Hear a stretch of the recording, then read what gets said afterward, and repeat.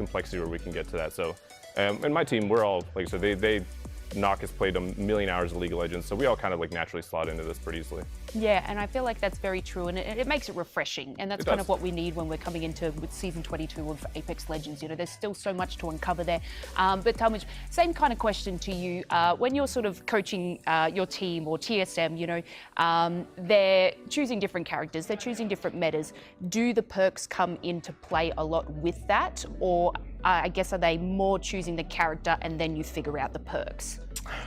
I think you could answer it both ways, right? Yeah. I think there's characters that have a lot of utility right now. I think characters like Bangalore and Seer, they've been prevalent for years, right? But they still, even right now, they get enhanced even more with, you know, bringing in perk system and allowing them to be able to express their gameplay a little bit more thoroughly than they would if we just did the nerf patch, nerf buff system, like how we've been doing it for years.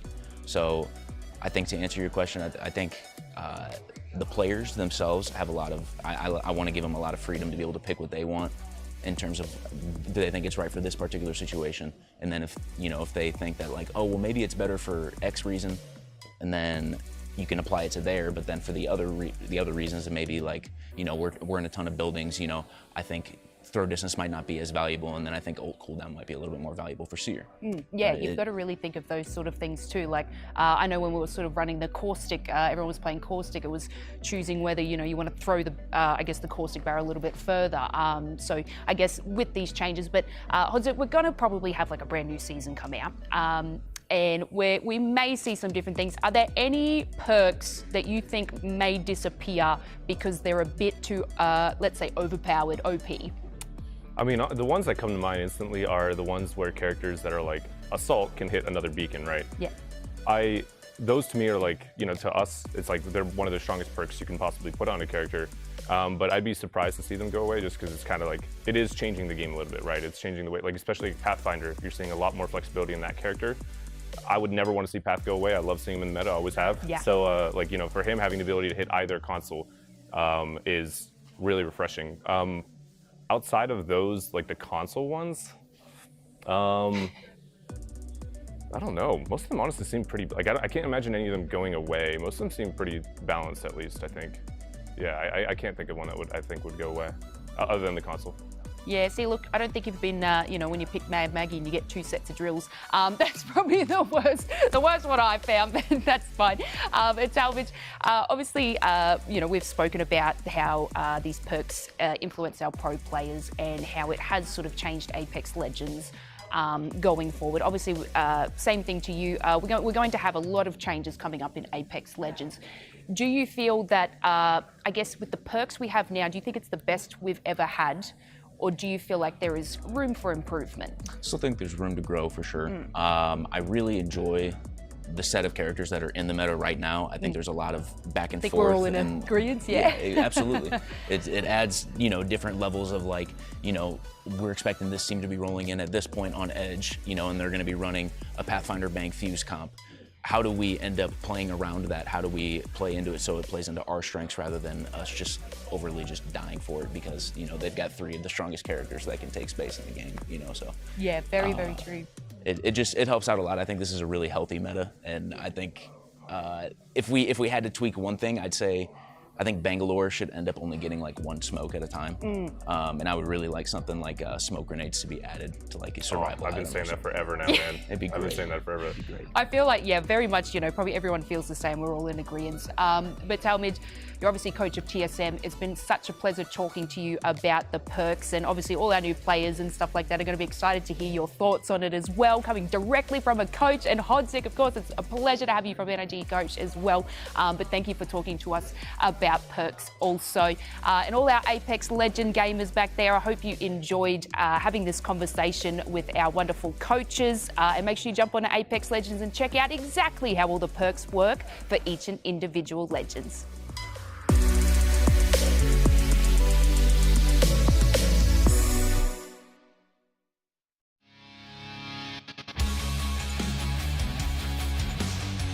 What up, everyone? My name is We The People, and I am here with Zach Mazer and Designful, and we have a blind ranking for the top 10 players in the world right now. All right, Des, take us away.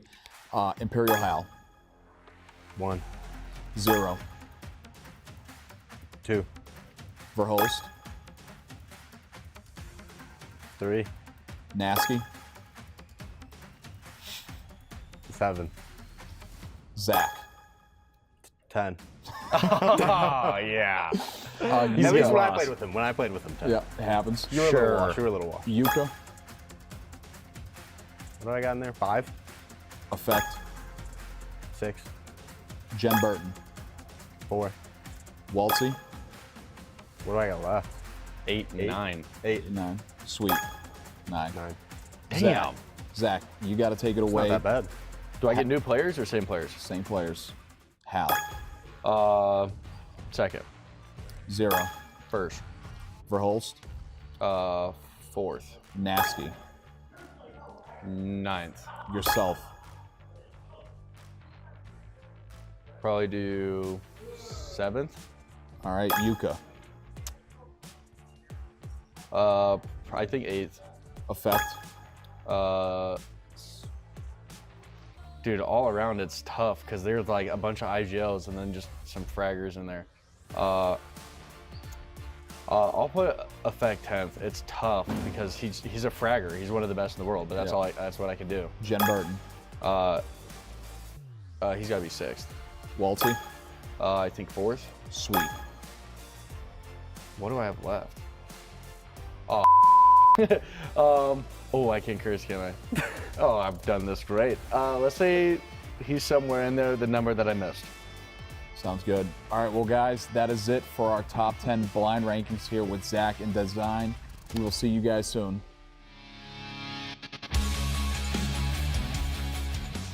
The Esports World Cup is a unique tournament and will have a very unique trophy system, consisting of keys, game trophies, the Club Championship trophy, and the totem.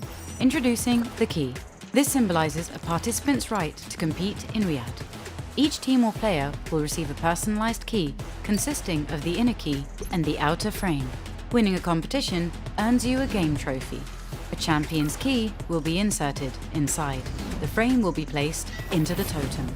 A physical block on display in Riyadh, serving as a progress bar of the Esports World Cup. The totem will remain in Riyadh as a chronicle of the Esports World Cup history. Those who get eliminated throughout the competition must give up their keys and see them crushed. Their broken keys will be tossed into the totem and encased in resin, symbolizing those that tried to win but fell short. However, as an additional privilege for winning, each game's champion gets to select 3 opponents' keys to be encased in the base of their trophy as an additional, more personal prize. Losers will go home with their keys replaced with a token that marks where they ended their journey. Witness history unfold at the Esports World Cup.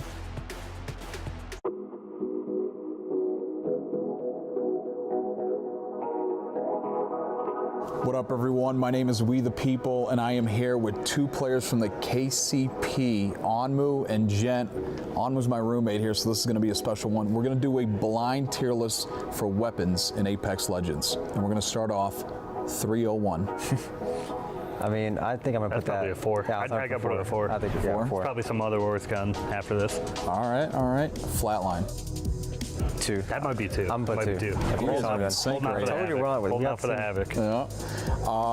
Havoc. That's number 1. Yeah, that's 1. Come on. That's number 1. Oh, man, I thought I could trick you guys. Nah, there ain't no way. All right, this is going to be a juicer. P20. Everybody's favorite gun. It's got to be 5. 5. Yeah, it's got to be 5. Even the beak's better. All right. Even hammer points is terrible. Yeah. I mean, it's not that bad. It's pretty bad with hammer points still. And then we got the PK. I mean, That's we've all got 3. 3. That's Yeah, all 3. yeah, that's all 3. You guys happy with your tier list? Yeah, it's pretty good. 100%. All right. Well, you guys heard it here from the Kansas City Pioneers. That was their tier list on the weapons. And that is it for us from here in Riyadh for the Esports World Cup.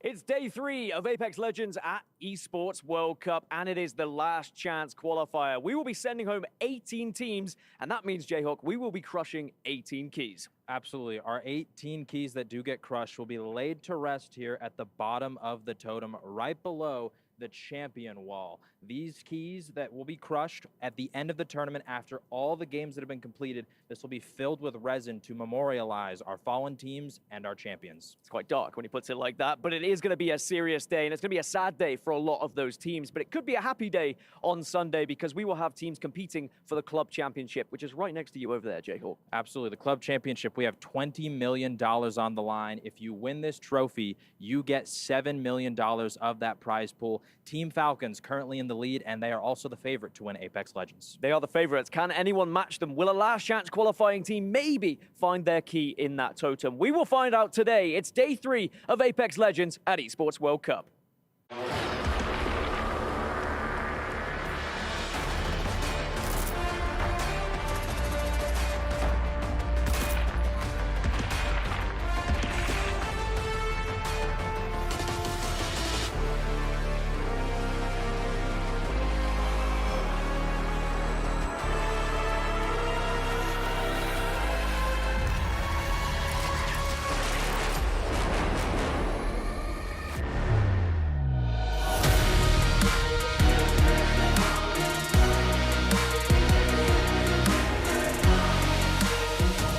The stage is set in Riyadh for a brutal battle of survival. It's the Esports World Cup and day 3 of Apex Legends as we enter our last chance qualifiers. My name is Rainday, and if you're watching right now, get ready for maybe the most intense day of Apex Legends action we have seen in months. We have 18 teams who will find themselves riddled with despair, regret, anger, and disappointment as they will go home and face the music. 2 teams, though, will find catharsis as they'll join 9 teams from Group A and 9 teams from Group B who are already waiting in the finals for a chance to play for the lion's share of $2 million on the line at EWC.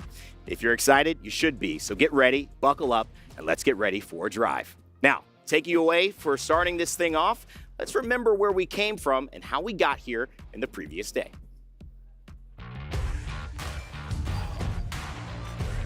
Victorious.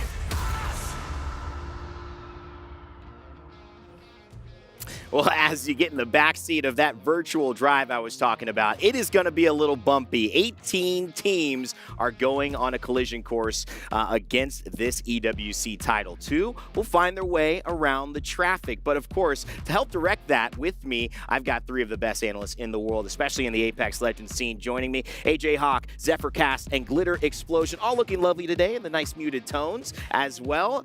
It's such a great day for Apex fans. Stakes couldn't be higher, Jayhawk. Everyone is truly an underdog in this situation. Absolutely. Only 2 spots available for these 20 teams to compete for, and yet we're playing 10 games. I don't think we've ever had a qualifier with this few spots and this many games to go. It's going to be a test of their stamina, and it's going to be a test of their consistency. Zephyr, we talk analytics, we talk drop spots, we talk all those things, but this is an emotional element as well. Yeah, for so many of these teams, listening to them talk about the journey in these last few days, and now those who have ended up here, it has been a mountain to climb, especially not against each other, but themselves. So plethoras of chances for them to maybe make a comeuppance, come back, and find their way to tomorrow. 2 teams Lauren, that number has got to feel daunting no matter how good you are. Knowing there's only 2 spots available, we've never had a tournament like that. Yeah, and our players have never faced pressure like this before either. I mean, the fact that we have some of our best teams that we've watched on any of our global competitions now all in our last chance qualifier is kind of crazy. I mean, they're juggling a lot, whether it's the pressure of just the normal level of competition, the fact that, like you said, stakes are higher, only 2 teams are making their way through. I don't want to be in their shoes right now. No. I mean, they don't probably want to be in their shoes either, because what happened to get here is that they did not already qualify. In fact, we should take a look at yesterday, because it was one of the most competitive days we've seen in Apex Legends in a long time. Group A had their turn. Falcons soared out ahead with 140 points to take first, and those 9 teams have been waiting since Thursday to play tomorrow. Yesterday, though, Group B saw Alliance take a lead over EXO-Clan, who won a couple of games and found themselves in a great spot. When I look at this bin, I want to talk to you about those 9 teams, but also the 10 teams that we're playing today that just narrowly didn't make it. Of course, for the 9 teams, it's the story of EMEA there. You can see Alliance next, but as we go down the list, of course, Black as well as DMS joining alongside them. And for the cutoff, so close and so many familiar faces. We talk about Group B being a stacked lobby. With those that have fallen out, they're part of that narrative we talk about. VP, TSM, SSG, and so many others. Guys, 4 points, I think, separated. 9th to 15th. It was so close, but unfortunately, a few points separated 19th from 20th. Reject Winity in Group A, they've already been eliminated, and yesterday, it was another APAC North team of Riddle Order. They had a crushing interview. If you didn't see that one, it was tough to see. But speaking of crushing, this is that hydraulic press. The salute from Hockeys and the boys of Alliance, the first place team who truly crush that key. Wow. I get to see it. I know, you finally get to see that thing. Man, I heard it's very heavy as well, guys. It is. I actually got to feel it. Did you? Have you? I thought it was going to be something light, but it's legit metal. It's heavy. I mean, look at this. EWC, Riddle Order, the Fallen teams will be emblazoned into one of the trophies here. Especially one of the cool aspects is the winner will get to choose 3 specific teams to join them on their own specific winning trophy that stays as a little bit of memorabilia. So very exciting stuff. I kind of want to just, get towards the first reaction to that, Lauren. We haven't seen a press before. It's tough to see teams go through that. 18 more teams will go through that today. Which is just kind of insane. We've talked about how we've never sent anybody home on the first day ever, and now we've never sent home 18 teams in one fell swoop after one series either. So it's going to be heartbreaking. I do like the fact, though, that Alliance gave a little bit of respect with the salute to Riddle Order, though, because they were so classy in their interview at the end of it all. They were very, very classy. And, some of the moments that you'll see here throughout this event, they're of elation, they're sometimes of frustration. Let's take a look at our Pepsi top reactions from day number 2 here in Riyadh at the STC Arena. You can see all the smiling faces, the fans. Right there, though, that's EXO-Clan. I mean, talk about them a little bit, Ben. I want to highlight EXO. The fact that they came in as a sub for Passion UA, who unfortunately couldn't make it but did qualify. They took 2nd place in Group B. Now they're waiting in the finals. A fantastic roster with some tenure, especially alongside both Swinny and Slayers, now joined by Fuda to represent here. They had a phenomenal day, one that they actually told me this morning they expected to have, even though they were the replacement, didn't make it through the EMEA qualifiers to get here. They found their way, and now even in the finals, think they could come out on top. Alliance having a great time as well. Huge to see reactions from some of our South American squads too, and you just love to see it. I mean, for me, one of the best elements of South America is that both of those teams are not playing today. It's because they already qualified, Jayhawk. Absolutely. The Game 10 specialist. I said that last night. South America, once again, this is huge for the region because they lost their Pro League, unfortunately. They have fewer spots. They can still go to LAN, but this could maybe be a motivating factor for all the teams back home who are still competing for those spots, saying, if these guys can start to see this level of improvement, maybe we can take that next step as well. I agree with you. with you. Stay with me, Jayhawk. Let's turn our attention to the participating teams in today's last chance qualifier. We told you it was brutal. Well, these are the teams who are going to have to go through the gauntlet from Crazy Raccoon to DSG all the way to TSM. Jayhawk, your thoughts? Yeah, Crazy Raccoon are reigning land champions. It's crazy to see them here, no pun intended. They narrowly missed out, and so we're going to see how they do today. Like you said, TSM, one of the top storylines, Space Station Gaming, Virtus Pro, even our 2 EMEA teams, the only 2 EMEA teams that weren't able to make it, Na'Vi and NIP. It's going to be interesting because with 2 spots on the line, can they see the entire region of EMEA make it to the finals? Would be a massive thing to see. I know big names in there and big fan dreams from those watching at home. Unfortunately, most of you will be disappointed. There's just not enough room. Only 2 teams are going. And they know that, especially with the players arriving to the venue as well. The energy, I believe, a little different than normal. Sometimes we see the excitement there. Lauren, a little bit more, what would you say, sullen here, focused? Yeah, subdued. Whatever, anything that begins with S in that area of synonyms. Sad. No, not yet. Not yet. Not yet. But I think it's just a different vibe than those first couple days. Everybody knows this is the last opportunity to continue on in the competition, and I'm sure they all went home, did whatever VOD review or team mental reset they possibly could in a very small window of time, and now they're just ready to come play. Well, Lace had a chance to catch up with NIP as they were arriving on venue today. Let's hear what she has to say.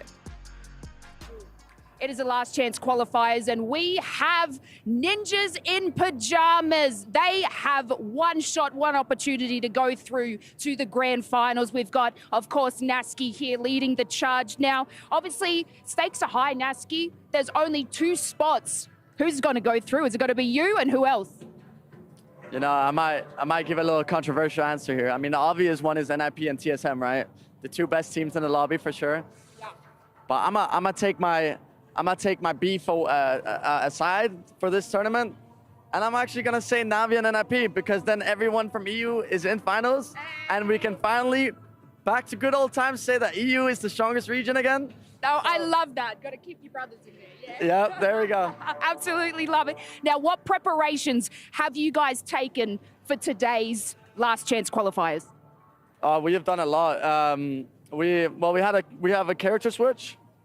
And then we also talked about a mental thing, because obviously it's not the result that you can do anything about, but it's the effort that you put in that you can do something about. Yeah. So the way you kind of like make sure that you can always put out a good result is by making sure, or figuring out what it is that like makes you play good. Whether it's a ritual you have in the morning, whether it's a mental thing you have during the games, whether it's being happy, whether it's being angry, whatever it is. And I think we were able to pinpoint it. We had a really good team talk after we unfortunately didn't go through 2 days ago. And I think we came to a good conclusion, and I think it's gonna show off in the games today. I hope, at least. I hope so too. Like, I love your positivity going throughout this, and that's exactly what you need today. Now, Zayn, I heard you took about a year hiatus, and now you're back. What are you feeling? A little bit more motivated and passionate coming back, you know, into these sorts of tournaments? Yeah. Well, I took a break because I was kind of burnt out. And then I took like a 9-month break, and it made me realize like how much I really wanted to compete. And like now I'm back and better than ever. So I just wanna win. Yeah, of course. We love winning. Now, one last question for all the viewers. Obviously, people at home get to pick maps for you. What do you want your viewers to pick? We've got Olympus. You've got Kings Canyon. We're prepared for anything. We literally don't have... Put us in anything and we're fine. Put them in anything. You heard it. This is Ninjas in Pyjamas. It is the last chance qualifiers, so make sure you wish them the best of luck. Guys, thank you so much for sticking around with us, and get some wins. Thank you, guys. And that was Ninjas in Pyjamas. Like I said, it is make or break for them today. There is only 2 spots, and they're hoping to be one of them. Cautiously optimistic, Naski, Zayn, and Amphi from right to left on your screen there. NIP, obviously a part of EWC, won't be a part of Mannheim coming up later on at the end of August into September. So this is the $2 million prize pool that they can see in the foreseeable future. obviously, guys, a lot of big hopes for NIP fans. Great org, and obviously great to have them here. But it does beg the question of how right Lace was.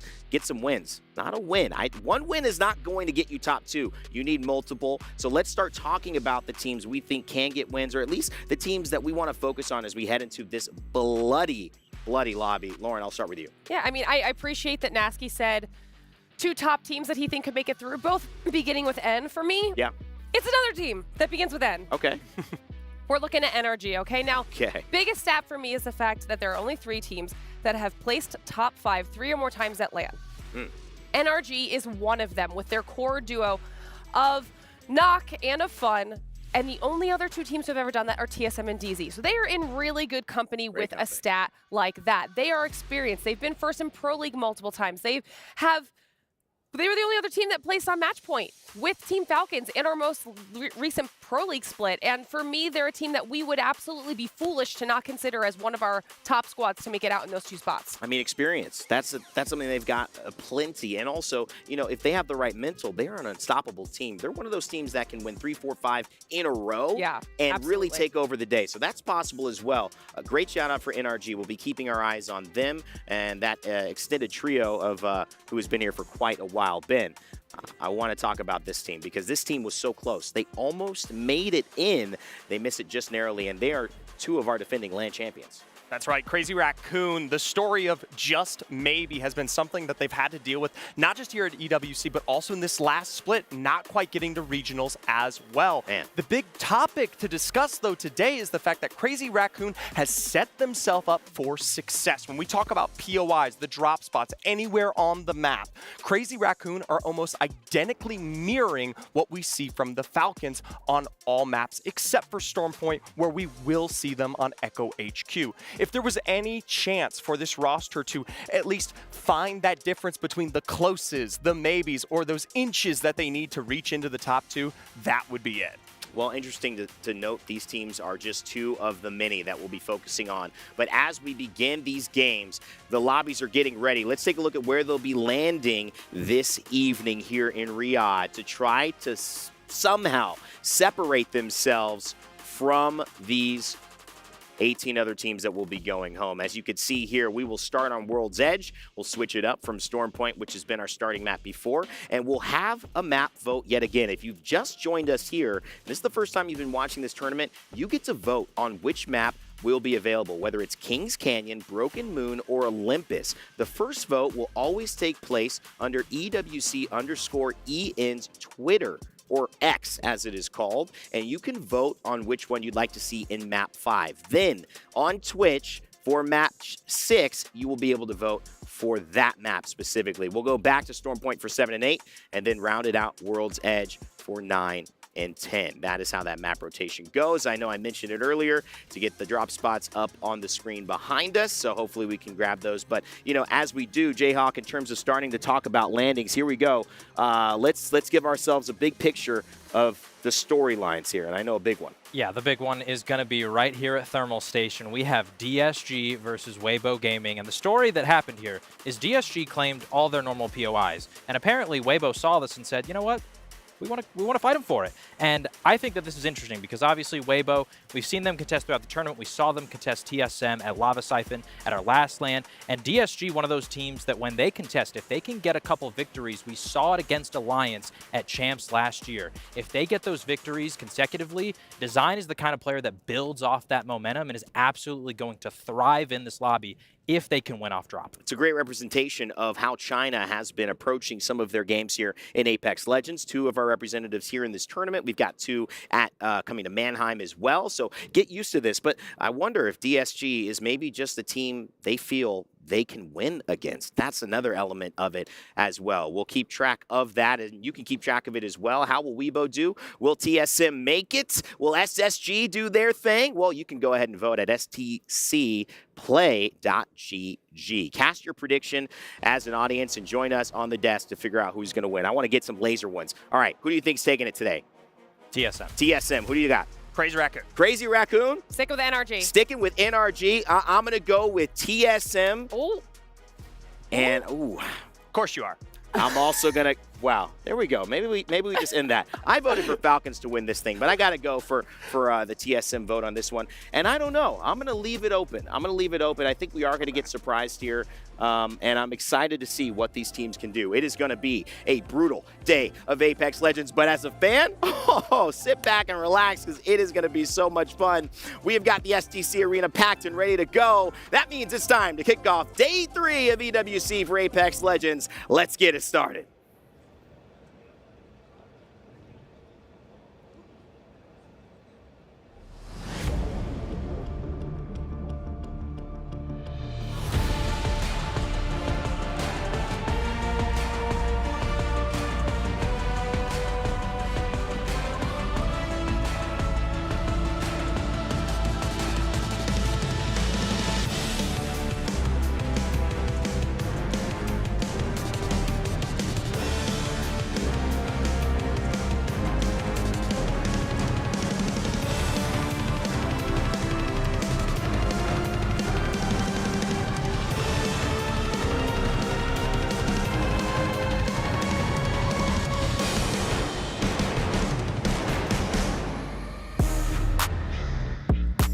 Hello everyone and welcome to the third day of Apex Legends at the Esports World Cup. Kiali here alongside the incredible We The People, presenting to you The Last Chance, where our falling teams from Group A and B get to compete one last time to prove their worth. And hey peeps, remember Wayne Gretzky once said, 100 of the shots you miss if you don't take them. So these teams, the contenders today, they have got one shot left.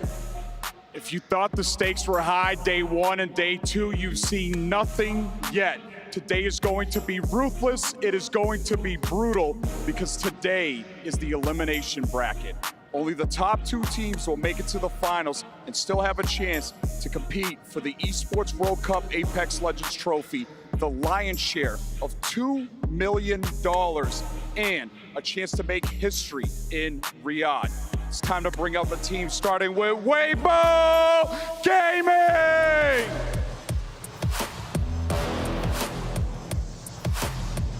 Fennel!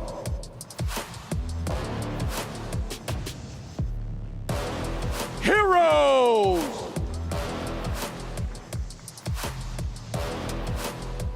TSM! How? Navi! Red Rams! Northception! Ninjas in Pyjamas! Disguised! Crazy Raccoon! Space Station Gaming! Pioneers!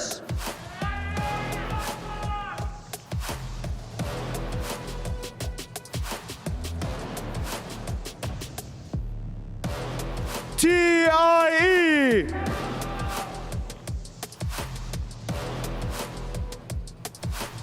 GK Esports! EVOS! Makers! Guild Esports! Virtus Pro! NRG!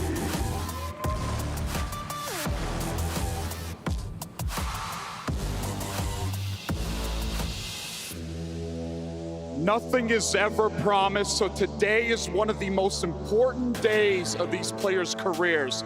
Money, fame, and glory are all on the line. These players have to give everything they have to continue competing in Riyadh. 20 teams have fallen short, some by a couple of points, others by a wider margin.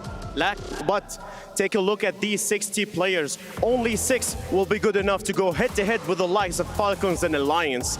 And remember, glory only comes to the worthy.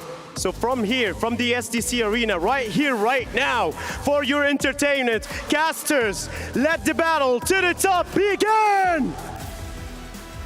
Thank you so much. The last chance qualifier with Apex Legends at the Esports World Cup. I'm Vicky Kitty. I'm joined with my good friend Genome, and the stakes are high. Only 2 teams will make it out of this lobby at the end of the day.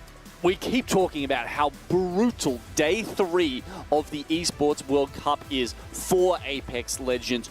2 teams qualifying out of 20? I mean, wow. Look, I feel like usually when you talk to teams, Vicky, especially when there's, say 10 going out of a group, they're all confident. All 20 of them think, look, yeah, we can do this. We can take this away. But 2, I have seen a lot of teams, having had a quick chat with them, come in today and they don't have that characteristic look of certainty, of surety on their faces. They know how hard this is going to be. And they're not the only ones. I do know that Peeps has managed to catch up with 2 of the teams that have a lot at stake. Let's see what they have to say. What's going on, everybody? I am here with Designful from Disguise. Listen, we've seen a lot of tweets today. What's motivating you right now? What's motivating me is this is an opportunity, It's not going to be an easy one. I can't lie and say it's going to be easy, but I'd be a fool to waste it, Lock in. You gotta love it. You gotta love it, man. You see the passion in his eyes. If you could see it up close right now, you would feel it. Backs against the walls. A lot of people doubting you guys. What do you want to say to all the haters?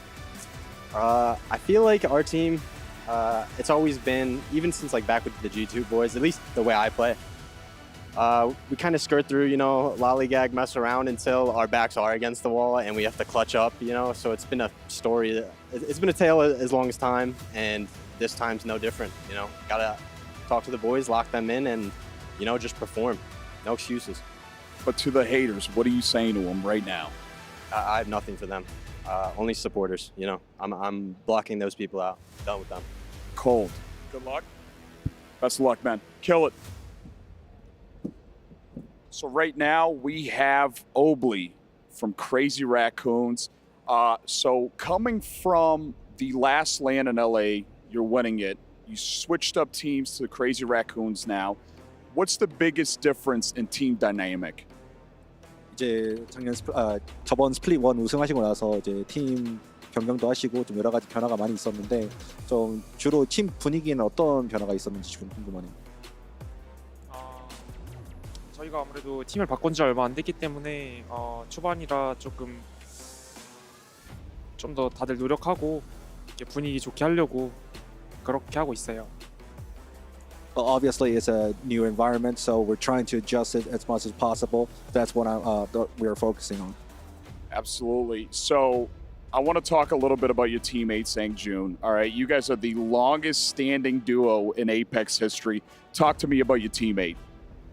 이제 그 팀메이트인 상준 선수를 이제 좀 얘기를 해볼게요. 이 2 선수가 이제 합을 맞춘 지 꽤 오래됐잖아요. 거의 이제 역사상 거의 이제 합을 오래 맞춘 또 듀오기도 하기 때문에 상준 선수에 대해서 또 어떤 말을 하고 싶으신지. 상준이 일단은 굉장히 일단 열정 있는 선수고 승부욕이 엄청 높기 때문에 저는 이제 전 세계에서 승부욕이 가장 높은 선수라고 생각하고 있어요. 그래서 실력도 되게 전 세계에서 제일 좋다 생각하고 있고 항상 듬직하고 믿고 있는 그런 팀입니다.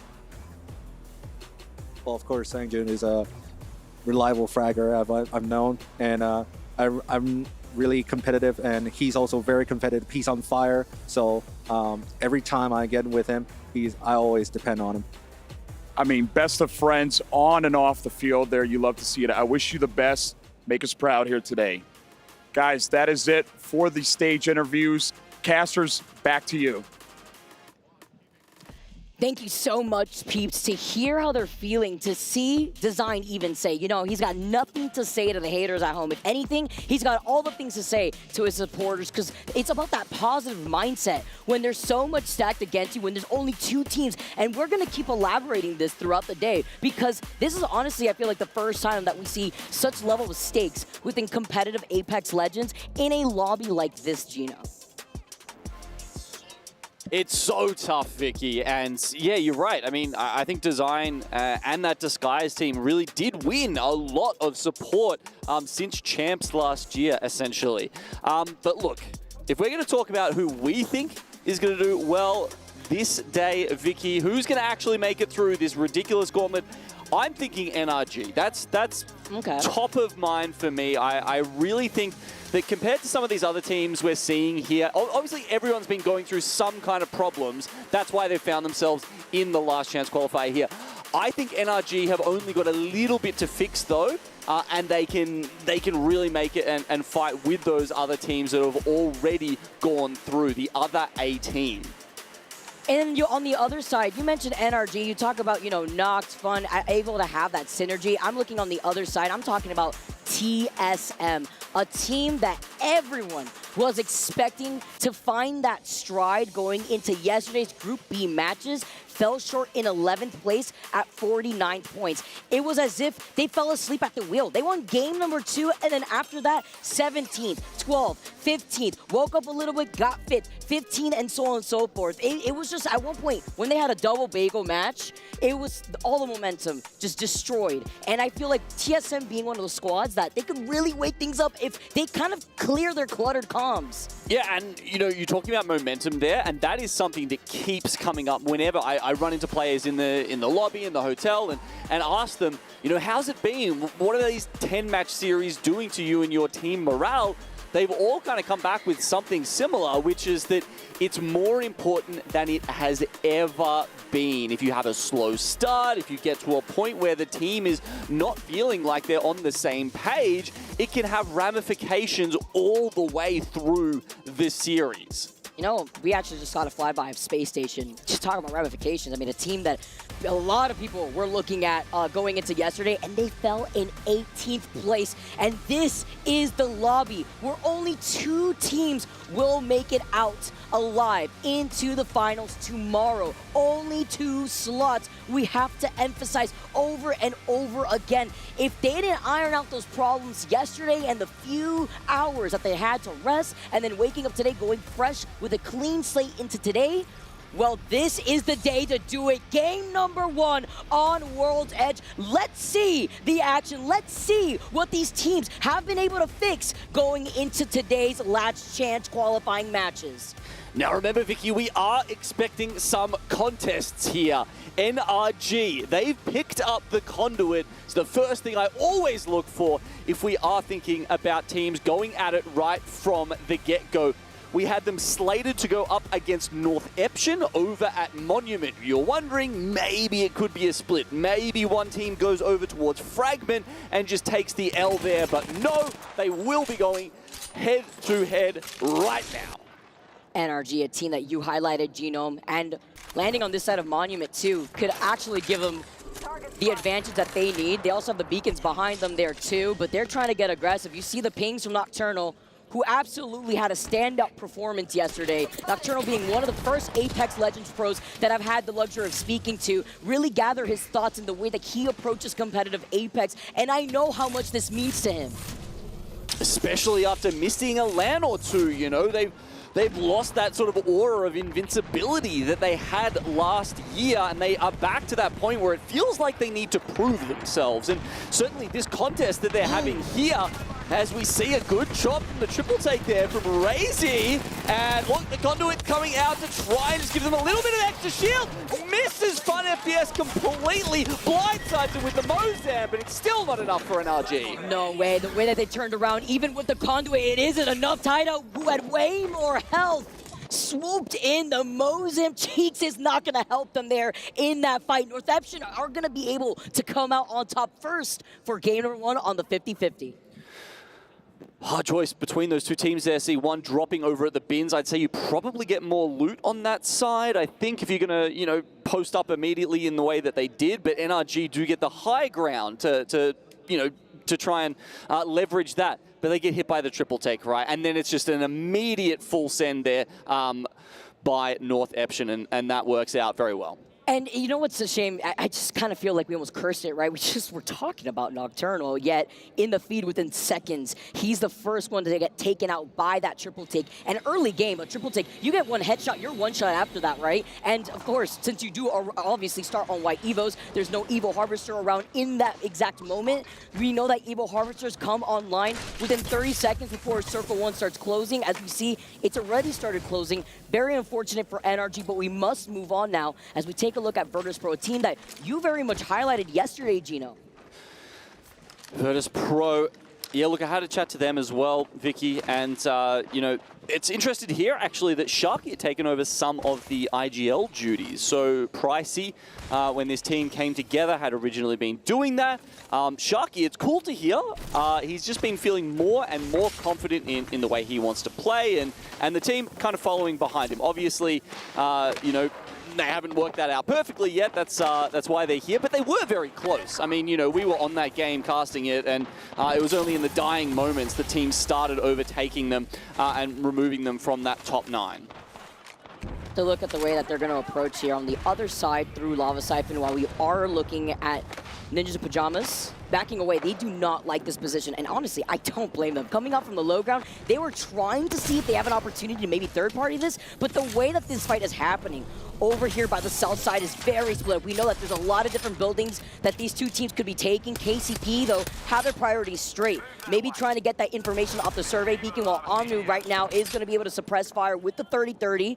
And on the other side here, too, with the circle, and what we have already previewed, Genome, seeing that the circle is going to be shifting over to the east side of Lava Siphon. Other squads are going to be hearing this. Yeah, I don't think KCP have realized this necessarily, though, because, they were taking all these shots. They didn't have that next circle information, and they might have been, taking an inference from the teams that were coming in at them that it was perhaps a launch circle ending, right? Because if you look at Zone 1, that is a possibility, but having the extra zone information, it is a lot more likely to go up somewhere like the top of Lava Siphon. So, I hope Pioneers haven't taken gotten the wrong idea from the other teams like Weibo Gaming that were pulling in towards them there. It's not like they could get the scan unless they have that blue perk. See what the Fuse could scan for them if they want to approach from Dome side. They were able to at least see where everybody else have already situated themselves with the survey beacon, so that's enough information that they could try to take advantage of. Evo's gonna be able to already scan that circle too as they approach from Epi side. Right in front of them will be Red Rams. We already saw the teams like TSM already rotating through Monument. Now, something we really should talk about here, Vicky, in this, with the top 2 coming out, is that you have to pop off, right? There's no consistent play. There's no, just chipping away at this. Looking at our 10-game series from yesterday, you could need upwards of 100 points just to qualify into the finals tomorrow. Okay, that's 10 plus points a game. It's hard to tell exactly where it'll be because 87 would have qualified you for one of the series, 104 wouldn't have qualified you for the other. So, but just thinking about that, how does that affect the way that these teams want to play? I mean, do they want to play Edge, therefore, and try and rack up KP because that's going to, make sure that they're not falling too far behind, or do they really try and play for those wins and grab the placement points in order to grab that 10 plus points per game that they might need? Or change their legend composition like we heard Nasky say in his interview with Lace, where they wanted to try something different, opting for the Watson. I saw in the kill feed, Nasky in some trouble from NIP, looking like they were able to restabilize. Nobody finished off like we saw earlier from NRG. All 19 squads still in this lobby here, and I do like this position from Guild for now. They had that next ring console information. They won't have it now going forward here because they've abandoned that from Geyser, where TSM and North Epson are going to be fighting for that info. As we can see right here, TSM trying to see if they can try to push through the choking Geyser, but they're actually opting to just back away. And I do like what I'm seeing here from TSM. You can see the double purple, red Evo, and that's based off of their Evo Harvester pathing. That's incredibly fast to get up to, yeah, double purples and the red, especially without a lifeline, right? And potentially, actually, even having access to the vault. We see those vault doors open, so that's another thing, because there could have been an Evo Harvester right in there. Only yeah, presume, right? Like, you need an Evo cache to get to red at this point. Now, that'll only come from 3 different places, right? From a lifeline care package, from a game drop, or from the vault. And Reps having the gold knockdown, too. So that story just painted itself here for us. You can see the pings. They don't want to overextend in case another team may try to come up from behind them. Red Rams on the other side of that vault cave, while Crazy Raccoon trying to see if they can try to push through the North Harvester choke. That is Evo's Esports that are prioritizing their own rotate. A couple of tricky chokes to work their way through here. You can see CR lurking in the background. TSM, look, they may have got the armor advantage, but they've traded that for a position in the zone, Vicky. It's going to be tough to work their way through now. They've got Red Rams ahead of them. And 30-plus seconds to try and get through there. If they do, they're probably going to be met by a bunch of other teams in Geyser or in North Siphon. This fight, isolated for TSM, not so isolated for Red Rams, though, because on the other side of Red Rams will be Crazy Raccoon looking for the third party if this fight isn't going to be engaged by Red Rams soon to reposition. Nice triple take shots. One more here. He can't land that jump, but they at least get the follow-up here on the other side from Reps.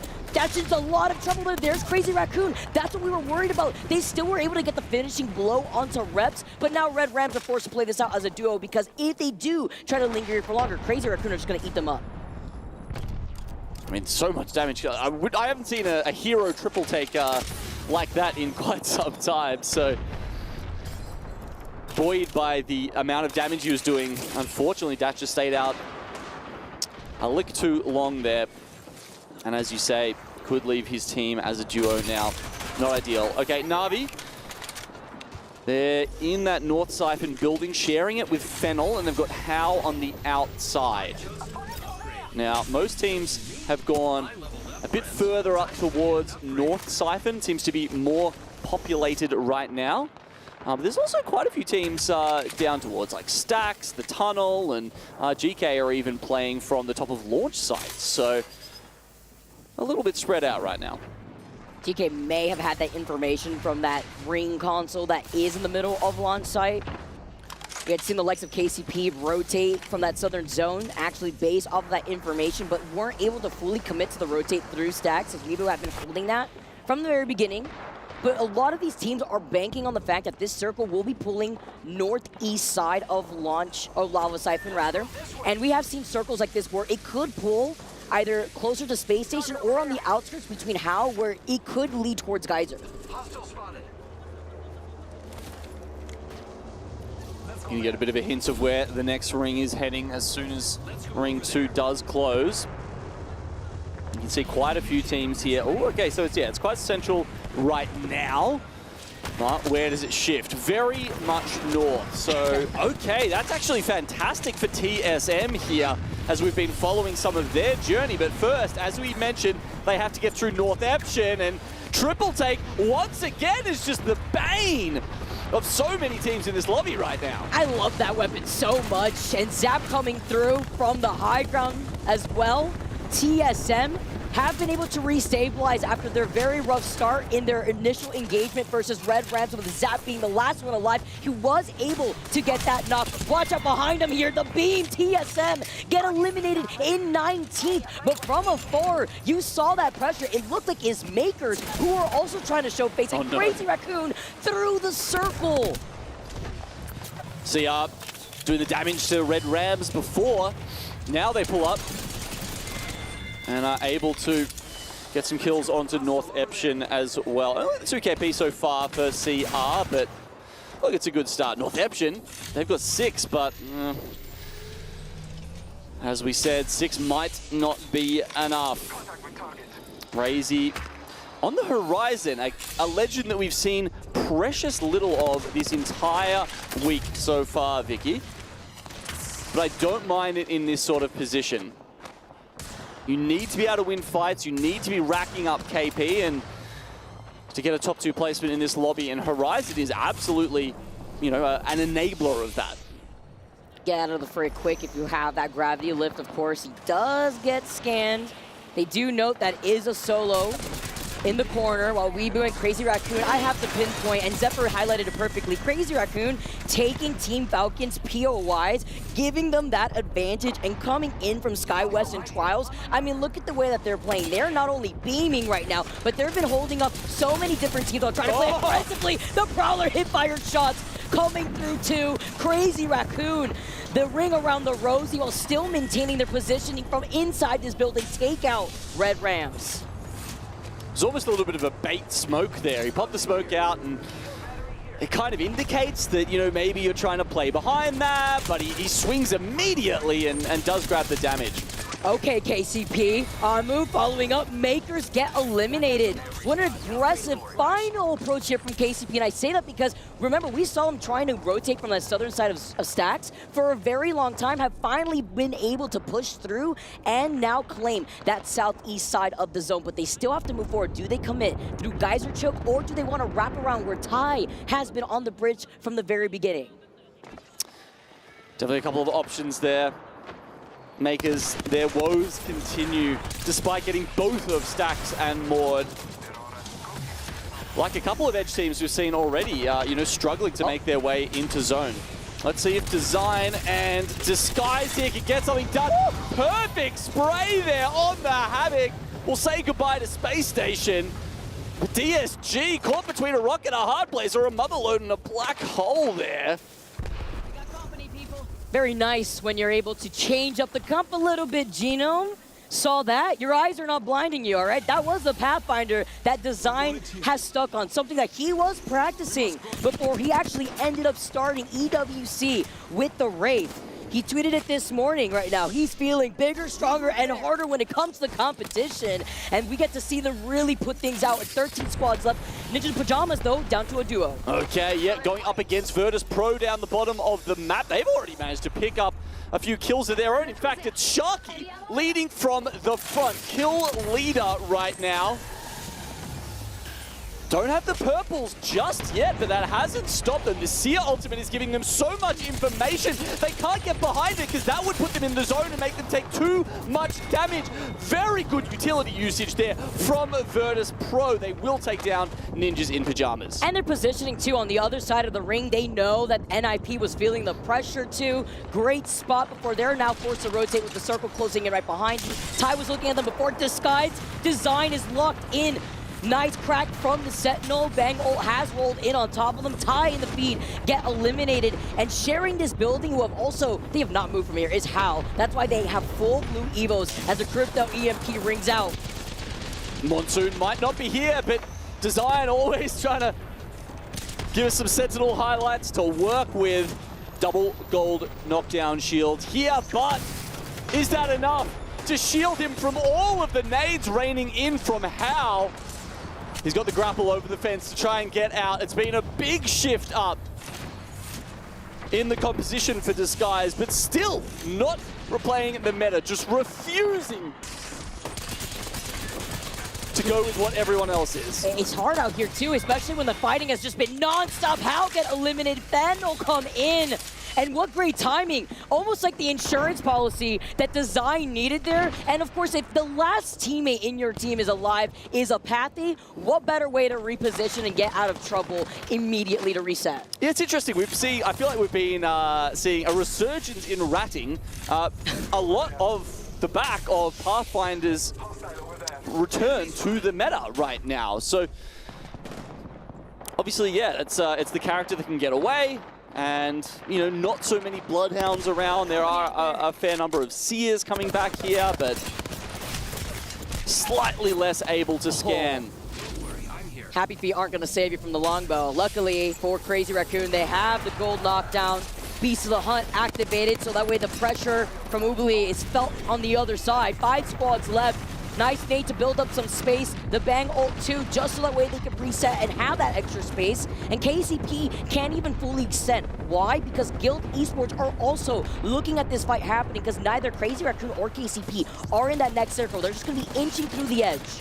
You can see the pylons getting taken out there. It's a very open end circle. Not many good spots for these Watson players to be able to set up those defenses. You can see Kurihara thinking about going for the Ult Excel just to get that extra 10% on his pylon, but it's not worth it. He can't find the time. And finally getting sent in are these two teams that have been fighting forever. KCP, Crazy Raccoon, and Crazy Raccoon have the advantage, while on the other side, Guild have completely cleared out the northwest side of this zone. In a fantastic spot, a single member of KCP left alive. Oh my, what a positioning from Crazy Raccoon right now. Nice shots, but doesn't get the knock. Still playing this incredibly patient though. And they have to, because look at the space between themselves and Guild. The only other 3-man that's alive, while Onmu is the solo left alive. Usually at this point, they would have that information or would be able to guess that there's not a full 3. It's just a 1 or a 2-man somewhere else trying to hide this out. They don't get the information. They don't get the scan on the solo. That's all onto Guild Esports. They know exactly where the solo is, though. That's why they put down the bang ult to their left, so that way they can block out that choke. And Guild trying to go for a counter rotate, actually trying to commit on top of the solo instead. That just leaves them wide open. Onmu got 2 knocks, while Crazy Raccoon are looking to take game number 1. They are your winners to start off this last chance qualifier lobby.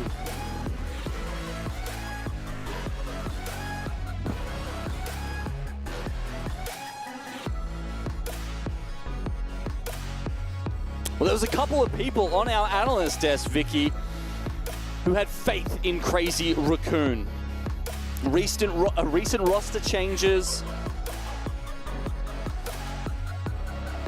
as well as some struggles, honestly. I mean, the fact that both them and Reject Winity didn't make the Split 2 playoffs, considering, you know, the position they were in and coming out of the APAC North region was a shock to so many, but CR are trying to right that wrong, and they've started it off with 22 points. Guild following with 17. My second pick certainly heating up a little bit there. I'm hopeful for that one, of course, as the APAC South, you know, aficionado in me, but it's still a long road ahead. It's a big journey, especially when we highlight Crazy Raccoon and how strong their POI and their rotates have been. The confidence, 10 KP, 3.5k damage. You mentioned Guild. Still, with the uptime on damage here too, 3.88 kills themselves. We saw them clear up that entire north side of the zone. We saw so many teams by Lava Cypher. Yeah, I mean, completely different compositions and approaches to the game there, with the Pathfinder Bloodhound versus the Seer and the Watson. All right, that was game number 1. We got so much action for you guys on the other side of this break. Don't go anywhere, because we got game number 2 on World's Edge.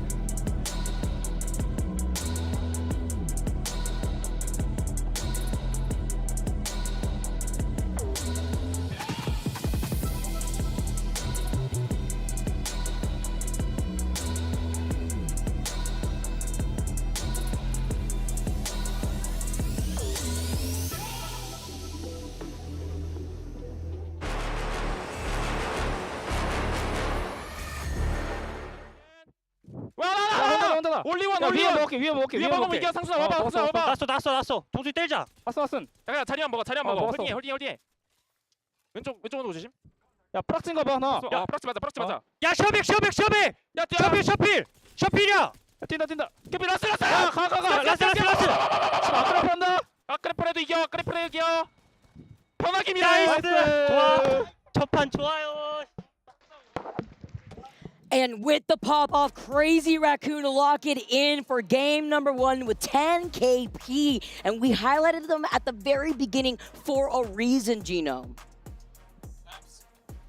Absolutely we did, even though they have had this massive roster shift, which must have honestly played havoc with, what they built up, all of this, synergy that they had over years and years, one of the longest running duos, and then all of a sudden they have to throw it all out the window and start again. But maybe this is just the start of something, Vicky. Maybe, this trio here can go even higher and better than Reject Winity. I don't know. That's kind of hard. They want to land, but we'll see.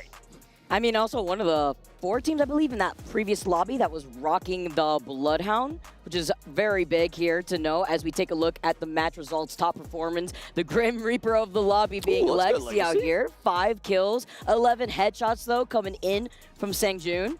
And actually dealing a good amount of damage here too. Northampton we saw a few times over by Geyser, who were trying to suppress TSM before, of course, we saw what happens when Crazy Raccoon had swooped in. All MK, by the way, just putting that out there. Yes. I'm not going to lie. The first time I saw Legacy, I actually thought he was a controller player. His aim is so damn good. But he is indeed on the MK. Look, we've got 2 matches here. They've got question marks on them. That's because you guys at home can vote for these. All I ask is maybe for a KC on Game 6 for us. That's all I'm saying. Please. We didn't get KC yet. I think we've had 1 Broken Moon and 1 Olympus it was. We just want to round it out. Guys, listen, this is from Vicky Kitty right now, guys. I want to see some Kings Canyon. I know we saw it a little bit at day number 1. I haven't been able to cast through Kings Canyon, one of the OG maps that we all know and love, but also really good to see with the stakes so high on how a lot of these teams who have been able to practice on scrim, see how they would do on a map like Kings Canyon, how would that play out in a last chance qualifier when the pressure is high. I mean, look at the way that these pros are locked in. We saw from the very beginning. We heard it from Design himself. We saw from Crazy Raccoon the way that they were able to perform amazingly in that first game. But then also, all eyes on teams like Space Station, Phony. A lot to prove out here, too, just to see if Space Station really is that quote-unquote dream team to really put together. Yeah, now, of course, like, if there's another map you want to go for, look, don't, go for it, absolutely. We're not trying to dictate anything, just putting a personal preference out there. It was a big game for CR. It was also a big game for Guild, as we noted. Legacy 5 kills and, trailing, I think it was 17 points for Guild. We did talk about how many points you're going to need to run out this 10-match series with Vicky. Maybe somewhere even around the 80, 90, 100 mark.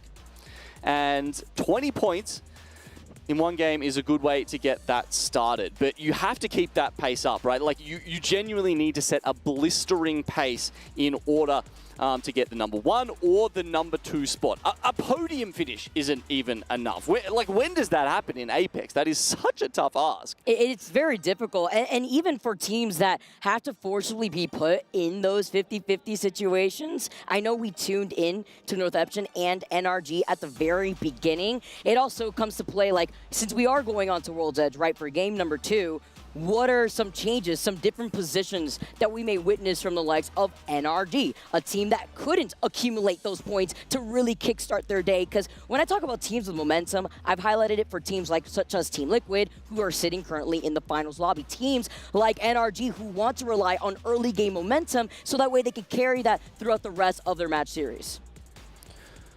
All right, believe we are getting underway very, very soon. We had teased a bit of a contest between Disguise and Weibo Gaming. I don't think we got it over at Thermal, though, did we? Obviously, we were focused on Northampton and NRG over at Monument, but I hadn't Hadn't checked out the map right at the start of the last one to see what happened to those other two teams. So I might just take a quick gander at that this time and update you guys with that. Okay, so Weibo have definitely left the dropship a lot earlier than Disguised has, which says to me, Disguised is definitely going to be the ones taking over Thermal. Weibo, are they going for launch side or they go for lava siphon? I'll keep you updated with that, of course. We do have contest round number 2 between North Eption and NRG. Now we're going to take a much slower approach here. You want to get a little aggressive, test out to see what weapon comps are on the other side, so that way they can keep oppressing you. I mean, I hear that triple take, but this time, Fun, he doesn't have the Mozam. He's got the triple take and my favorite sight, the 3 times. Okay, so there you go. You can just see on the map there quickly, Weibo Gaming go to Dome. They've taken that away from Pioneers, who were hoping to get both launch site and Dome. And Makers do still hold on to both Big Mord and Stacks. Not that it helped them last game. We'll see if this one's a little bit better with the circle going north up to Epicenter. That's going to favor teams like Heroes. Once again, a little bit of a slow start to the North Eption versus NRG rivalry.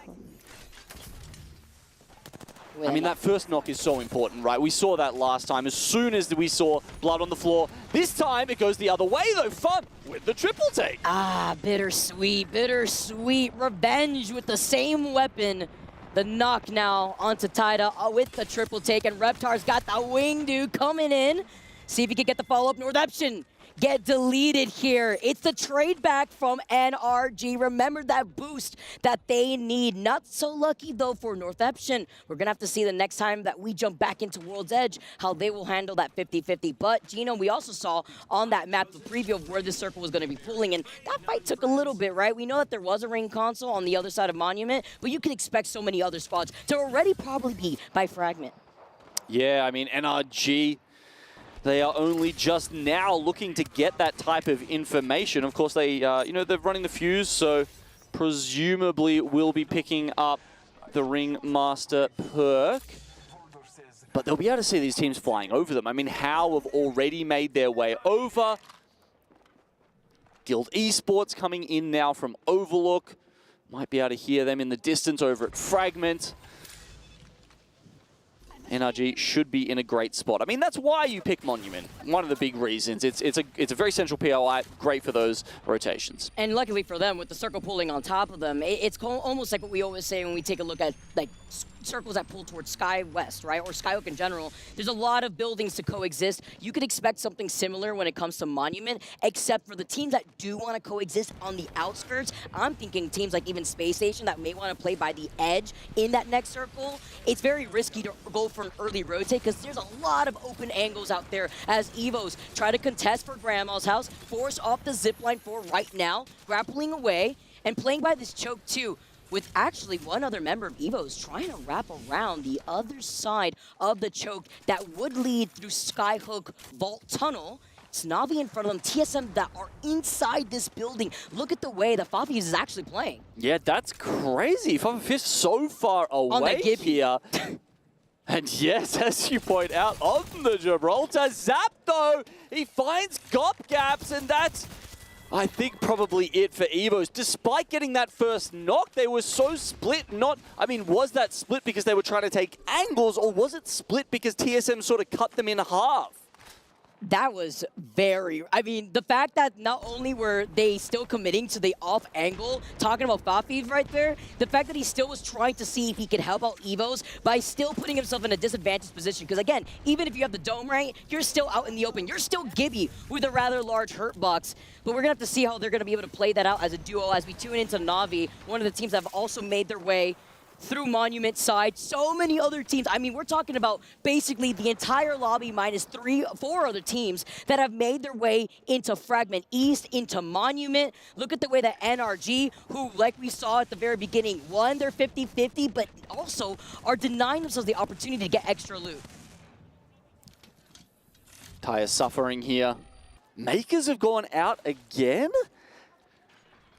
Look, they've got a strong POI in Stacks and Mord down on the south side of the map, but they take a very long time to loot.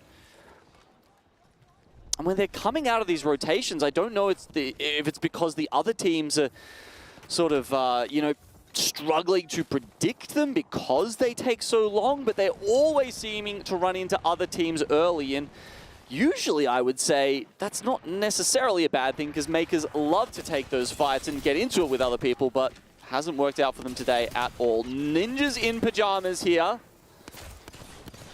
into a fight with Fennel. And with the change-up, too, with the Watson, you can see the priority from Nasky, but he's one shot, sets up the fences on one side by the zipline. Couldn't set up that final pylon just yet because they are feeling the pressure. On the other side, Ninjas in pajamas get eliminated. You could see Nasky with a slight face bomb, but right into the Watson fence. Oh, no. He survives. 1 HP, is able to pop the shield back, but playing a little split up. That's crazy. I mean, yeah, you saw, it's so sad when you hit the Watson fence and you can't track the player fast enough because you've got that aim stun on you. It's so frustrating. I mean, I think we all felt that with Pricey there, but as you mentioned, just barely sneaks away. It felt like that was a great third party actually from Virtus Pro, but unfortunately, they aren't able to find the extra kills. Well, it's really nice when you are able to station up with the Watson Evos with, looks like, the res on the other side here. Gonna be able to get that knock with the Havoc right off of the res. Gopgap is gonna be able to now get away for now. It's Crazy Raccoon who wanted to try to overextend. They weren't able to recover the banner just yet. They still have some time, but Crazy Raccoon wanted to capitalize. They do have the health advantage with the purple Evo shields, though. So far in the zone, though, having a look at the backpack there, 1 medkit, 4 syringes. They are the important resources when you're trying to take on a team outside the ring. Game gently suggesting that they get back in it. Of course, you do get, 4 or 5 minutes, I think, before you insta-box. Really, very, very rarely would happen in a pro game, but sometimes if you get held out, like, you just don't have an option. When you're feeling the pressure like that, at least they have the Gibby. I would like to highlight, you know, they could possibly get a replicator, but it's going to take that extra time, like you mentioned, Genome, and I'm not expecting TSM to have moved anywhere. They're still, by the way, in Grandma's house. There's a beacon there, so they're trying to deny other teams from trying to rotate and get that same set of information, and after we saw Crazy Raccoon in the zone, we could expect them to eventually rotate from that north side. KCP. Oh, they've been wrapping around from south side of launch site. You mentioned Makers earlier who are out of this lobby, but trying to rotate through that very congested point through stacks into Big Mod. Now found themselves over here by Geyser where there is a ring console. Okay, getting a replay of one of the earlier fights here. This is NRG taking down Tai, or at least the first 2 members of them. The last one got finished down quite a bit later. And NRG still in a similar position, just a little bit north of Monument right now. What's great for NRG is that going into that 50-50, they didn't approach with the conduit, actually. And that's fantastic for them. They had gone with back to the Bangalore, Bloodhound, and Fuse, which for a circle like this benefits them way more. Imagine if they had won the 50-50 in game number 1 and then stuck with that conduit. Yeah, Conduit is that sort of, we just want to win the contest and then, you know, whatever happens, happens kind of legend. As you say, yeah, winning and then having a composition that favors you much more into the later game. Yeah, that's kind of a double win for NRG here in game 2. Man, Fafi is really on this Gibby getting those steps in because now they are running away from Red Rams. They wanted to go to the Replicator, like we noted, to potentially get the craft on the banner for their Fuse. Instead, are now down to a solo. See how they're going to be able to avoid the gaze of Red Rams and TSM, who are still trying to camp out by the edge of the circle. Crazy Raccoon will be taking the evac tower, coming in from Skyhook's side, flying right over the heads of TSM as we tune into Na'Vi. Exiting out from Harvester Choke, where there was a ring console too. Disguised are holding a very aggressive position on the high ground of the train tracks, looking down out over by Monument. Crazy Raccoon with just Juzna left. Found themselves in the scrap versus TSM that we were expecting. Looked like they may have been able to also clean up that one solo here as TSM Reps comes in and keeps the dream alive, wiping out your game 1 winners. Nice little fight win for TSM because most of the other teams who were coming in from the zone have opted to go for the eastern side. So you can see teams like Red Rams pulling into epicenter. Heroes who were landing there have been there for pretty much the entire game so far. They were hoping it would potentially pull a little further north and teams would be pushed into them under the cliffs where they would be able to absolutely farm. Unfortunately, as you can see, not the case. They will have to make their way down, but it's not all so bad for them. Space Station Gaming have just been given one hell of a ring down there near the respawn beacon, and even disguised actually playing near the RV. Actually looking to hold out Na'Vi right now. They are about to be on the wrong end of Designful Sentinel. They're being charged up, ready to go the 2 times as well after enemy was able to find Henchman. The circle just dealing just enough pressure and damage and kinda is gonna meet his demise. Back to the lobby you go, Na'Vi. Asalivisa with 13 squads left. Disguise have successfully held off that entire west side of the zone teams that were trying to force their way in, and have also claimed this south side going into where that circle's pulling towards Monument. The only other team they really have to worry about is going to be Weibo Gaming when they eventually move in from the west, or rather from the east. And Weibo Gaming just say, yeah, cheers, mate. Thanks, Owen. I know you stopped them in the ring, but hey, we did the last bit of damage to them, or perhaps it's the last knock, and therefore they get those kills. 5 so far for Weibo in this game. It's the majority of their points right now, but perhaps it's a game 2 for them, where they'll start to make their move. I mean, certainly in a slightly weaker lobby, you would expect Weibo to perform a little bit better here. You know, a team who is maybe hard zone, will play good in anything and perhaps even better in harder lobbies. And a team like Weibo, who typically has relied on a lot of kills, will do a little bit better in a last chance qualifier. It's got about getting that confidence, you know, trying to find that positioning that you need so that way you could kickstart getting the KP as well. But Weibo playing off that south side, we're gonna have to tune into them later. They may get pinched eventually with the teams that are still playing on the edge of the zone. Red Rams not going to really be in that position just yet. Instead, just trying to hold off KCP, who are trying to get into the train station. Virtus Pro, by the way, have not moved from streamer building. So they're looking at Red Rams versus KCP without trying to overextend. Maybe even be a nuisance, trying to grief them from the distance, because now KCP on move, trying to find an opportunity, sending out the nades thus far, still trying to hold them off over by the train station, but now also noting who is in front of them with Virtus Pro looking at this fight. They come out, gonna be able to get 2 knocks onto Red Rams, but that is not it for Red Rams. The solo is still alive, trying to hide somewhere. Surely they get hunted down sooner rather than later. Just pointing the Seer ult, wow. And that will actually give the information about where Inky was.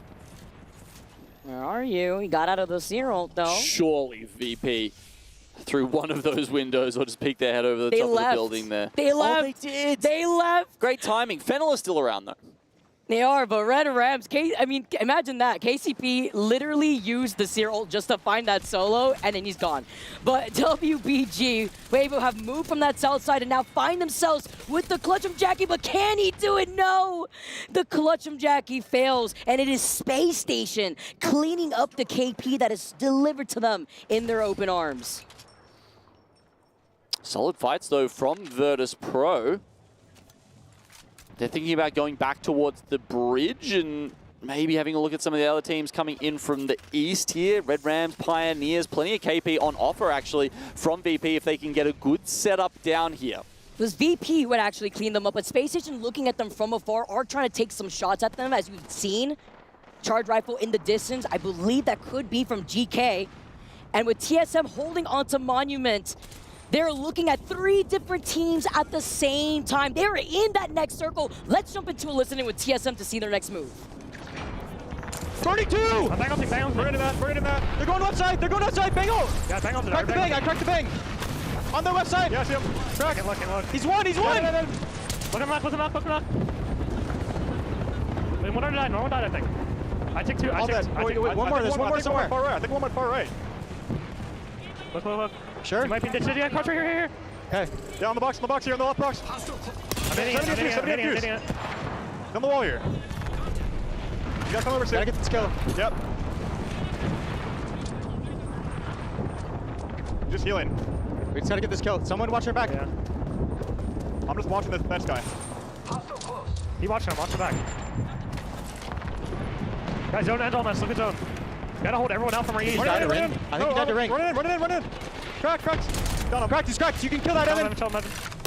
Nice. Good show. We have zone, guys. We need to hold east. Watch our big blue. Watch all. Great comms there from TSM, finishing off NRG and further really just getting solidified in the building that this will be ending around. As you can see up there on the little mini-map, TSM in an absolutely killer spot. GK as well, not doing a bad job. VP, I thought they were going to farm for that from that position, but it looks like too many teams, too many options come at them at once. And they do fall. At least they got a couple of kills out of it, though. They did, and that's what I mentioned. They were in the line of sight of so many different teams. I mean, Space Station were also poking at them. Now, Disguise looking to poke at Space Station instead. Do they fully engage? And with Design getting taken out by Koi, Enemy wasn't really pushing in with Design. Look at Design's positioning, and look at the rest of Disguise. They're playing much more passively by the crates and are now forced to back away.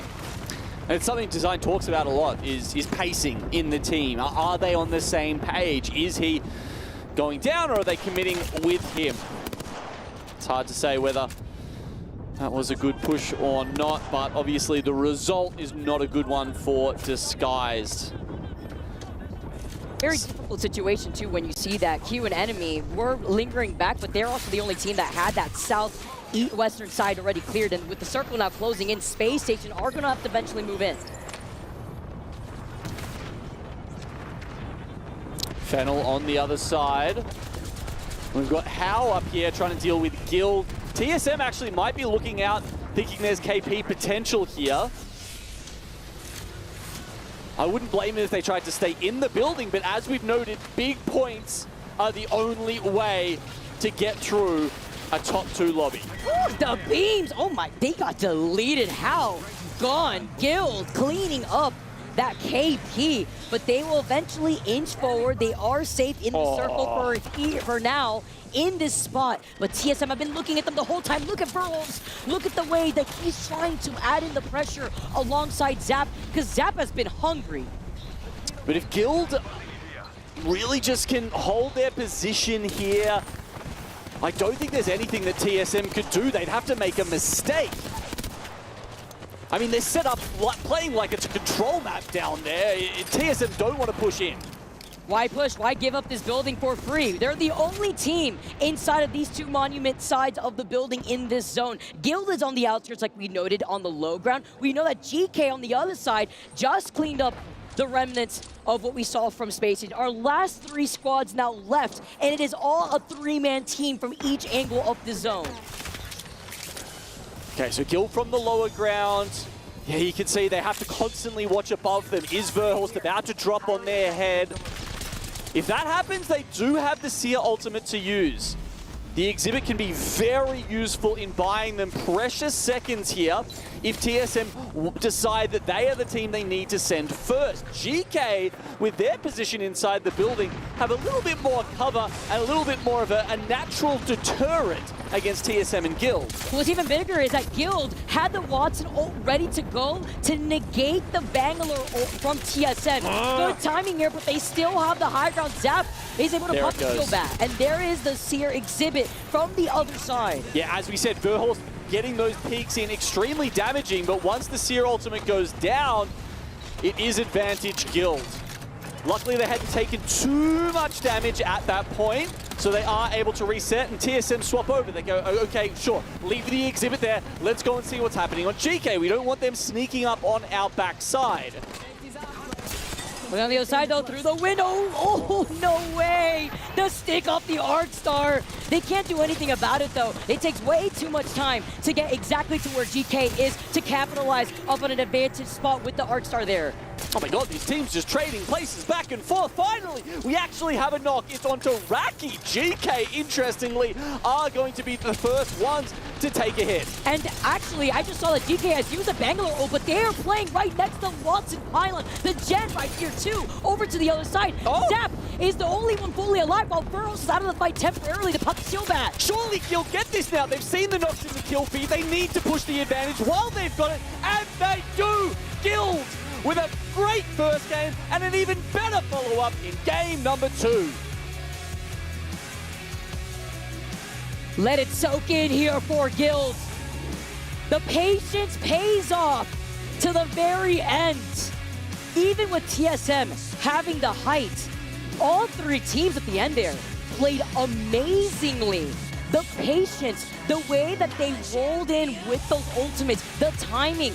But did TSM use their ult a little too early is the question there. And I asked that because we saw the mother load from Reps at one point into the building that we knew that GK was approaching from. We knew that they were also playing off of the opposition Guild Esports, specifically the Watson gen. And then we also saw that TSM took way too much pressure while they were in the line of sight of 2 teams at the same time.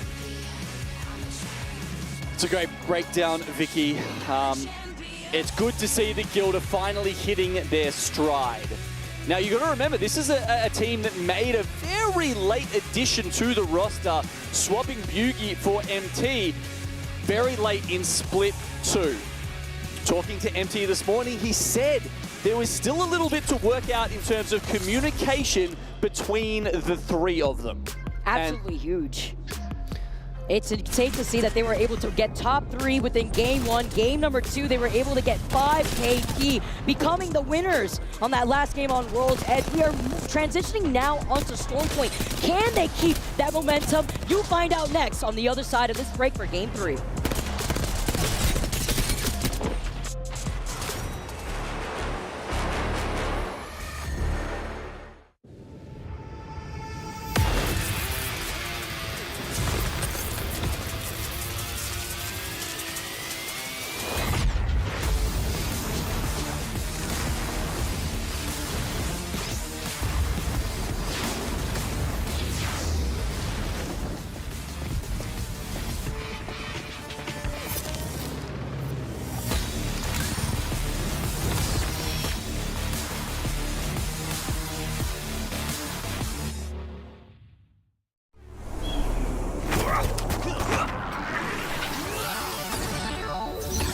Ready, set, go.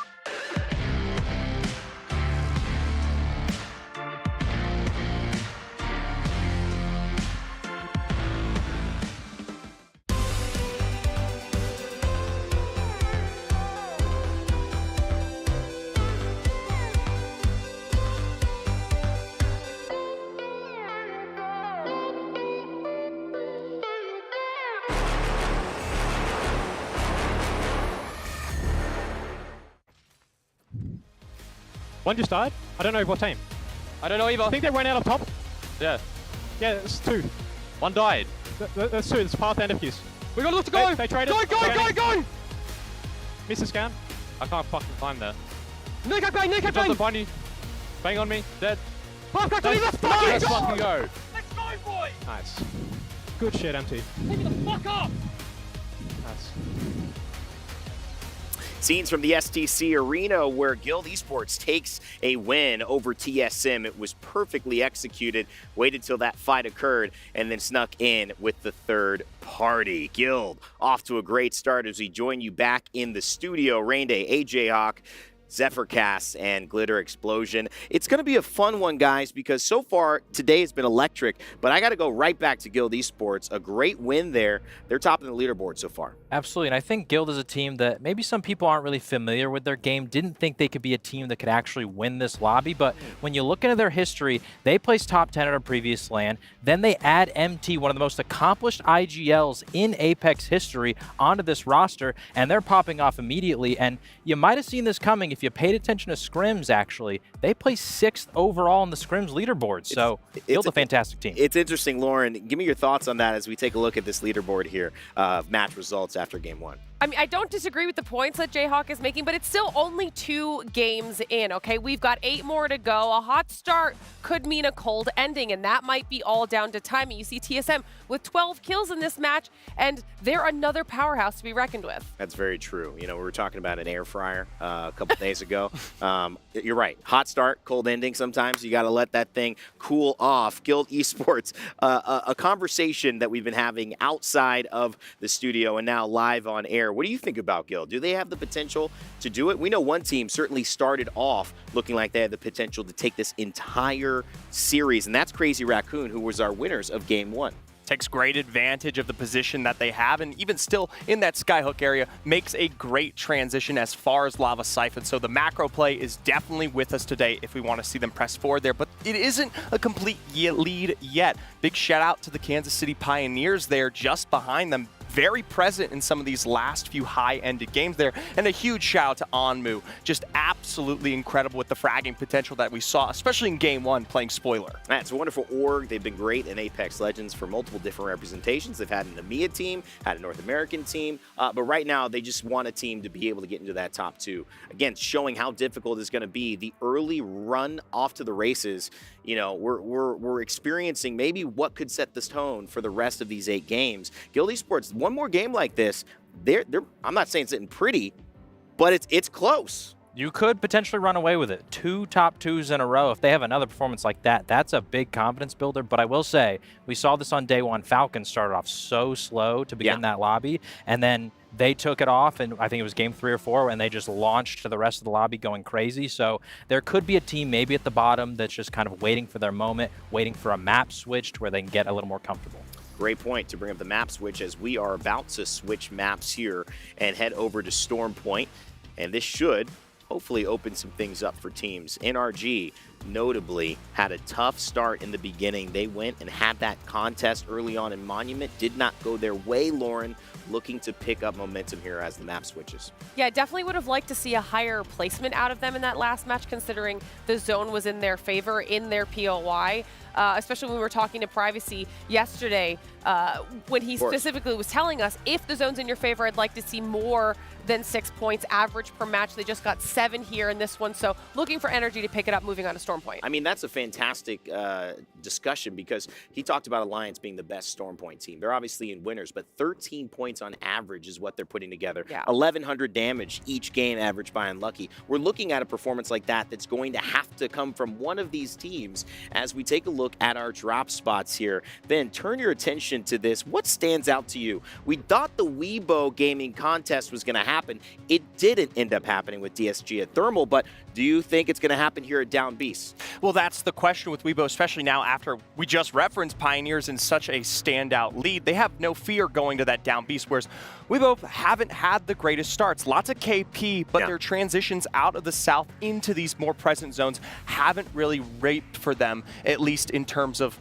what we'd expect from a squad that was kind of trying to come into today and maybe be aggressive. Yeah, you know, also a team that we haven't talked much about in terms of our pre-show, but kind of want to set the stage still. SSG, a team we absolutely are paying attention to in Launchpad. That Southern Zone, Jayhawk, it's a very typical zone that we will see. Echo HQ, Crazy Raccoon is there, but not too far for SSG to go if it does end up that way. Yeah, and Phony's very familiar with these southern zones. He's played out of Launchpad for an incredibly long time, even dating back to when he was on FaZe Clan, placed top 6 back-to-back lands, and luckily in those Stormpoint games did get some of these southern zones in that bottom right corner. And so if they do get a zone, I'm expecting SSG to respond, because so far I will say on the tournament as a whole, they have not lived up to expectations. Lauren, 9 teams went on yesterday. The 10th team was Virtus Pro.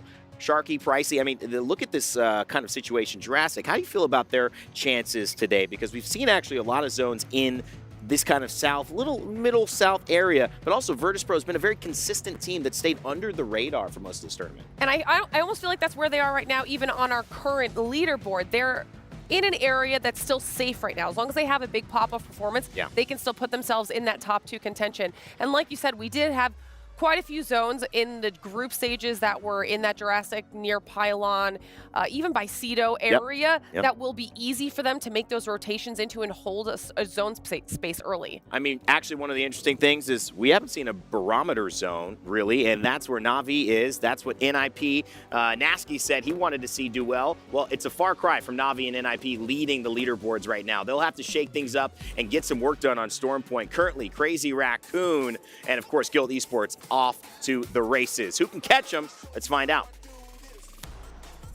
Well, here we go then, everybody. Stormpoint is the new place we find ourselves after 2 games of action on World's Edge. And I've got to say, today just has a very distinct feel about it, right? It is a day of jeopardy. It is a day where we're not quite sure what's going to happen. And everything that we kind of plan in our heads about how a day of Apex Legends is going to go, it's kind of flipped on its head. And I want to go back to something that Genome was saying right at the start of the day. He was saying he was speaking to some of these teams and some of these players, and nobody really felt confident because of the fact there's only a couple of qualification spots left. Now, you put on top of that, usually when we're going through the group stages, Dan, it's more like you get a win on the board, you're feeling very good, you're feeling on top of the world. But now it doesn't feel like that. A win just feels like one of the steps you have to take to make it through to tomorrow.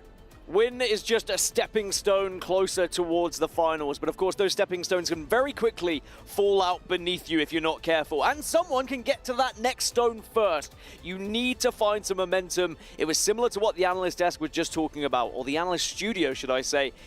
We saw Falcons do it on day 1. A slow start that very quickly snowballed out of control. You want to be that team that finds yourself dominating this lobby. Well, it's a little bit of a discussion about contest and things like that. There is actually going to be a little bit of a change-up by the looks of things, and we are going to have teams deciding to not contest on the map by the looks of things. So we're going to have everybody dropping at a POI, I imagine, by the looks of things. We've got some late information from Gino, shout out. He got a message that came through just at the last second, and it does look like there's going to be a pretty calm, I would say, start to Stormpoint here, and I think contests have to go out of the window at this point, right? It's too risky with the games disappearing in front of you. Yeah, that means that they've left both of their contests on Stormpoint and World's Edge. So clearly there was an idea behind where they'd be dropping, taking that fight, Disguise being on the other side of it. Sadly, it hasn't really gone well for them. On the flip side, that is good news for Disguise. That now means that they're going to have a little bit more room and space to be able to loot and plan accordingly. Now, zone-wise, we are going to be heading west.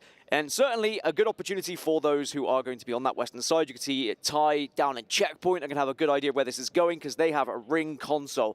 My biggest question would be, how far do you think this one is going to pull? Because there has been sometimes a shift all the way to down beast, but with where this circle is currently located, there is a big chance it could be somewhere closer to checkpoint. Yeah, I mean, your brain immediately goes DB zone, right? Because there's a huge majority of the down beast inside of that zone still. However, you do have to keep in mind we could have a shift back to mill. We could have something even funkier where it goes back towards checkpoint, but I'm not expecting that here. I mean, you can see that the mill team at the moment has already left, and Pioneers are up on top of DB, and this is the best position to play, right? If you can get up on the top of the down beast itself, you have so many good lines of sight, and you can see they've already kind of surrendered maybe some of their loot path, expecting teams to be arriving. Yeah, the amount of times that we have seen teams drop it, down beast, get on top of it, hold it, and then win from that position. So if it does continue to pull that way, there is a really good opportunity for both Pioneers and Guild Esports, to be honest.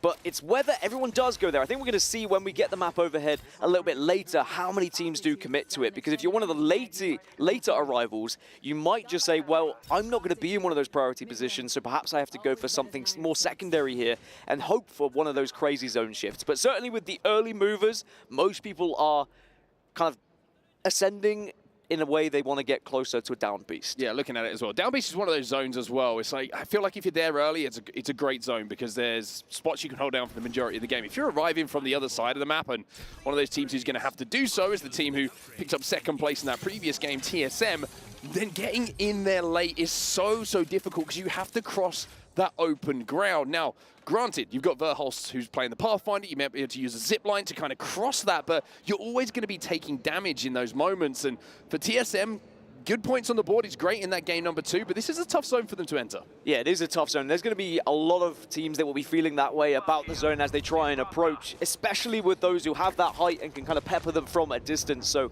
we'll have to see how it plays out. But for Weibo, after leaving their POIs, this is a big decision for them, right? It's quite a mature decision, I would say, because we know how often contesting does not go your way and how much you struggle.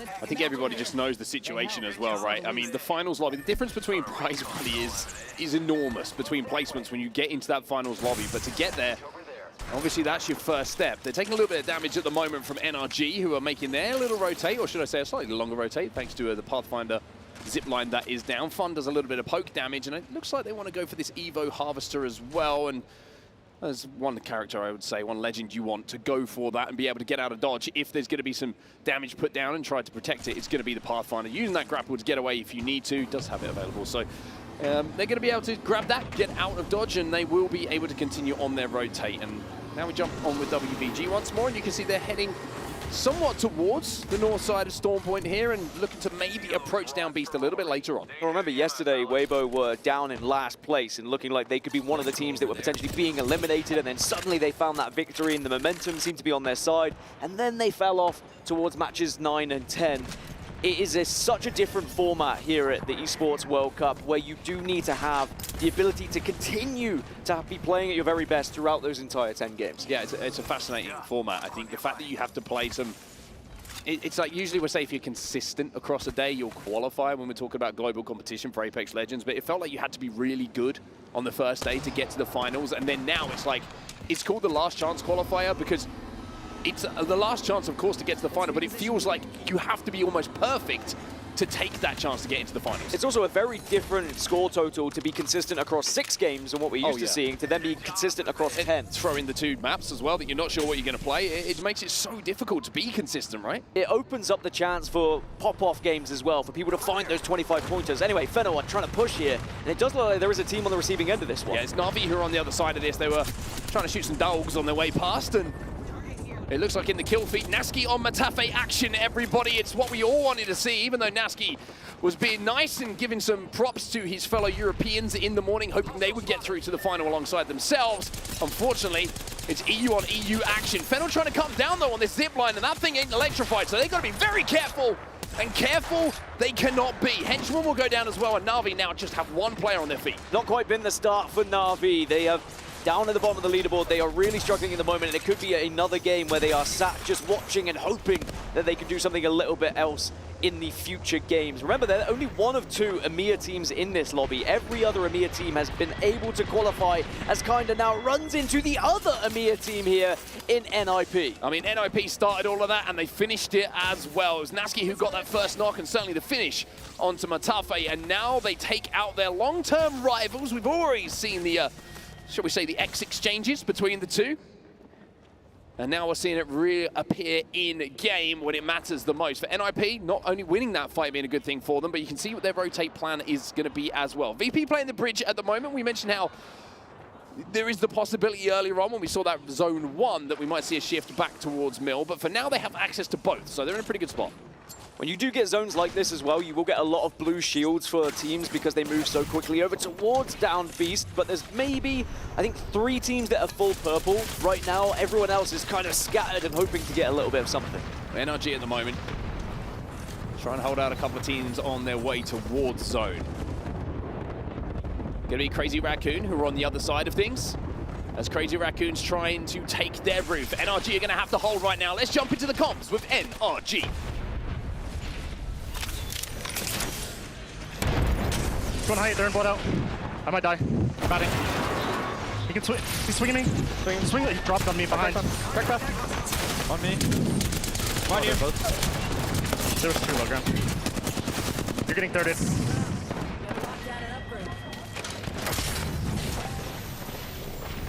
Upgrade security. 2 teams here. Nocturnal left on his own then for NRG. A little bit of a shaky start for them in this game. Weren't able to really output a huge amount of damage, and now you can see the scans coming in. You've got an exhibit going down as well. Q's coming in. It's difficult to survive because Heroes, well, they're close as well.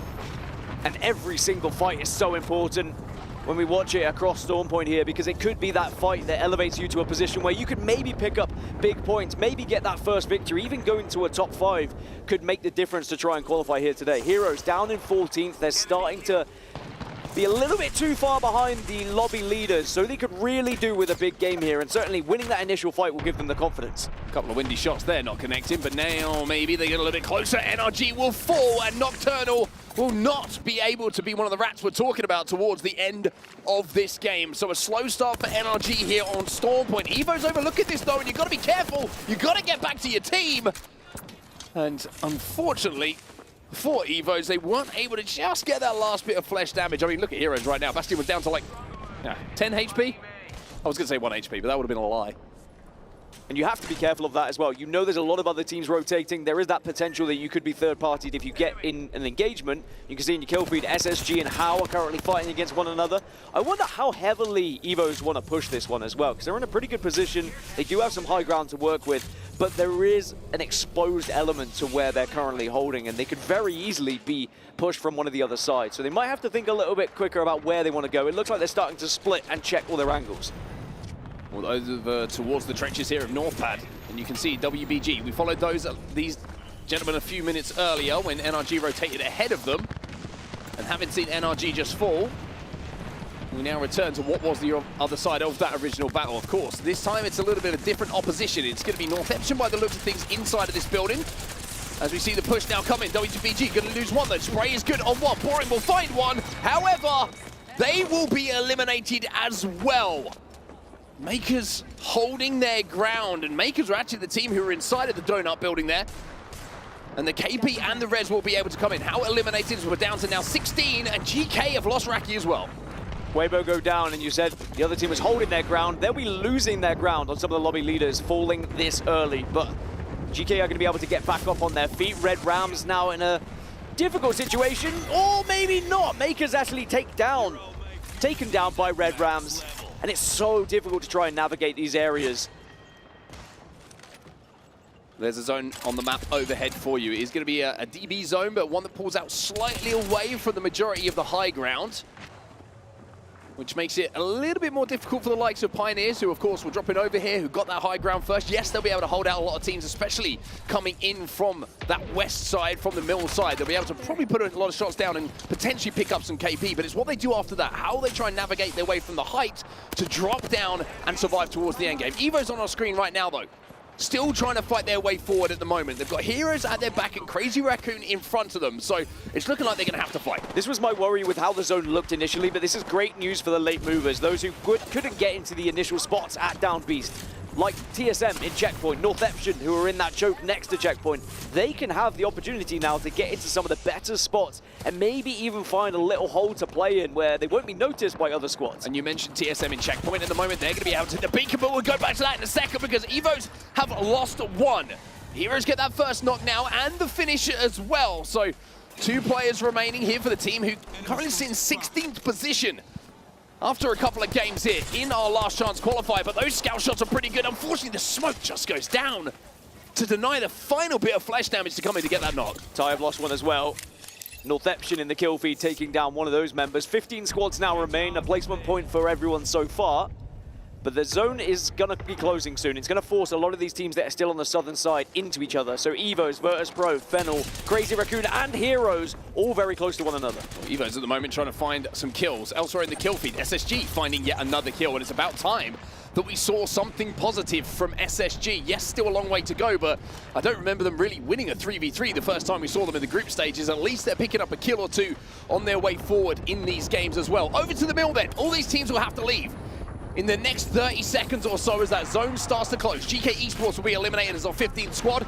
Crazy Raccoon looking to engage now. They're going to have to get through this Bangalore roll. Crazy Raccoon in one of the qualification spots as it stands, but of course it's only match 3, a long way to go, and it's a long zip line to take as well, but at least you've got that extra protection, and they will be able to get to their target destination, but now you've got to try and fight your way out of this one. NIP with the team on the other side. Great shots coming in. Heroes will be eliminated in the meantime thanks to VP versus Pro, picking up some more KP after a pretty good game we saw earlier on. Naski overlooking all of Crazy Raccoon at the moment, who are kind of depending upon this smoke to survive. They know they're going to have to fight at some point, but they don't have the best of angles. Obley now, he's going to be taken down to no HP. He's also going to be falling, but look at those shots coming in from Yutsna. Sentinel in his hands as well, but he's not going to be able to connect. NIP will lose the fight though, and Sang-yoon will stand tallest. It was a big and brave push, but there was more teams in the area to make it even more difficult, as now Crazy Raccoon down to just one, but Fennel joining the fight. You can also see that Guild Esports were having a little look towards it as well. And now Crazy Raccoon should go down realistically here with only one member left. Fennel will get that final kill, and it will be Crazy Raccoon who fall. And this was the traffic we were talking about that all had to leave from the mill side of Storm Point here. It's only one team who usually can survive that, and it's looking like Fennel are the team who are going to come out with the KP. Speaking of which, we saw in the kill feed, SSG picking up a few KP. 7th place overall at the moment after 2 games. 10 squads remaining, but they have KP already in this game. If they can convert some decent placement points, this could be an opportunity, but they have to go through TSM. Yeah, TSM, I love the position they're holding, because not only will TSM gatekeep Space Station here, but then they can move through the choke themselves, and they will have the entirety of the eastern side. Northeption just got eliminated in 10th position, as TSM still are trying to force Space Station away from them here. And sure, they'll miss the kills, but they'll be happy to own the position, as Disguised also fall. We're now down to just 8. And those kills were picked up by the team who dropped over at Down Beast from that height. We mentioned how if you're up there early, you can look at those teams rotating in and you can find yourself some kills. But look at the kill feed now. VP eliminated by SSG, and it feels like there's been an alarm that just was not set for SSG so far in this tournament. Maybe this is the game where they start to wake up. The fact that SSG get pushed and forced into that fight and still win it on that west side, they'll be delighted, but now the zone is shrinking. They have to continue to move, as do Fennel, and Fennel now approaching the likes of Guild, the likes of Tai. This is going to be a horrible rotation. Pinator's going to be knocked, Kurihara's going to follow as well. Now it's down to Momon. Can you clutch for your team? Can you survive long enough to maybe pick up a couple more placement points? Pioneers on top, they will find the finish, thanks to the 30-30 here of Deeds. We also see a Motherload going down, ultimates being expended by multiple teams now to try and survive, to try and thrive in these final moments. What did I say? Look at the amount of blues for the likes of Pioneers. Fennel will get eliminated. Guild Esports also only on blues. But then you've got Red Rams, by the way, who are a full red Evo team right now. Tai also go down. 5 squads left, and this zone will eventually shift, but Pioneers getting shot from both angles. And this is the problem for Pioneers. We mentioned it's a great spot for a long time, but how do you navigate down when that zone pulls away? They cannot get it done, and Pioneers will be eliminated. SSG, after this game, and during this game, in this moment, have moved up to 2nd place. The KP are flowing for SSG. But can they find a victory here? Remember, TSM still a big factor. They're approaching from the north, and it's Red Rams they'll be fighting against. Remember I said, Red Rams are on red right now. They have a lot of armor to work with here. Got to avoid missiles, knuckle clusters, grenades, all of that good stuff, as SSG are hungry for more kills, and they will find them. What a game this is from Koifu, by the way. 6 kills, 7 assists for that young man. He seems to be finding form when SSG need him most. 6 kills to the name of Dat. Still looking for more. 3 squads remain. SSG have a huge chance here, by the way, because Red Rams fighting against TSM. If they lose even just one player here, as Dats goes down, no, SSG just need to send it. They just need to send it. This could be the start of something for SSG here. TSM holding up the pie for Red Rams. 1 player remaining, but SSG, they have all 3, but Verhost, he's got away. And maybe he could do something special here. SSG sliding in. They'll find the final Red Rams member. Verhost gets TSM into 2nd, but surely this is just all SSG. Can we see anything special from Verhost? One of the best controller players you'll ever see, but a 1 versus 3 is surely too much. Well, they're searching for him, and Verhost is saying, if you want me, you've got to come and find me. SSG accept the invitation, and maybe, just maybe, SSG have arrived. SSG seem to have finally woken up. There was a lot of expectations on these 3 players as they came into this tournament. They were at one point touted as the team that could be matching up against Falcons, and we saw how good Falcons were on the initial day at Esports World Cup. But it seems like SSG, that one win, right, could be the one they needed to give their confidence back, that belief back, get the vibes back on the squad. And you can see what the vibes are like, right, after a win like that. Everyone's smiling, everyone's slapping hands and saying, good job, trust is there, and wow, why wouldn't it be 16 kills for SSG, Space Station Gaming, take to the stars for the first time here in Riyadh. 28-point total for them. TSM, though, extremely consistent. Not a huge amount of KP, but into second place for the second game in a row. And we talk about consistency, you talk about getting up there, but you also need to be continuing the pace or trying to match the pace of the lobby leaders. And big games like that from SSG will have them up there, first place now on 42 points. And they've created a 10-point gap between themselves and third place. Now for SSG, it's about maintaining, building on that gap. But it's crazy, right? We're going like, amazing, they've created a 10-point gap, but knowing how many games we still have to come today, it doesn't feel like any of the work has been done yet. Yes, it's great to have those points on the board. Yes, it's great to get that win on the board. And yes, for SSG fans, it's great to finally have something to cheer about, but there's a lot more work to do. Not just for SSG in this lobby, but for everyone else. The work will continue after this break. We'll be back on Stormpoint.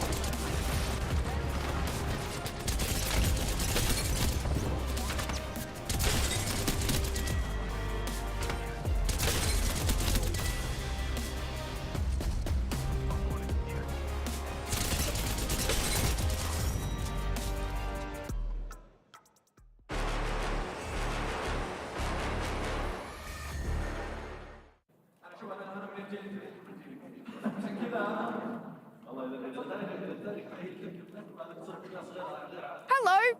Don't mind me, I was just playing some Apex Legends here at the Esports World Cup. There is so much to do and uncover at the Esports World Cup. You too can play Apex Legends. I've been watching quite a bit of it on the main screen, but I just needed to take a moment to play for myself. And speaking of playing, I should have a teammate somewhere. Where is Seven? I don't... Seven! Oh man, I found you guys. I was rigging a Jenga game with some kids. By the way, nice wig. Good job rigging those maps yesterday. That was awesome. Hopefully you guys do it again. Lace, I see you started playing without me. I did. I had to get into the action straight away. I was missing a teammate. So if you want to sit down, buckle up, let's play some Apex Legends together. Let's get into it.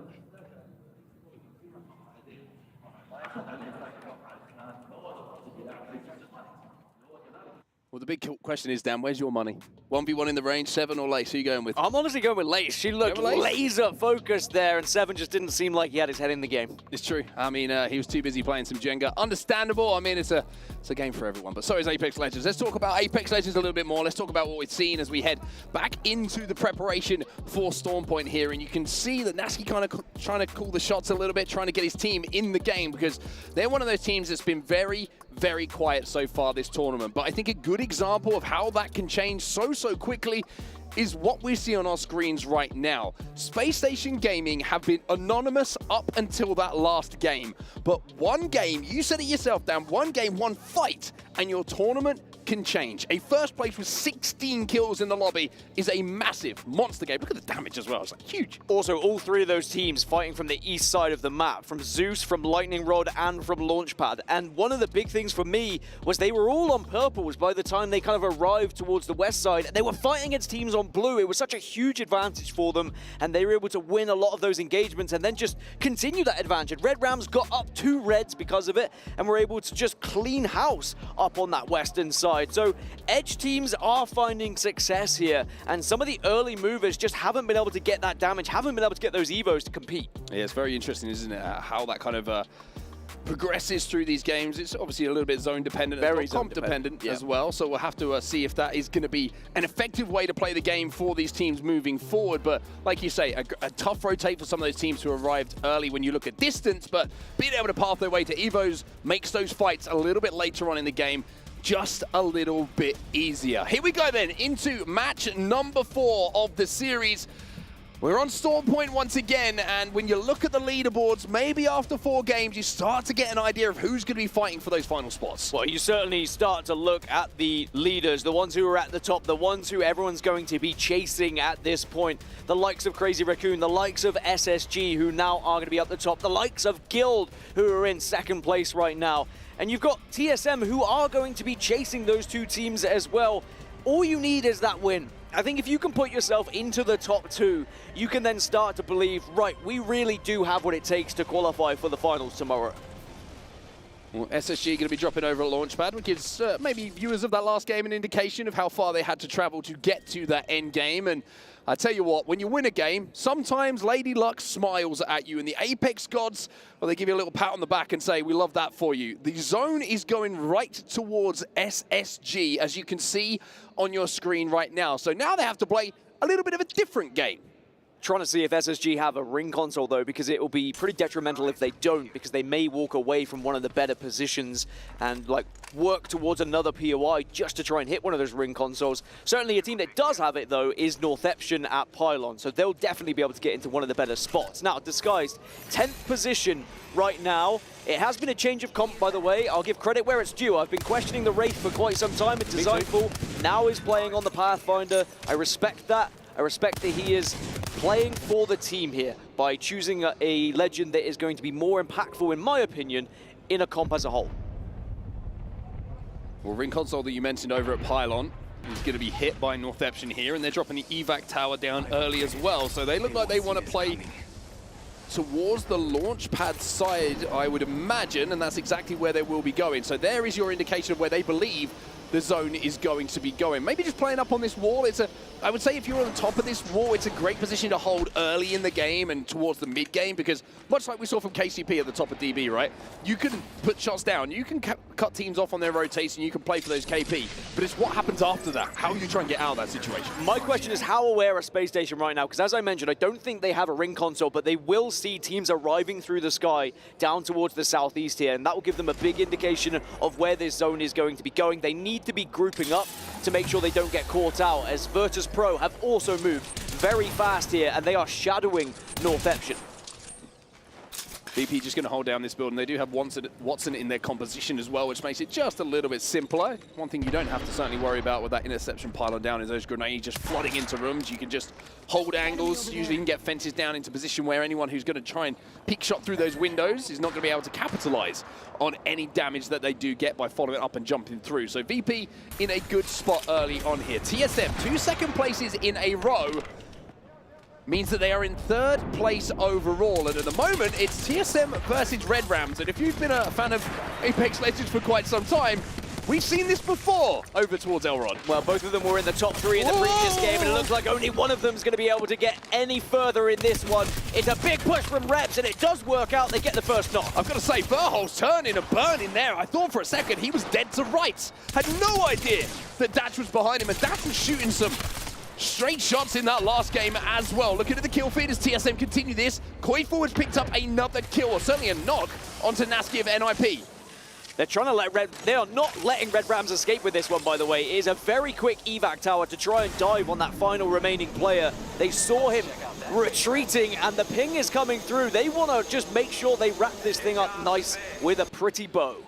Love how they've left one player behind as well to hit the beacon. Just like, you do that, we'll go and get ourselves another point, and Red Rams will be eliminated. So TSM pick up 3 KP to start that game. And I have to say, at the start of that fight, I thought Red Rams, for a second, were going to get that first knock. Yeah, I thought it was going to be Verholz falling and then TSM maybe struggling in a 2 versus 3. Alas, did not happen, and TSM show how resilient they can be sometimes in those 3v3 engagements. That does mean now TSM have a little bit of time to kind of relax, loot up, and start to think about their rotation, as elsewhere, there is no relaxation at all here on the south side, because Crazy Raccoon, they are kind of joined here on the southern side. There is going to be several teams around them, and they need to make sure they keep on top of it. Guild Esports on that low ground. You can see shots raining down from above on them from CR.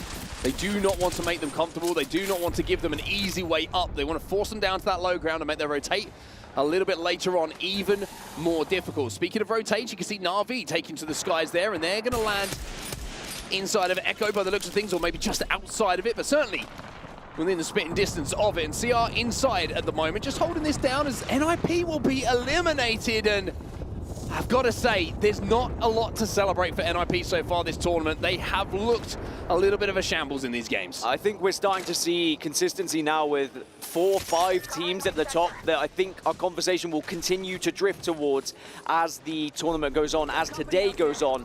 And it's going to be a real struggle for those who are at the bottom of the leaderboard to catch the lobby leaders unless they have one of those big games. Very interesting to see how the zone is starting to take form, right? You're looking at, whoa, hold up, Legacy, oh no!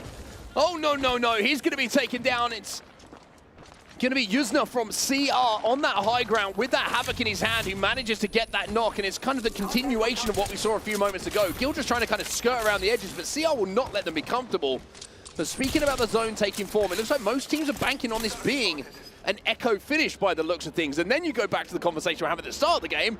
SSG, who had good prio to this zone, no ring console means now they are one of the last teams to arrive.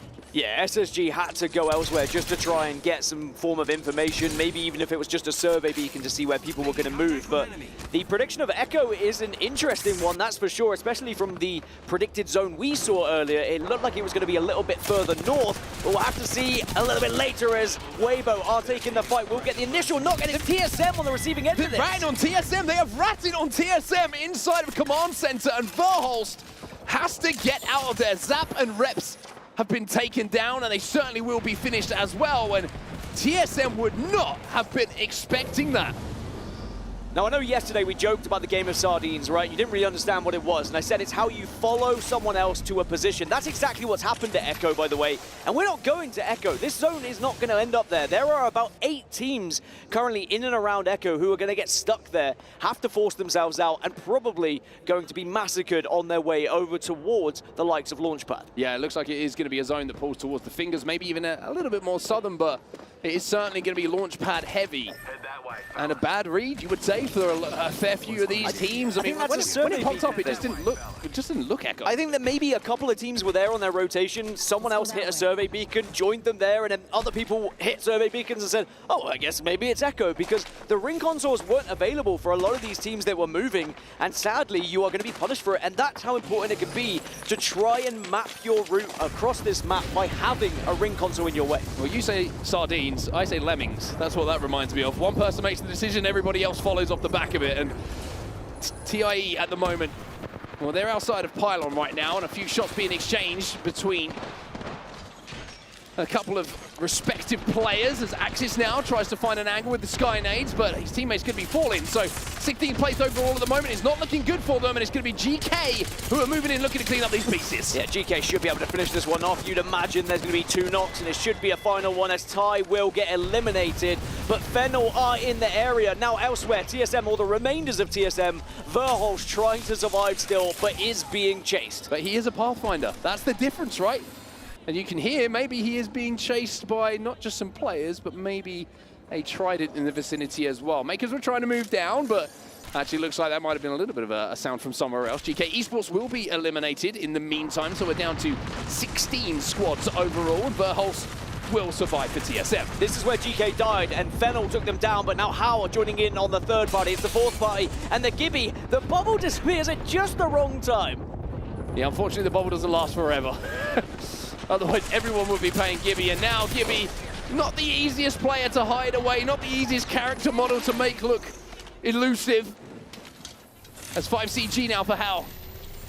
Alongside Wadagashi trying to find a way to get this final kill, and maybe first, look to secure that res. Well, Moment does have purple. That's the good sign here, but it looks like it's going to be a matter of retreating. Again, another benefit of playing Pathfinder as Hal get back up to a full 3. So Hal will retreat. TSM also still retreating, so we've got 2 rats and 2 Pathfinder rats now in the lobby as we check back in with Disguise, who are moving in from the north here. 16 squads remaining now, and around a minute or so till round 2 starts to close. DSG trying to make their move. As you can see, they're just outside of zone for now. Let's see what the plan is and jump in to a listen-in. Hello again, 30 bingo. In the open. I'm hitting zip line now. The open. They're gonna get pressure by another team. Crossing the open. 50 push. Safe on here, Q. You're good, you're good. I'm gonna angle him. Alright. Got you. Another team, you said? I don't know. No. Right, I'm angling him from here. Do we see him? No, they're across. Are they another? Yeah. No, they're gonna be fucked. We'll kill them. Really bad spot. Give my ult back. I'm gonna play low forward. Check. Good. Playing on far left. Flip close. Opposite. No, yeah. He's sitting here. I have bang here. Sitting AFK here. I don't think they know about me. Maybe they do. Good. You wanna kill this? Yeah, we're gonna have to. We can walk up right now. Don't walk left. Q, walk up. I'll watch you right now. Go ahead. We gotta bait out the crypto. Fuck. Q, you should have a really good angle on. Oh, you're back. You're good. I'm looking. At least bait out bang out. Give me come. One's right here. One's right here. On your right, yeah. Close to yeah, on the tree. Yeah, I'm trying to watch tree. I'm at it. Can we? 90. They're trying to run. They're fucked. I can't take crypto. 90 on the crypto. They're stuck right here. Can we walk up and kill them instantly? We come big. Yeah, I'm burnating. I'm walking up. We gotta crack him on big hole. 110 on fuse. Walking up a little bit. Walking with it. Spinning. I gotta finish. 110 on fuse though. Can. I'm backed up. No close. They all got it. They're backed up. I don't think pistols. Alright, yeah. Now chill. We have 3 bags. I have 28 bullets. Yeah, team on building. I only have 180 for double. People on building? Yeah. 180 for double. No nades, by the way. Well, DSC still trying to force their way into zone at the moment. 20 seconds until that zone starts to force this move for them. And even though they're getting some good damage, and were getting some good damage, during that listening, it isn't being converted into kills. A little look at the replays here between GK and Tyre a little bit earlier, the fight that we saw happening just outside of Pylon. It's a fairly simple one to clean up. There's only 5 teams out of 15 that are on purple shields right now. Everyone else kind of hovering around blues. And again, it's going to be a similar situation to earlier where those early movers haven't been able to level up and they need to try and find ways to just get a little bit of damage as, oh well, now we find just a struggling player, but it's going to be killed on the other side of it and gets the initial knock. MT gets that knock and Henchman will fall. In the meantime, you can see the other players from Na'Vi falling around him and Na'Vi will be eliminated. 14 squads now remaining, and look at the zone and look at how people are having to make decisions. And Guild are going to have to make a decision now as to, do we turn back and get Legacy back up, or are we going to try and force our way into zone? Speaking of which, by the way, the zone has pulled to the south of that wall and of Launchpad, so it's stuck between Echo and Launchpad. As Pioneers re-eliminated in the meantime. DSG trying to force their way forward. Yeah, DSG having to move from the north, but there's about 5 teams here. I'd be surprised if Disguise can survive. It'll just be important to try and survive longer than the other teams to maybe get an extra placement point, maybe get an extra kill here. You can see Weibo also in the kill feed getting taken down. How have just lost one. Enemy is taking so much damage here, but does get the medkit off. There's still hope for DSG to just walk their way into zone here, because there's been so many deaths around them. Well, Weibo have just been eliminated thanks to How. And that was the team that was in front of them. The question is, do How know that DSG is still alive? And also How, I'm not mistaken, just managed to get back up to a 3. I was going to say I thought they were a duo, as one player may have gone down in that fight. But elsewhere, we're going to take our attention away to Fennel now. 6th place overall, as Pinnacle will be down.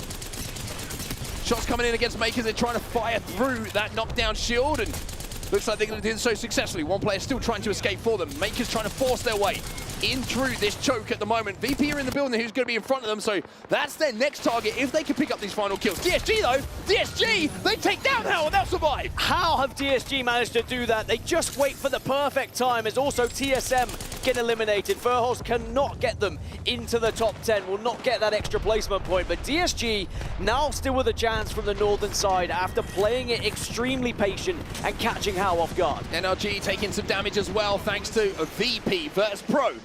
Taking down Fun and Nocturnal, so one player still alive, if I'm not mistaken, for NRG. Number 1 overall, though, after their previous game is SSG, as we do see the solo player alive here of NRG, which is going to be Reptar. SSG in a pretty good spot for now. However, they're going to have to force their way through this tunnel, as that zone will be pulling towards where Guild find themselves at the moment. The only real building to play at the moment is owned by Evo's Esports, and it's up on that high ground. The building which is through the tunnel that SSG are trying to force their way through at the moment is so broken that essentially if you're in there, you're just a sitting duck for teams that are around you. Yeah, Evos have the advantage at the moment on the right-hand side. Makers, though, are looking like they're trying to make a move over there, so there could be a potential fight happening on the east, but SSG still watching what's going to be happening. North Epsion still holding this wall. That remember, they grabbed this right at the start of the game. Also, look, Makers are fighting Evos. That fight is massive on the east, as DSG now pushing in. And remember, they are a 2 right now.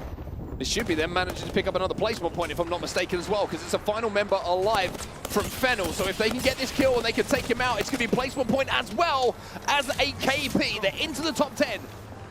As Kuzia puts his 5th kill on the board. This is the fight I was talking about, Evos versus Makers. Evos were holding this high ground for quite some time, but Makers have walked in and they've stolen it right from underneath their nose, taking down 2 members of Evos, and now it's just a matter of trying to rat out. Makers have done a wonder job here to try and take this position. Yeah, that's the fight that you look back on. It's like, that's the one that wins us games, right? You take the little bit of a risk, you see the 3v3, you get damage, you take him down, and you take that spot away. 8 squads now remaining as the final player from Evo's Esports will be eliminated. And Makers up on this high ground will be able to see everybody else walking their way in below them as we move towards this final circle. This is going to be one of the best chances Makers have to win a game today. If they want to get to the final of the Esports World Cup here for Apex Legends, it has to be now to try and find a victory to catch up those leaders. NRG were also confirmed eliminated in 8, but now all these other teams down low, they're peppering one another, but that's going to play into the hands of the team like Makers who have height. Bastion having to back up here as Heroes try and continue their Cinderella story. Dexter a little bit split from his teammates here in Disguise, down to just 1 now as Dexter will swing out with that Arc Star to take down enemy. Kuzia Huge amount of kills to his name in this game. Can he force a few more placements, though? That's the question here as SSG go for the smoke bomb on the top of the evac to give them the information they need on where these players are. They're going to swing this. This is a lot of information. It's a lot of damage as well, and it will be guaranteed kills. Disguise get eliminated, but a fantastic effort as a duo to get to the top 7, and with a great amount of kills, those points could be massive for their chances. But SSG continue to be in first place here, but now they have to try and work out how on earth they get to this high ground that Makers currently hold. MT still alive here for Guild. I'm sure he won't appreciate me telling everybody that. He will say, just leave me alone. Looking elsewhere, though, look at the kill feed. Phony has gone down. Tyler up on this bridge has managed to get the knock onto the IGL from SSG. That makes their decision a little bit more difficult. Koifel now left on his own. Makers combining with North Epson up top, and SSG, after the win in the previous game, will fall as we have our top 5. This should be Makers versus North Epson to finish this off, because they're both the teams that have the height. Elsewhere, VP down low. MT, the last remaining player of Guild, going to be ratting out. He shouldn't have a chance, really, in this endgame. So for North Epson, it's about just not exposing yourself too much to Makers yet, getting into that last 2, staying healthy as a full 3, and then you take the fight. Well, a lot of utility ultimates and Qs being used right now by all of the teams. You saw Bangalore rolls going down. You saw exhibits being burned as well. And now you're seeing VP be burned as well, thanks to those shots coming in from Tyler. Way just got obliterated. This is dangerous, though, from North Epson. They don't know about the rats. And actually, I think MT is just behind them. If they step just one step too far, never mind. MT's being eliminated by the other squad. Makers are able to catch him off guard. But now North Epson have given up that height. And this is giving up the game, in my opinion, to Makers, who are on full reds. 2 reds. Enemy here. You have to wonder if this is a play from North Epson down on the low ground to think, hey, we know that we're going to be in zone for a little bit longer, potentially. We can force the drop that comes down. Also, below that bridge, we are defended from shots being rung down below the staircase, excuse me. And we can try and clean up the rest of zone. Maybe they realize they have to play for KP here. Maybe they're just trying to play to kill everybody who's down on this low ground. Burst Pro will be one of those teams that's go down as Makers continue just to pepper shots down but can't get any knocks. I think Makers just had too much space in North Epson. They were too exposed in the position they found themselves on bridge, so they almost had to drop because of how Makers were taking that space, taking that room from them. Heroes are still alive down on the bottom, though, and North Epson haven't found them just yet. I think it's just one remaining player from Heroes, so it's a 3 versus 3 versus a rat here, and that single rat on Heroes could really make the difference and maybe help North Epson here if he's able to survive, but it doesn't look like that's going to happen. Wow, those shots, the damage coming in is massive from Asian. Dexter will get one. It will be, actually, them finding the kill onto North Epson. Heroes will be eliminated. They send it to get second place. And now you're going to see Makers drop. This is their moment to pick up a win, and pick up the win they will. Makers will be your champions here on Storm Point, and they played that game, that end game, absolutely to perfection. But where that game was won was winning that fight against EVOs just slightly off screen, around that kind of 12 to 10 team mark. They pushed, they got aggressive, they full sent it onto EVOs. They noticed they were the only team on the real height with a real building to work with. And they said, look, this is our moment, this is our chance to try and take a game, and boy, did they capture it.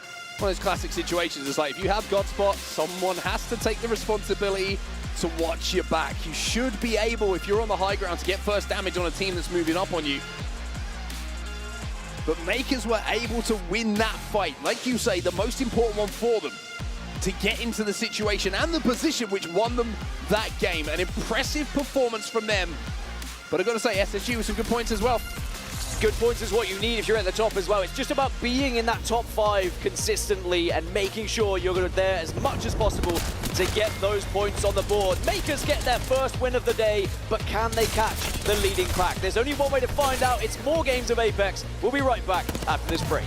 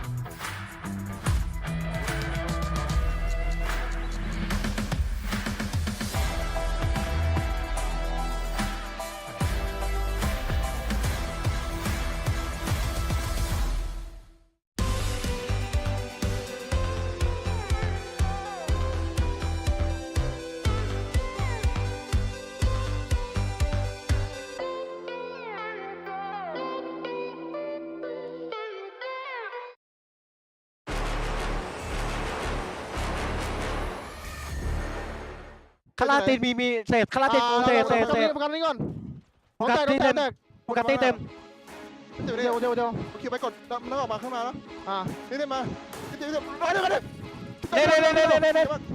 กูมี EMP นะเดี๋ยวชิวได้นะควันอยู่หลังสวยตาดีมาเคลียร์เองมั้ยนี่แล้วนี่ไปข้างยังนึงต้องเอาคิวหน้าพร้อม1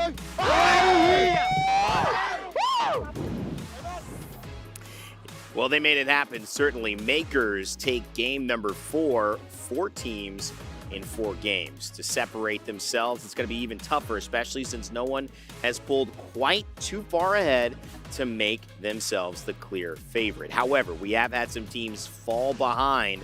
Speaking of NRG, 9 points after 4. They're going to have to go big or go home very, very soon as we take a look at these match results, guys. Makers 23 points.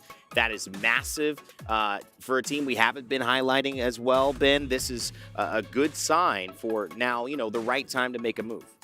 There's limited time, though, too, right? This is a roster that comes from the height of APAC South and is finally in what we could have assumed to be in their best strides coming into EWC. Now is catching up, but needs to be more. Yeah, Northampton actually has been playing pretty consistently as well. They haven't won any games yet. Those honors have gone to separate squads here. Of course, SSG, Guild, we see Makers take a win as well, but Heroes also in that top 3. Overall, you'll see it here. SSG, Guild, if it ended now, would be qualified. TSM only 9 points behind.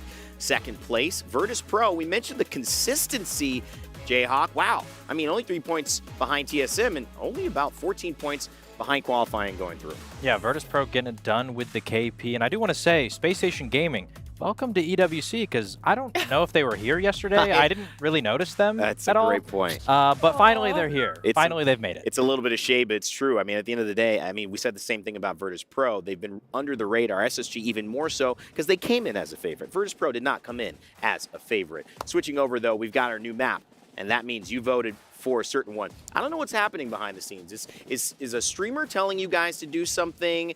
What's going on here? Yes. Because Kings Canyon was in the lead by a lot, and all of a sudden Olympus is the map that we're playing. Okay, I'm not saying anything on broadcast. I'm staying non-biased, but Lauren, I know as we have Olympus behind us, you've got a lot to dissect here. Yeah. Different drop spots. We've got a contest.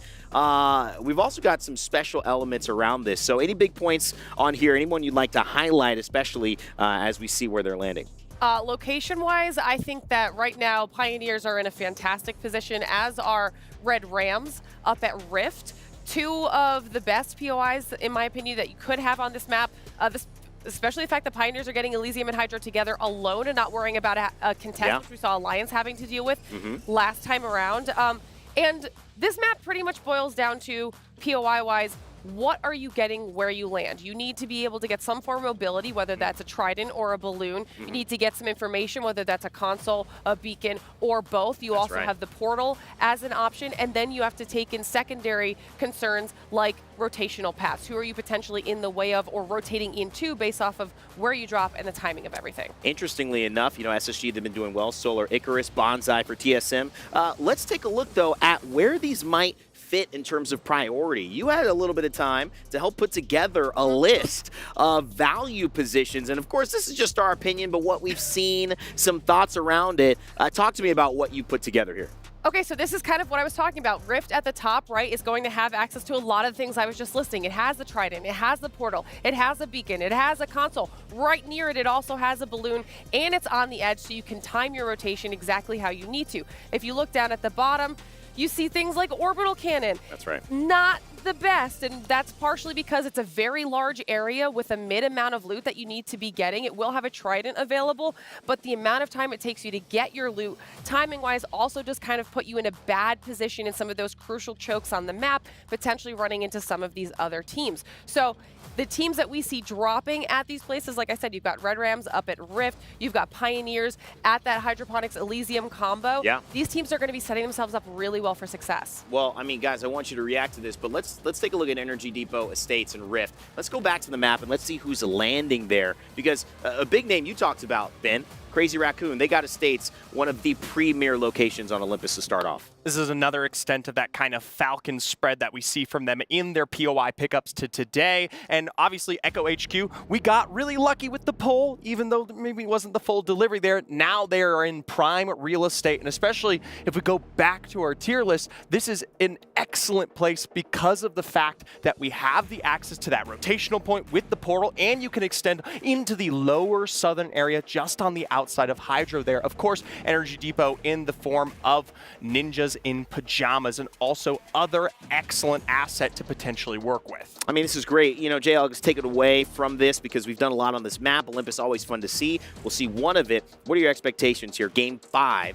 Obviously, it's almost the halfway point. What needs to happen for these teams on the backside of this? And how do you adjust if it hasn't gone your way so far? I think this is where the chaos of the lobby might start to unfold. I've already heard that, you know, Weibo Gaming might be changing some of their drop spots. I don't know if they actually will be contesting DSG at Face Driver. We'll see, but that could mean a surprise contest against somebody else. They changed POIs on Stormpoint last game, so that's right. That could happen. We could see some teams in the bottom of the leaderboard, like you said, ninjas in pajamas. Although they're in the center of the map, they might be a little more aggressive because they need to overcome that gap that they have all the way with SSG and Guild at the top. And then if you're Space Station, you're Guild, you just need to keep going, be consistent. Well, SSG Guild find themselves on the top. TSM VP very closely behind them with Crazy Raccoon sitting in 5th. Let's see what happens as we head to our 5th game on Olympus. Well, it's time for us to throw another spanner in the works of this lobby in our last chance qualifier as we change maps, not just changing maps like we say to the usual old favorites. It's a time for a little bit of an Olympus run, and looking at the leaderboards, looking at what's going down at the moment, it's quite interesting actually, because I like the discussion about POIs. I'm liking the discussion about drop spots, because this might be a map where you're kind of hoping it pops up if you're one of those teams who might be in, you know, the middle pack at the moment, because you know that you've got a good POI to play from that you might not have on Stormpoint and World's Edge, where the majority of the games are being played. So it's another kind of element we have to think about, right, as we head into this game. Yeah, I think Spanner in the Works is a great statement to use, because this is kind of an area where it's an unknown. We don't really know who is going to be winning it or who should be winning it at this point. The team who's currently in last place could actually be one of the best Olympus teams because it's not been practiced and played as much as the other maps. Now, one thing that Olympus does often show us is some very difficult end zones. So if you do have one of the better POIs, then you really need to make it count here, because if you get caught out late and you don't have a good position, if you've not been able to get good loot to fight for that position, you are really going to struggle here.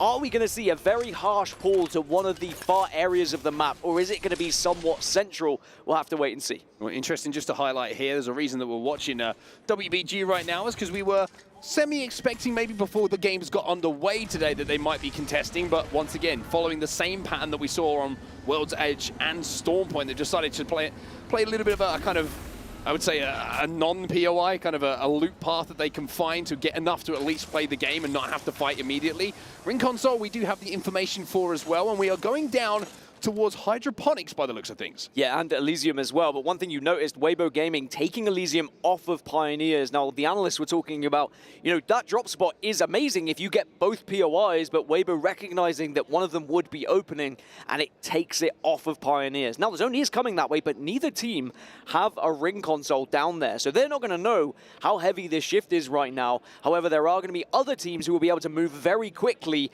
to one of these spots. And one of them is Ninjas in Pajamas. Look at them already through the portal, already the first team inside of the zone, essentially, which shows the power of that portal being able to get in and around Olympus as quickly as possible towards one of those zones that you think it's going to be finishing at. But I think this is fascinating to talk about Pioneers right now, right? How many times were we talking about them in recent weeks where we were like, oh, Pioneers, they have zone. This is a great job for them. Oh, well, they don't have a ring console. And it has bitten them in the backside so many times. Now, on the flip side of that, I will say, even though they don't have a ring console, Olympus gives a little bit more of a comfortable read.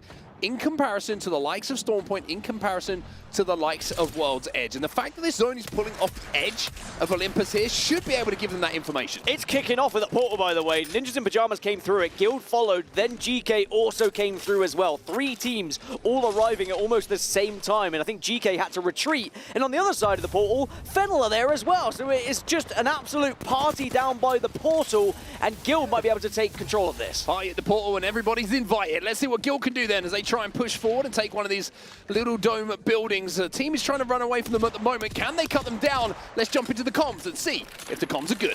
Let's go that way.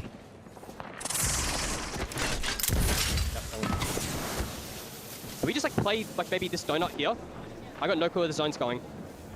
I'm down. People like really above. Elysium. You think it's Elysium? There's a Hemlock in here if somebody needs. I'm good. Hemlock here. One burst to I break have the no shield, another to break the man. Can't hear you. Yeah, it's not. We can play this shit over here. I just don't know where the zone's going or where anybody is. What do you guys think? I don't know where to go 100%. Someone just drove a car. Someone's driving like as well. I think we play this. I think we play this. Let's go this way. Good kill. Heavy ammo. I need energy ammo really fucking bad. Yeah, they're fighting like at the compound area. Yeah, we can walk in. We have a good walk in. Can we swap armor? Yeah. You probably get a gen down here. You'll have it pretty much back by the time. Well, as expected, a spanner in the works, and I don't know where this zone is going. I think might be an echo across a lot of these teams right now. It's a difficult one to predict. Is it going to continue to pull all the way to the southwest, or is it going to drift off a little bit? Now, the likes of Pioneers, Northeption are going to have a good position if it does continue to pull south. Now, as we check in with Crazy Raccoon, they're down to just a 2, make it a 0, and they are out. Remember, Crazy Raccoons won the first game today. They were at the top of the leaderboard, but they are slowly falling further down that leaderboard, down into 5th, and it could be further. That airbag did not pop inside of that Trident, and unfortunately wasn't able to even hit the accelerator to get away and try and survive there. Shots came in that just made it impossible to escape. Back Here we to go! The portal party, everybody! It's NRG arriving fashionably late. It's Guild Esports on the other side of this, remember, and they might be able to pick up some kills here if they play this correctly, but NRG utilizing the smokes at the right time just to ensure that Guild would not be able to get those sight lines on them. It's going to be busy here, isn't it? It was less exciting than I thought it was going to be. Yeah, I thought it was going to be. The mini-map suggested Guild were there and waiting. Both teams in the vicinity. Never mind. The portal party's only just warming up. NRG are here now, so you know it's going to start popping off pretty soon, but they're working their way towards Hydra as well. And elsewhere, we can see a little bit further away from the action, and this is much further north. Is going to be TSM. Now, TSM, 2 second places at the moment, has not been good enough to force them into one of those qualification spots. And now they have to deal with Na'Vi, a Thermite, and a Black Hole, and they are throwing themselves at TSM. That is a terrifying thing to go up against, and now Na'Vi have the lead. It's 2 kills they've been able to find, and TSM with their backs truly against the wall. This is 3rd game. We've seen 1 player remaining to try and survive. It's not going to happen. TSM eliminated in 19th position. Can we talk about this composition, by the way, coming in from Na'Vi? Bloodhound, Bangalore, Horizon. What season am I in? They're going to try and run at you. That's all we know from that composition. They want to kill you, and they certainly have the legends to help them do so. Now, back to the entrance to the portal party, and we can see lots of these donut buildings are starting to take people and teams inside them. Guild are here, NRG are here, Horizon are there as well, and it looks like on the outside you've got DSG approaching Hydroponics, you've got NIP who are a little bit further out as well. NRG I mentioned, Heroes, How, I mean, everybody's at the end of this port. There's no places for anyone if you're not here already. I do want to point out 2 teams in the moment. The only 2 teams who've been able to get up to purple so far is Red Rams and Evos, but you can see they're on the edge over towards Turbine and Estates, so they have been successfully pathing so that they can get those Evos up to purple, but now can you make it count? Can you find some aggression here to try and catch some of these teams that are a little bit slower than you at moving, as the zone does continue to pull towards the southwest? So anyone who was kind of committing heavily towards the very south here, like Disguise, for example, Pioneers, Fennel, they might have to start shifting and thinking about moving further west. At the moment, SSG are trying to shift their bodies away from the bullets that are flying at them. Only going to have to pop a battery here. And interesting to talk about this final zone, by the way, because Elysium finishes, I would say, are fairly rare. But if you're in it right now and it keeps pulling the way it is, you can hit that balloon a little bit later and you can really approach it from an interesting spot. A little look at a replay from earlier, which featured Evos and some shots onto the Trident, and this is how CR did go down. You can see it was just a simple job in the end to finish that final kill onto Yuznaba. SSG jumping back on them as they're trying now to cut through Terminal.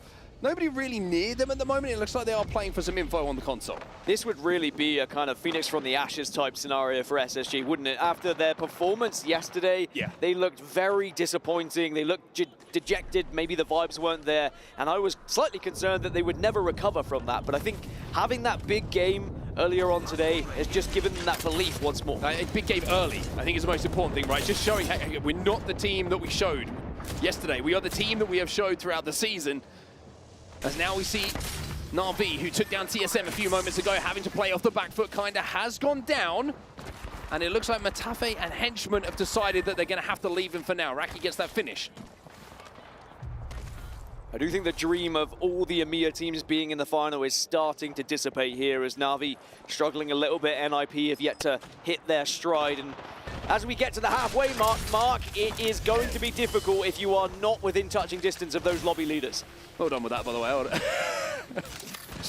Na'Vi at the moment trying to maybe just search for a few extra kills on the edge of zone, but down to 2, it's going to be difficult. That zone is going to start to close in behind them very soon, and you've got the likes of DSG, Disguised, and Design looking over them with this longbow. Only a 1 to 2 for him to work with at the moment, but we know accuracy is something that usually favors Design for, but no, maybe not on this occasion.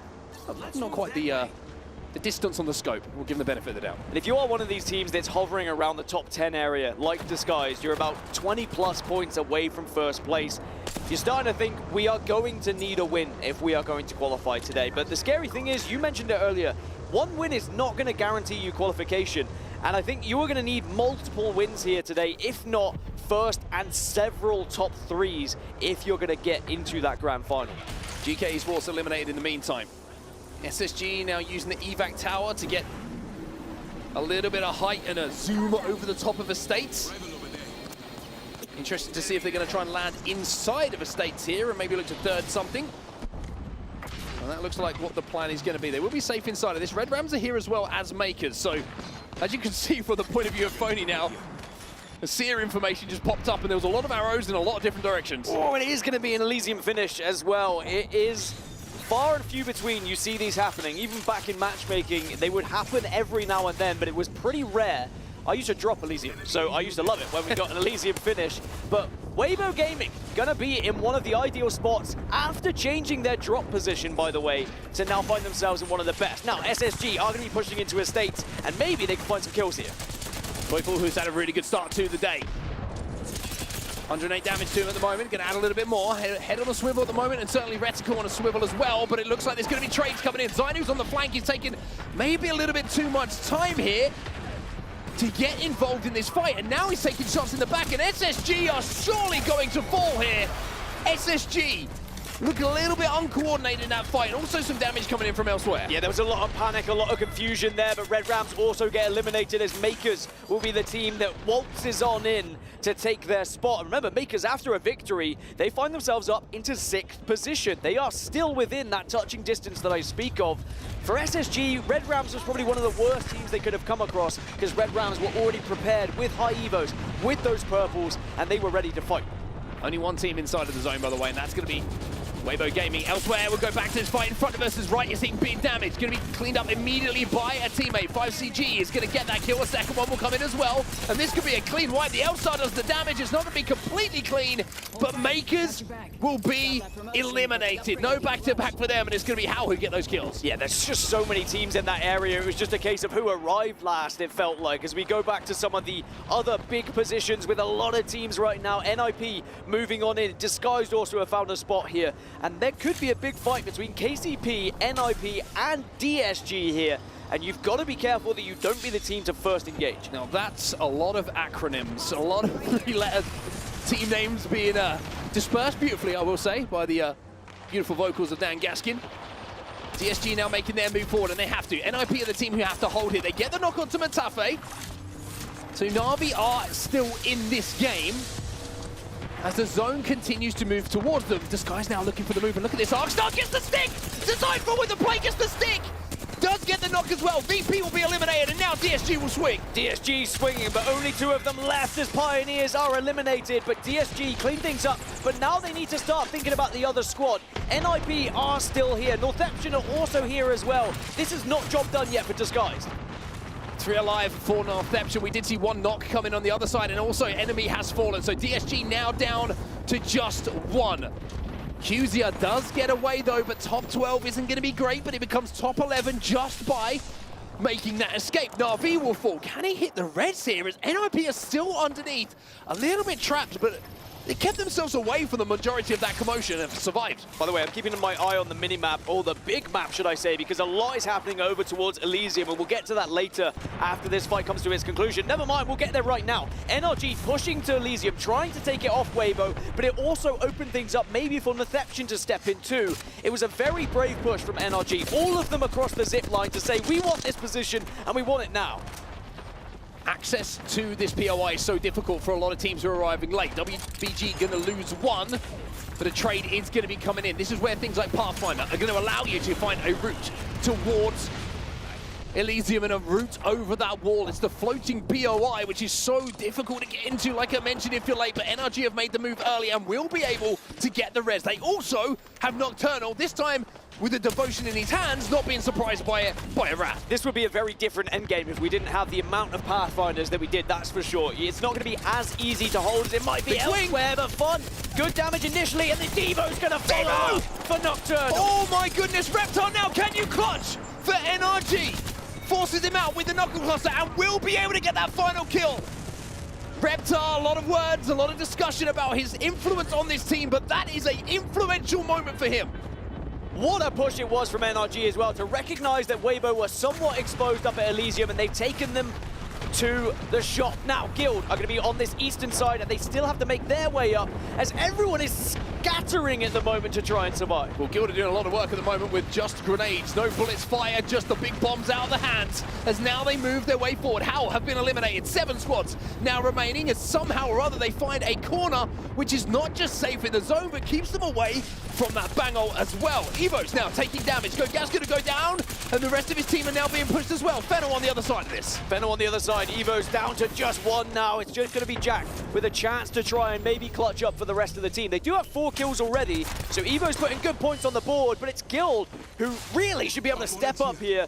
They have all 3 players. They can surround whoever they want to push. Guild just on those blues though, and they're going to hope to get those up to purple, but you haven't been able to put out a huge amount of damage so far in this game. It was more about holding down those donuts, holding down the portal end for the majority of this game, but now they have to try and find a way to win these fights, even when they're going to be down shield. I do want to go back to a listening from Guild where they said, I don't know where this is going, and someone said, I think it's going over towards Elysium, and they were like, do you think so? And he's like, I'm not sure. Should have trusted your gut, and you would have been there, and you would have been one of the best positions, but you are still in the top 7, and for Guild, they're still in first place, 52 points right now. Captain Hindsight has arrived on the broadcast. I think this one's going to Elysium. You should have gone to Elysium. It happens. We've all been there.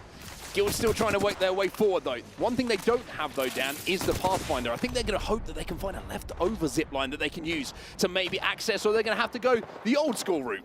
Look at this top down that we just saw as well. NRG, the only team in Elysium as a full squad, but NIP have a player there. Disguised have a couple of players there as well. So it is not going to be an easy hold for NRG. There's going to be a lot of players joining them shortly. And Disguised do have this height to work with, but you are somewhat exposed here. And they've let themselves be known, but they do have the head glitches. As NIP, they will be eliminated. Nasky was found. MT's just been ripped off of this evac tower, by the way, on his way up by a charged up Sentinel, and it might have actually been a combination. And what a combination of weapons it is for Nocturnal right now. He's got a Devo, he's got a Kraber. NRG have a huge opportunity, but one's gone down. Guild Esports starting to get involved. It's going to be a 1-1 trade, but there is a devotion here for Nocturnal to work with. They need to use this shield, though, just to allow them to reposition. But now is there a dance? No. Guild eliminated. NRG hold off the first team that tries to challenge them here at Elysium. Fun was not finished as well, so they can get the Pathfinder back on his feet, and NRG will continue in this endgame as a 3. Northeption, speaking of 3s, are up on the ledge overlooking all of this action, and they've just got a knock onto Designful as well. DSG down to 1. That one push from Guild, though, it has opened things up for the likes of Northeption, the likes of Fennel to find a position here in Elysium to work with, and it's not as now easy for NRG to hold this. They weren't able to get into a kind of commanding space, but Northeption, they say, we want to finish off these kills that we found. Crazy knows there's one player alive here, doesn't want to over-challenge, but he gets shot in the back now, he gets shot in the back, and Fennel come back to have something to say about this endgame. Yuka will gonna get 1 though, as Northeption still are as a 3. Disguise an enemy down to just 1, but look at the kill feed. Nocturnal starting to go to work with that Kramer now. Enemy has no meds either, by the way. Doesn't have a bat to work with, no med kit, not even anything to try and get him back up. He would love to get this finished so he can maybe get any sort of shield swap. Gonna go for that shield swap and should be able to get it. NRG now with an opportunity to not only win this game, but do it with huge KP on the board as well. Nocturnal has to be the player to watch here with that Kraber-Devo combination. Devo combination. A lot of bullets to work with still for him. Disguise is gone. Chance for NRG to get back into the conversation. 13th place at the moment, 22 points, but a win here and they would be back up into that top 10, further maybe even into the top 5. But they still have to worry about Fennel, about Northeption, but they have taken damage. They are both originally 2s. And Northeption need to now do something, but they're not going to be able to do it when Nocturnal's having shots like that. Ripping heads is Nocturnal. Still lots of ammo to play with here. What have you got, Noc? Can you set us up for a grandstand finish with a big shot? It's 140 more. It's another kill. Fennel eliminated. And now it's time for the Devo to have a go. Nocturnal is taking over this game here. And now it's just a matter of putting the final piece of the puzzle into the equation. They've held this spot for so long on set. No scope, no problem. He can't quite hit it himself, but NRG will claim the win here on Olympus. And Nocturnal just went a little bit crazy in that endgame. NRG back into the conversation and back with a chance of getting to the grand finals here. We're officially at the halfway mark. We've had 5 matches on the board. And boy, did NRG need that victory. It was a very tough zone to call initially. No one really knew where to go. I thought Weibo were going to have it because they stumbled upon Elysium right at the start of the game. But NRG, what happened on the minimap? I was watching it. Weibo actually committed to a fight outside of Elysium, and as soon as one player was exposed, NRG utilized the grapple. They got themselves up on that zip line and took Elysium off of Weibo Gaming, and from that point onwards, it was the NRG show. Also helps when you have the combo of the Devo and the Kraber in the hands of a player who knows how to use it. But I also want to give a shout out to Reptar. That clutch that he made in the 1v1 when they entered Elysium and they were fighting on one of those sides, if he doesn't win that, then this is a very different looking game for NRG. There's always a lot of trust I have in a player when they're playing Fuse in a 1v1 because that knuckle cluster comes down and then it forces the player out from behind the shield. Well, as we take a look here at some of the highlights of this game, a lot of it is going to belong to Nocturnal. NRG get the win on Olympus. When we get back, we've got more Apex Legends for you.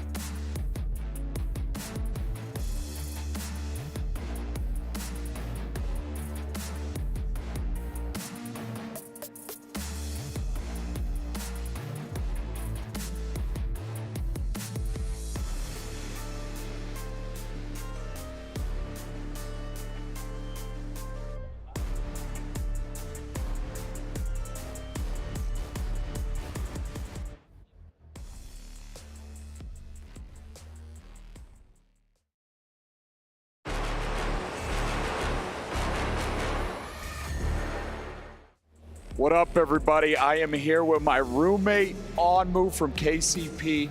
I got to talk about game one a little bit, all right? Deeds and Gent went down when Crazy Raccoon pushed you guys, and you somehow ratted to a third place, almost 1v3'd to get a second. What was going through your mind at that moment? I mean, looking back at it, I just wish I hit my last hemlock shots, to be honest with you, but I mean, almost only counts with horseshoes and hand grenades, you know? But it was absolutely disgusting, and I wish we got the POV of yours on the broadcast, but maybe next time. Maybe they'll replay it. Didn't win it, doesn't matter. Spoken like a true winner. So, going from the LAN and Esports World Cup, a lot of last-minute tickets booked, right? What is it about playing against your backs on the walls that just makes you guys play so well? We're just more locked in. You saw it in regionals. We had like probably a 99% chance to make it, and we just weren't focused playing in it. Just when our backs against the wall, we're just a little bit more locked in. We're commenting a lot more. We're shooting better. It's just, I don't know, it's our environment. All right, well, 5 more games. Lock it in. I want to see you in the finals. Best of luck, man. And then now we have my boy NRG Fun. Absolutely insane dub that you guys just got off. I think it was 11 kills. But I don't know if you remember this or not. 4 years ago, we were playing ranked, all right? And you pulled a 1v6. And I told you the sky's the limit for you. You're going to go far. You had 3 viewers at the time, and now you're a big streamer. You're signed to NRG. You're in Saudi Arabia playing for a $2 million tournament. Tell us about the journey. Dude, I'm just happy to be here, honestly, but it's been a grind. Been playing since day one, 5 years of nonstop playing. Just every day's going. Well, a lot of accomplishments, but you still haven't got a LAN win. What would it mean to you to be the first ever Esports World Cup Apex Legends champion? Dude, it'd mean a lot to me, but it'd mean even more to Hod, honestly. Do it for the old man. Hod deserves it, man. Hod Sick, if you guys don't know, is the coach for NRG. The guy is the man, one of the greatest people in the world.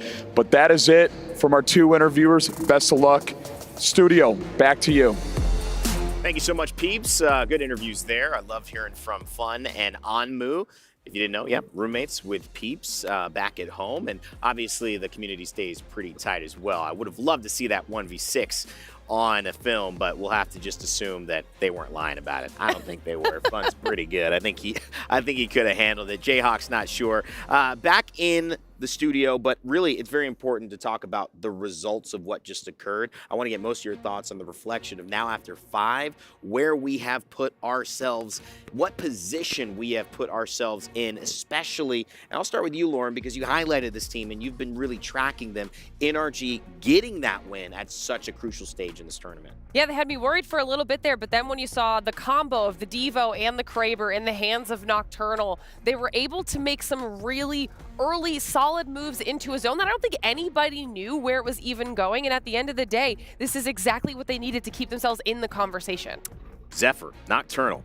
I mean, I think those Kraber shots spoke for themselves. Talk about him stepping up. Such an emotional player we've seen on the downsides, but when it's up, it's really up.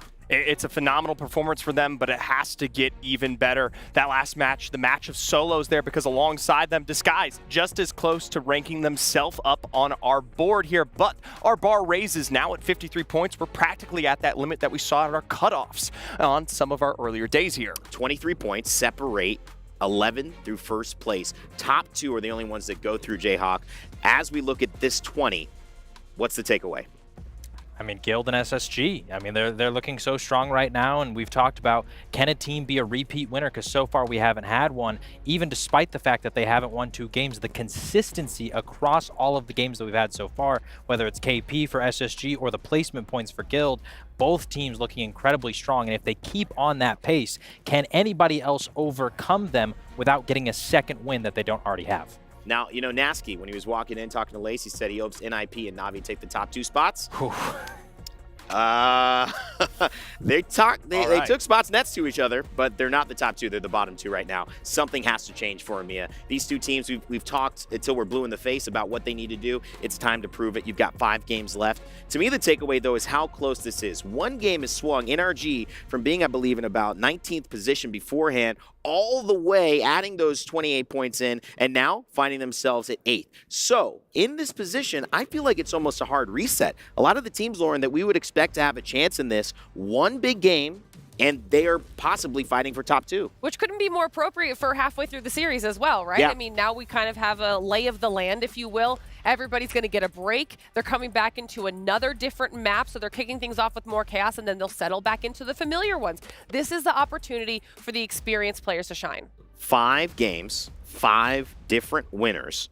This is getting exciting, especially since we now have a new map to go to. You've been voting for it. You voted for Olympus before. This one was tight. It was almost Broken Moon, but Kings Canyon pulled away at the very end, over 7,000 total votes, and just 200 votes separated Kings Canyon and Broken Moon. Ben, for a map and a tournament that's got $2 million on the line, that's close. That could change the fate of everything.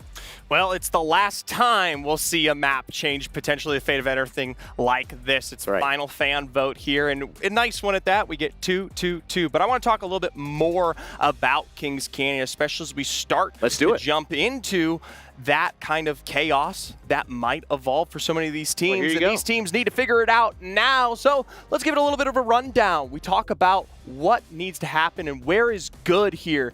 I want to point out something most important on this map. As I've reiterated, this river, all the way through that backwards S, all the way down here, everything to the right, absolutely phenomenal just in terms of early macro position and decision making. Getting through the chokes is hard, but it's even harder when you're getting through the low ground.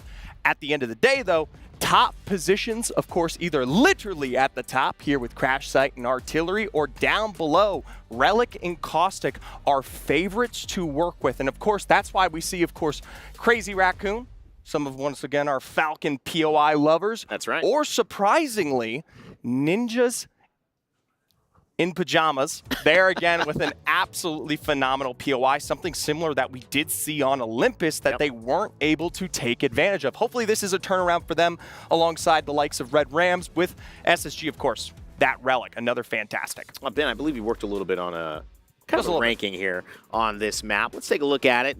For those who love tier lists, I like making tier lists every season, whether it comes to characters or weapons. I haven't made a map one.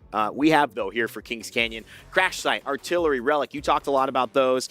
Gauntlet, Runoff, and Forest on the bottom tier as well. And Ben, walk me through kind of some of the interesting points about this tier list before we jump into game and actually look at the teams that are landing in. Yeah, it's a little bit kind of what Lauren was talking about back on Olympus, the fact that we have a lot of those resources, most notably some of those charge towers that also come into play here with the lack of rotations. No more tridents, no more zip rails. Still, though, we have to acknowledge the rotations more than anything and the length and distance, and most importantly, the lack of loot. Loot density on Kings Canyon can be atrocious on some of these POIs, and that's why we go down to the D and F tiers. Forest, Gauntlet, Runoff, Market, Map from Bunker, Repulsor. That can be incredibly hard to play from if you don't get either a combo, like we see with Map Room and Repulsor sometimes, or potentially a great pull in your region. You know, Jay, what's the thought process here as well? I mean, anything you want to highlight, and also, is there a particular team that you're either excited about where they've got in this map or a little worried about? I'm looking at Crazy Raccoon because, like you said, they're getting Crash Site, one of the best POIs, if not the best POI on this map. And obviously, they've had some really strong ones throughout the whole series so far. But on this map specifically, Crash Site giving them tons of loot over on the north side of the map. And if it does pull there, like you said, it's going to be very beneficial. If it doesn't, then all that loot, they can spend their time getting to red armor as they come down to the bottom of the map and try and fight. We saw Falcons on Kings Canyon win their one game that they played here. Can Crazy Raccoon bounce back? Because they won that first game, a little bit slow ever since. So can they get back in the driver's seat like Falcons did on Kings Canyon? Do you agree? You're looking at me funny. I agree with you there. One small point. We haven't highlighted these two teams enough today. Fennel and North Eption have shown up and are very close towards the top and have excellent POIs to work with containment and capacitor. Lauren, consistency, how much of it should we be considering? Because they have been consistent. Northampton's been slowly but surely creeping, staying in the ballpark, but you've got to get a big win. I mean, I don't think you can get top 2 without that big performance. Which literally also carries over into the match point discussion as well, right? You can be as consistent as possible and get all of those points on the board. You can literally be the point leader, which we've seen happen at some lands, and then not win the overall thing because you don't close out that win. You can't get that final victory. So with how even the standings are right now, I'm loving the consistency, but I want to see the consistent wins like we saw out of Falcons to get us a true victor. And I want to say, too, what we just saw from NRG, going from kind of the teens, all of a sudden launching up, getting that big win. You just talked about how good Caustic treatment is. Red Rams, another APAC North team, they're getting that POI. Could they have an NRG-like performance? Well, you know, this is just getting to kind of the quote that I think Anmu said perfectly. Almost only counts in horseshoes and hand grenades. And in Apex Legends, almost does not get you anywhere, especially when we are on our last chance. Day 3 of EWC. $2 million really at stake tomorrow. The lion's share of that prize. But only the top 2 teams will get there. Currently, it is Guild Esports and SSG, both finding wins. Fennel, Northampton have not found wins, and they find themselves just out of there. So it furthers the point that Lauren was making, that when you get to a position where it's all on the line, somehow you have to put yourself in first. You cannot be thirds and fourths and make it in this bracket. Normally, our pro league, that's going to be okay. Not here, because only 2 make it to the end of the day. Let's get some very quick predictions. Halfway point, you said TSM before, Crazy Raccoon, NRG. Are you changing that or sticking with it? I'm sticking with it. Okay. I still have faith. Okay, still have faith, Crazy Raccoon. I'm hoping this was a snowball. I'm sticking with NRG. Man, if I had asked you a game earlier, would you have said that? Maybe not. No, I'm not gonna lie. I wouldn't have. Well, you know what? I'm gonna add that second team that I think could make a move here. I do think Northampton could make a move. I like it. I have a little bit of that. So TSM Northampton for me. Let's get it going, because 5 more games and Kings Canyon takes the stage. Thank you so much, Rain Day. Kings Canyon. You guys have voted, and Kings Canyon is going to be our next map. I cannot wait. And I love the conversation that Rain Day was leading into, Gino. You know, still sticking with Northampton, TSM. I have to say, my team that I was looking at today was TSM, and I feel like maybe starting things off, you know, kind of back and forth, but still consistently within that top 3, trying to find their footing. Hey, maybe this is that middle point where they can actually start kicking things up. But man, Guild Esports has just really been on another level. You were highlighting them earlier on in the day. Yeah, I was. It's been a change-up, of course. We talked about that. MT coming in, new IGL, but the same frag is behind him. Jesco and Legacy have been some of the best up-and-comers from APAC South. Of course, they got 12th in Split 1 playoffs as Serenity, and all of a sudden, they are a team who is challenging the best in the world. So some might have been surprised that they didn't make it through into those top 9s who were going through from the group stage here at EWC.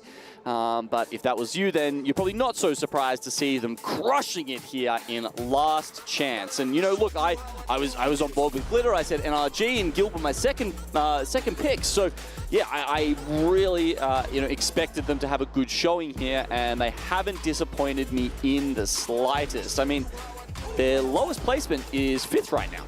Incredible.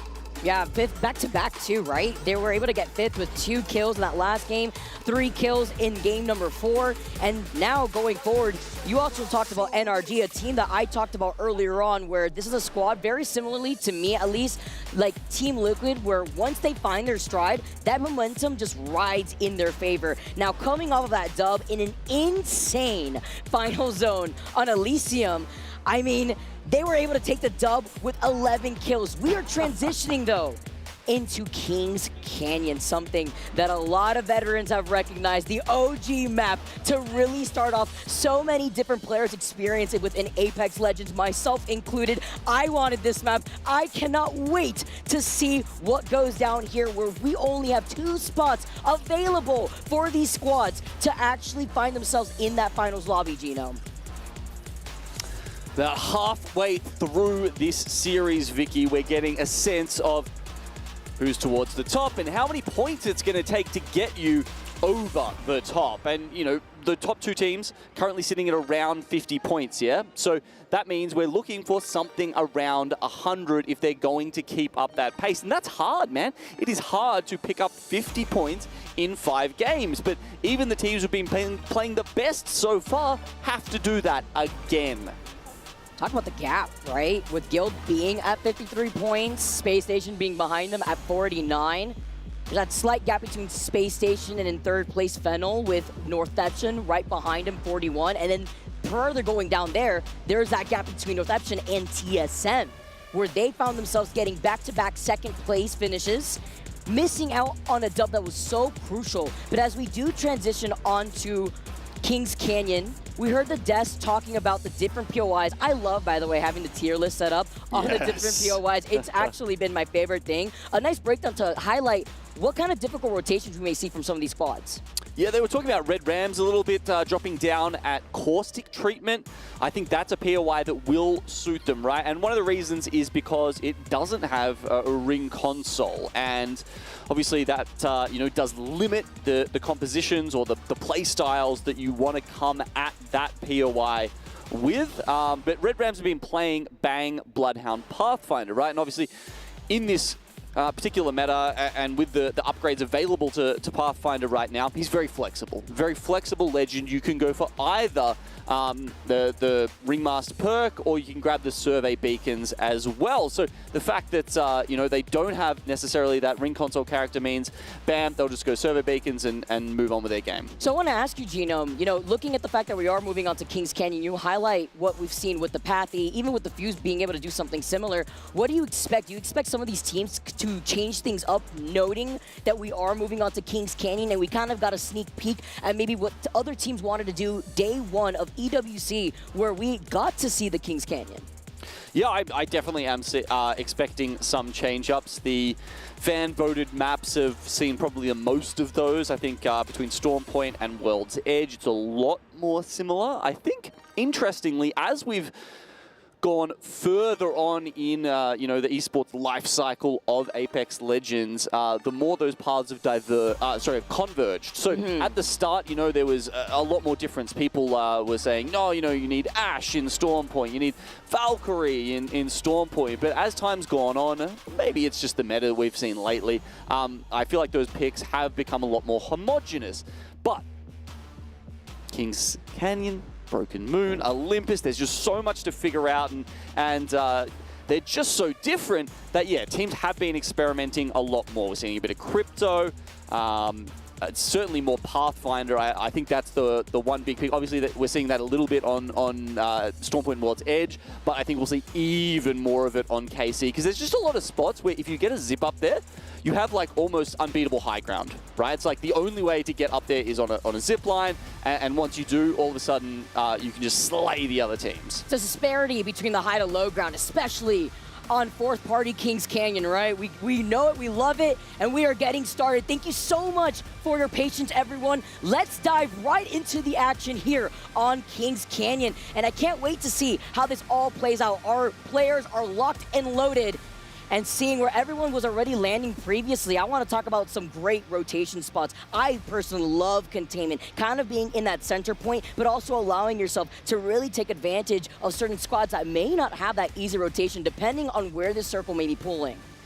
Oh, okay. Spicy picks abound. 2 Revenant picks on the map. Ty, as well as GK Esports, going for the Revenant, but with completely different backups. You've got Bloodhound and Bang on GK, and then you've got Pathfinder and Crypto on Ty. Feeling risky, aren't we? Okay. We know that a lot of our teams here have been able to scrim, practice what they feel comfortable when it comes to the possibility of maybe playing on Kings Canyon. Thanks to you guys at home for voting on this map. But it is also nice to note that we have basically a 99% Bangalore pick rate. There's only one team that isn't running the Bangalore, and it's Ty with the Crypto, Pathfinder, and Revenant. One of the first times in this entire tournament we've seen any team not run Bangalore. Yeah, it's a good one to point out, and very interesting to see how they will go. Considering they're down in 18th at the moment, Vicky, you've got to remember, they have to try something, right? I think that's why we're seeing teams like Na'Vi pick up Horizon, because they realize that down in 20th spot, it's like 20 bombs every game or go home, basically. So you may as well try something. They're leaning into the fragging side. You can't get there with just placement or playing safely now. You have to get in the other team's faces. You have to frag out, because let's be honest, right? Not even trying to be nice here. You're in game 6. You got 4 more games after this one to really kick things off, and you're finding yourself with only 8 points. I mean, at that point, it's either you just frag out the whole map, or you just grief other teams that you don't want to see find that success who may be playing on that cusp. Well, we see DSG utilizing the scan from the map room here. Now, of course, DSG, they're running recon characters anyway. I mean, they've got the Seer. That means Pathfinder is most likely going to be picking up the Ringmaster perk. Obviously, no reason to double up on the, the survey beacons. But they don't need it at the start, because they have the map room that just allows them that information regardless. I mean, they could pop up and grab another one at Repulsor and start working their way up with the Evo. Meanwhile, Weibo Gaming choose not to contest Disguised, as they were threatening to on every single map basically coming into today. Where's that energy? What's going on here? Although, when you're sitting in 17 with 15 points, I don't blame them. Time is of the essence, like we already highlighted before. So just playing it safe, getting out of Disguised rotation too. They're actually going to be playing on the hilltop, exiting out of that POI that has a survey beacon, but this circle, I have to highlight, is pulling in between labs and maybe even that northern side closer to Capacitor that leads into that right choke of Swamps. A lot of teams have already gone ahead with this rotate after being able to scan a ring console like in Capacitor, or even leaving artillery very quickly, and IP already starting off very strong here. Asia's a demon, an absolute fragger in APAC South. Looks more like a kitten than a tiger when it comes to land this time around. And look, Makers are in 9th right now off the back of a few strong performances, but it's been mixed up with a couple of very early exits. Pretty much every game we've cast, Vicky, they've gone down so early, and unfortunately, a top 10 is not good enough here. They have to be so much better than that if they want to catapult themselves up into that top 2. Literally, like 15th, 19th, 16th. They got first at one game with 11 KP and then went out first here. Pioneers, though, holding that thought in containment, as we highlighted before. You can expect so many teams to actually meet up here, considering that it's a great choke for the spots coming out from the west side as KCP try to run away. Let's see what they're able to do here. They're popping the shield back, but they're playing off the low ground. Let's jump into a listening with KCP. Trying to look above. I got plug. You guys got a one right there for a second. Back that guy. Flash. Turn on. No, he's flash. Oh, he's so weak. Don't get serious. Thanks. No, I hit him flash. One grabbing you. Oh, fuck, man. Taking a trip into Shambolic Town. Are you kidding me, Na'Vi? Come out on top and now claim containment, but looking on the other side, TSM slowly approaching through that bridge choke, but first they have to deal with Esports. TSM on the high ground, however. Multiple avenues ahead of Evos, though. They can go back through the bunker. Considering the amount of damage they're taking from TSM right now, if they do have smokes and options to back away, I'd say that would be the good option, but they do get that first knock. Hold up here. Still early circle, obviously. They can absolutely take this fight and take this damage. They're going to be able to get the res onto Zap. Fafif, though, on the other side is going to be looking at them. Will he try to overcommit while the action up on the high ground here by Repulsor Disguise showing their face, but it's only Disciple. Huge Sentinel shots, though. From the high ground, gets another crack here before repositioning with the grapple. You can see him bouncing in his chair. He was very happy with that Sentinel headshot. Might even buy him the opportunity to revive his teammate here. Can you imagine if the Seer pre-patch would have actually canceled that revive? It would have actually delayed them. So I always see that opportunity, and we see another opportunity with the Sentinel shot. One more, and Design with the Sentinel pops off. He doesn't miss. Disguised eliminating Weibo Gaming down near Repulsor, and that's actually bought a lot of space for them, Vicky. They've now got a very easy walk in through hydro dams and potentially through swamps as well before they start seeing some other teams posted up at labs. Literally the only team that's going to be rotating from that south side through hydro, unless Red Rams wants to take a much more roundabout rotation to avoid Space Station, who will be gatekeeping them by tower, and that's by cage rather, and that's where the ring console's at. So Crazy Raccoons are on the north here, but we've got 3 teams still trying to make their way out of the zone. That's Na'Vi, Evos, and TSM.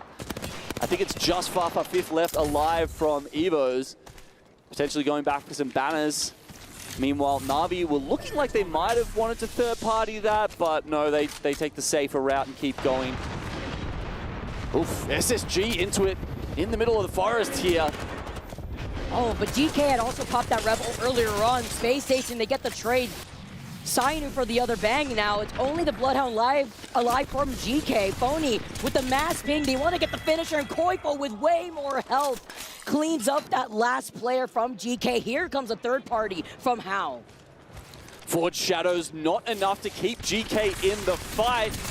And I don't think there was enough time for a reset there. No, not at all. Koipo, a solid performance, getting his team to win that fight, but you know, at what cost? Yeah, and that's a big thing here with Space Station going down rather early. Our second place team with 49 points, while Fennel right behind him with 43 points, have an opportunity here to really make some magic happen, put themselves up in front, because they're also in the next circle from the north side that exits out of Capacitor. Quite a few teams posted up, especially the Watson ones down here in the swamps. If it does end up pulling that way, Watson teams are going to be in a great spot. But hard to know, Vicky. I mean, it's Kings Canyon. We haven't seen these competitive rings quite as much. Let's relocate here. Have the teams, do they have that sort of information? Can they accurately predict it? It's going to be hard to know. NRG, in the northern part, most part of this circle right now, where the 2 circles are touching as well. So, you know, definitely a higher chance that it does pull towards them. And if it does, then that's a very nice high ground to be holding. They've identified a threat behind them in Crazy Raccoon, and there's only a couple of zip lines to get them across this chasm. That's a hard rotate to make. At least with Crazy Raccoon taking this high ground, I mean, Energy must have known this. You can see the zip line set up from the other side, the mother load, allowing Energy perhaps from the other side to actually get that information, because you saw that evac tower, the smoke, so that way it could extend the fuse hole, but also Fennel trying to slowly creep up from behind them. This is an OG spot here.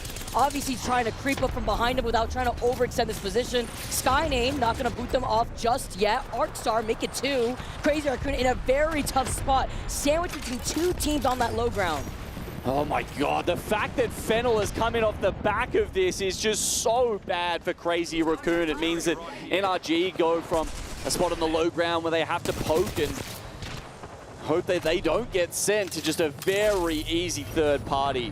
That said, North Ep should have come into this as well. Did NRG give up their building too early? Oh, they got so overzealous. They had moved up and did not look behind them to claim this building, because now this is just free real estate for NIP to just walk up.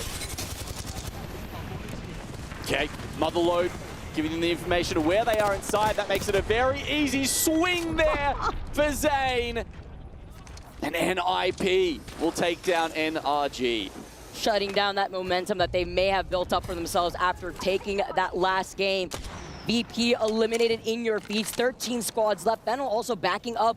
Look at the fence line that they have set up with the Watson right in front of them. The space that they are taking up. Again, they are the only team on that north side, aside from Na'Vi, who probably will commit to rotating uphill, up that ramp, where Fennel will have them in their line of sight. Yeah, you're right. That ramp is going to be so important in these kind of capacitor circles, where some of the buildings inside capacitor, that's where those teams probably from swamps will want to switch over to.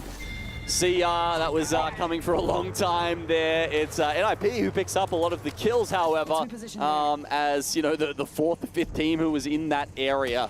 NIP needs this. Serve on a silver platter right when you need it the most, right? They come out on top of another fight. This time, they took out NRG, Crazy Raccoon next. Still have been holding that high ground that you highlighted earlier on, Genome, and it's no exception on the other side of that fence line where they're on that slight low ground. But neither of these teams have this information, right? So they're all hoping that it actually pulls to them. They don't realize they will be funneled through that choke towards Capacitor eventually.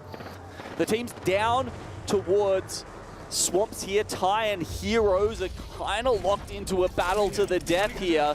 Meanwhile, Guild is looking on, just waiting for a spot to jump in here and grab some KP. By the way, in your feeds right there, TSM, they go out in 12th.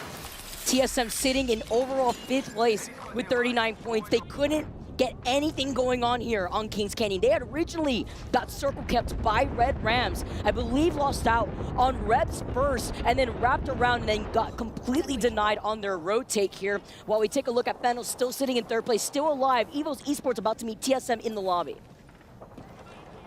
Looks like they finally got a res with Jakku coming back in, or being the last one to go down, but just a few scam placement points for them.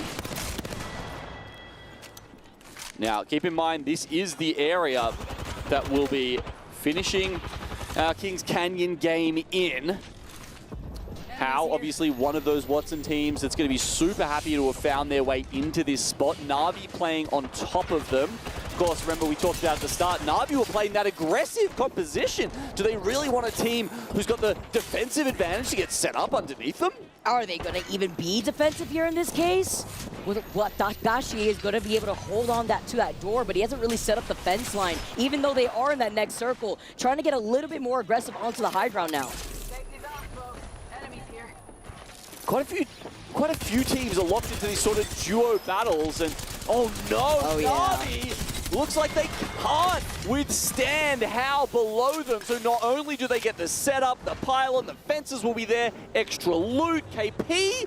This is great for How. Well, Na'Vi as a duo, they were kind of cooking there, but it was just not enough, even though How was so low. By the very end of that fight, they sent Na'Vi back, and now How are the only team on the other side of the capacitor wall, where we had made mention about Fennel, who are sitting on top of the north side, before How would either take an evac tower or wrap around that ramp, before now, see the sky slowly approaching from How's side. They want the same spot too.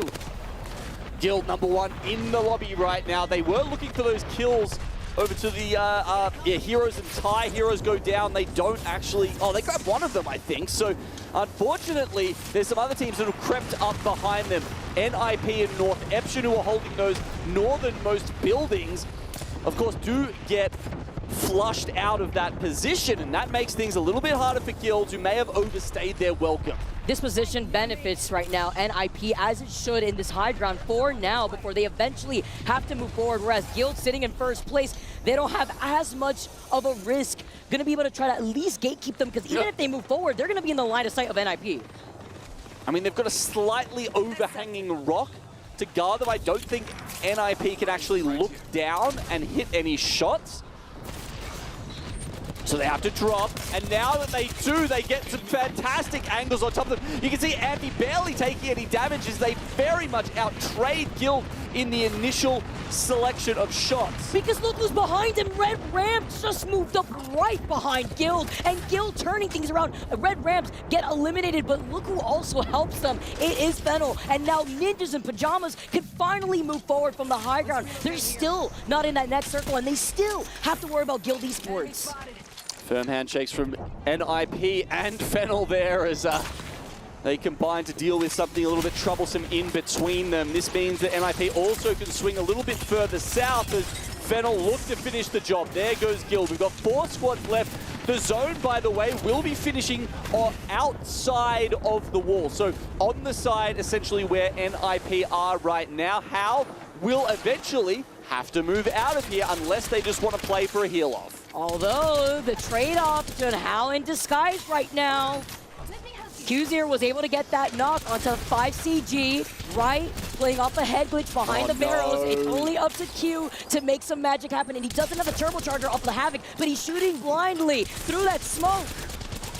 Shield swap? No, it's empty. It's empty. He can't go for the shield swap. He can't clutch. Disguise get eliminated in 4th.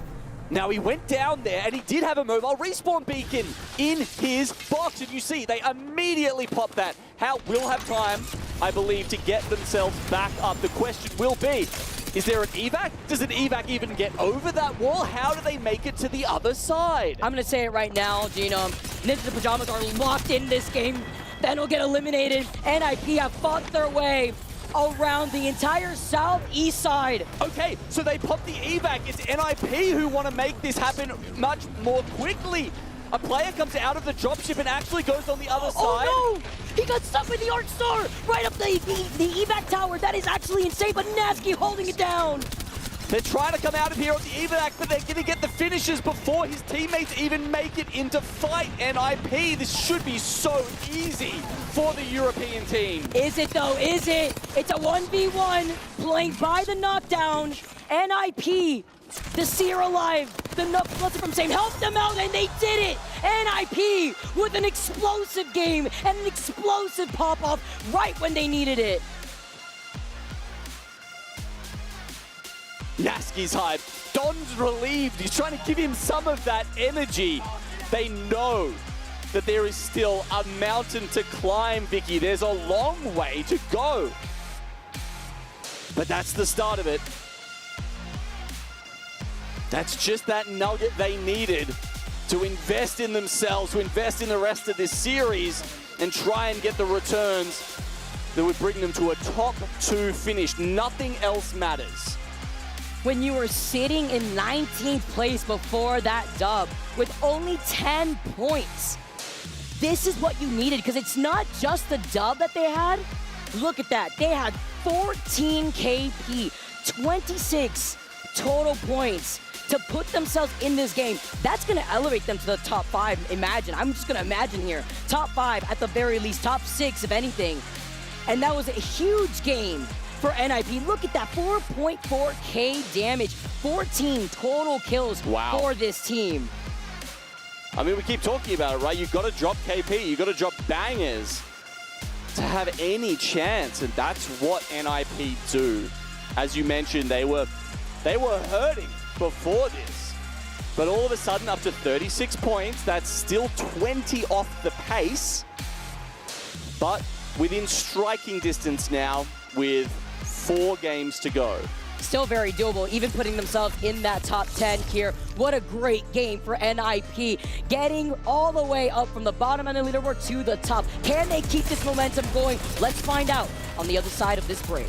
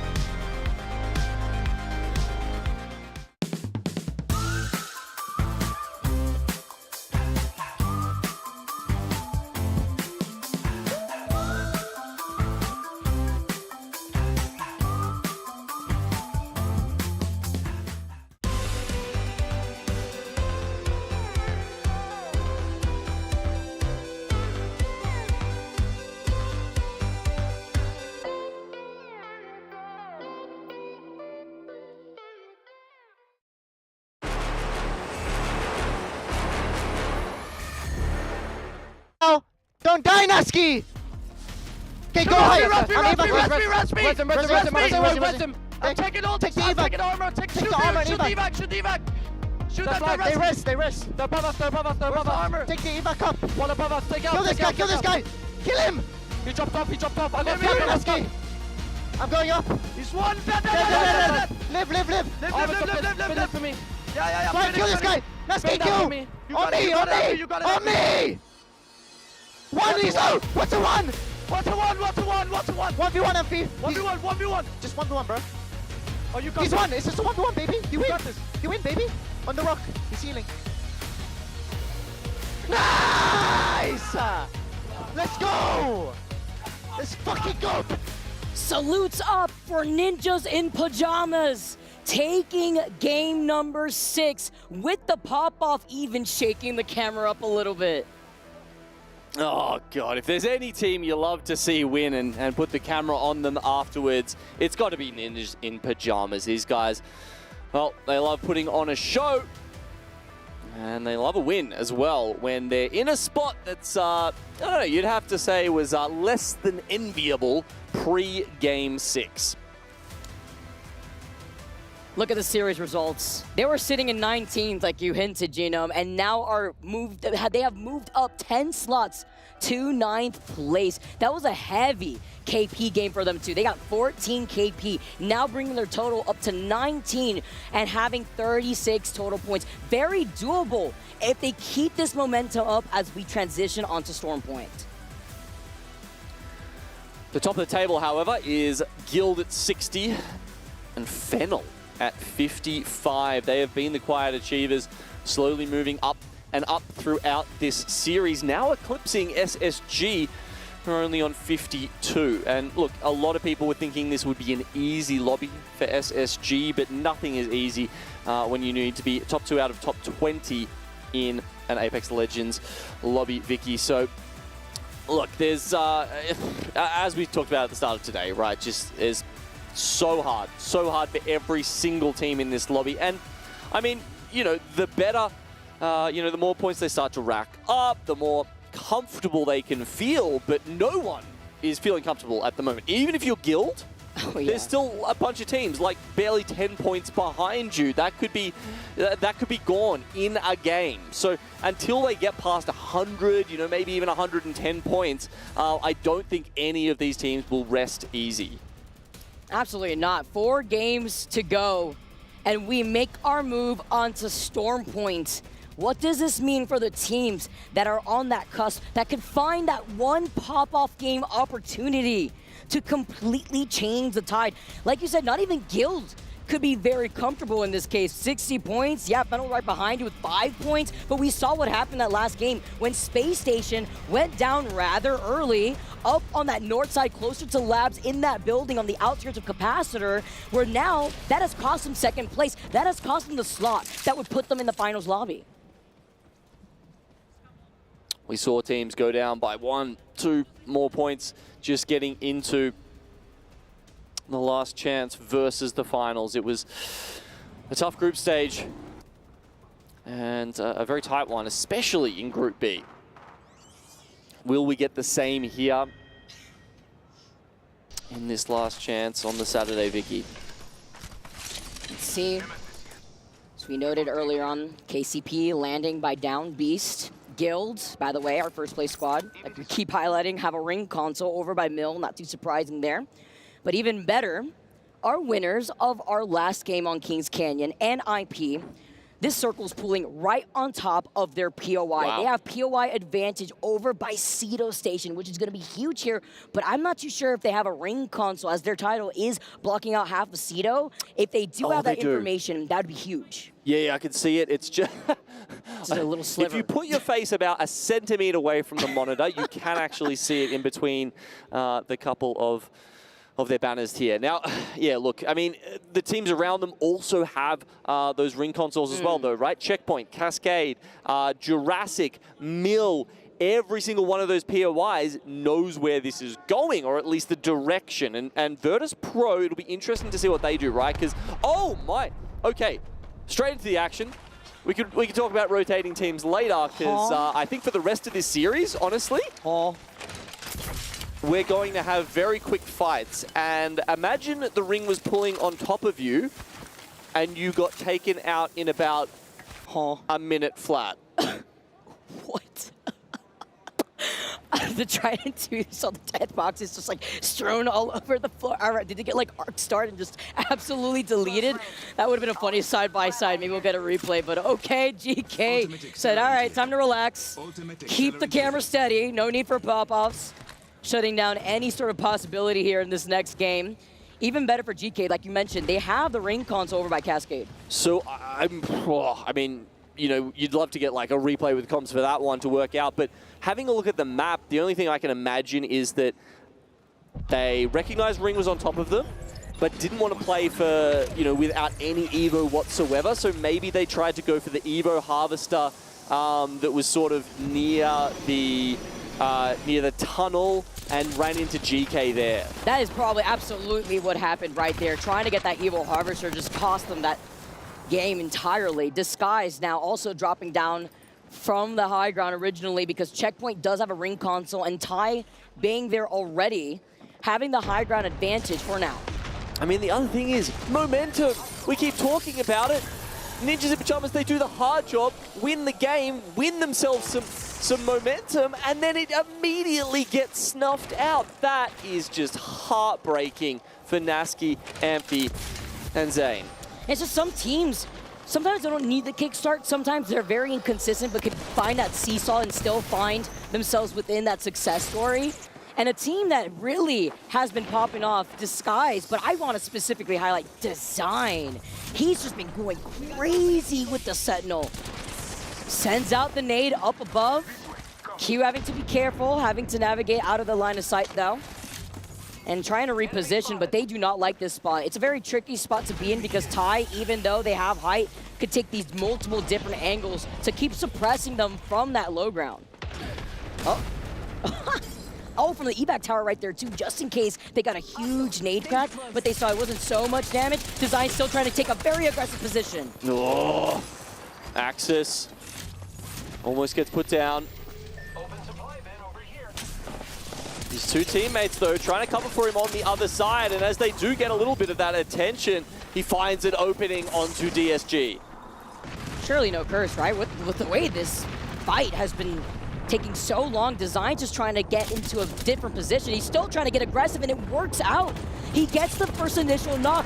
He's popping off here. The Havoc in hand, he drops down, he got slowed down. He does not want to risk being up there when he has little to no cover, right? Nah, stunned like that, pretty much the only option there. Was hoping to maybe find some cover and not have to leave his teammates to it, because it does take a little while to actually get back up onto high ground in Checkpoint, but luckily they've dealt with the other two, so DSG will be fine for now. And I mean, you were perfectly on the money, Vicky. Design actually coming into this game was 4th overall in the lobby for damage at almost 6K. So he's almost averaging 1,000 damage a game. Actually huge here, while TSM sliding down away from another team. Verhulst lost out on his shield. Looking at them is Makers from Command Center, but they're not overextending. What they wanted to do instead is just prevent TSM from getting the ring console that is in Command Center instead. Now TSM may have to opt for that survey beacon. Makers did their job here. Now they'll be able to have that information, see where this next zone is pulling, but maybe a little too late with the amount of teams that have already rotated over by Cito.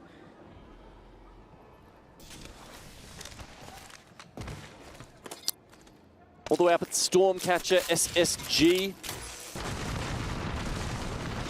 Yeah, they won't have anyone to worry about for a little while, so may as well go down to Pylon and watch the CR versus Na'Vi show. Nice Vangle, though, creating that space. And now CR in so much trouble here. The Rolling Thunder from Metafe really paying off. Na'Vi now from the height, taking a different angle, completely wiping out Crazy Raccoon. 18 squads left now, but a big fight here for Na'Vi to get even more points on the board. Well, they've got nothing to lose, right? I mean, they are so far down the leaderboard right now that, you know, they could take a fight and be like, well, that was the right decision, because if we didn't, there's no way we can make up the points. They needed that desperately, too. At least, you know, isolated fight on top of that. They'll have the Evil Harvester there, nobody around to third party, contest them while they're trying to reset, even though they barely really took damage there. But also, nice to note that it's clearing up their rotation path, where in Jurassic, like you noted earlier, Gino, there was a ring console and survey beacon. Now on the other side, closer to Cascade, NRG involved in a fight. Let's jump into a listen in here with NRG to see what their next plan is. Nothing on roof yet. We just need to get out of here. Come. You have a zip phone for this? Yeah, I do. Might as well just fucking rip it. Someone just took man scan zip. They're behind us. Okay, don't slow you down. Yeah. Yep.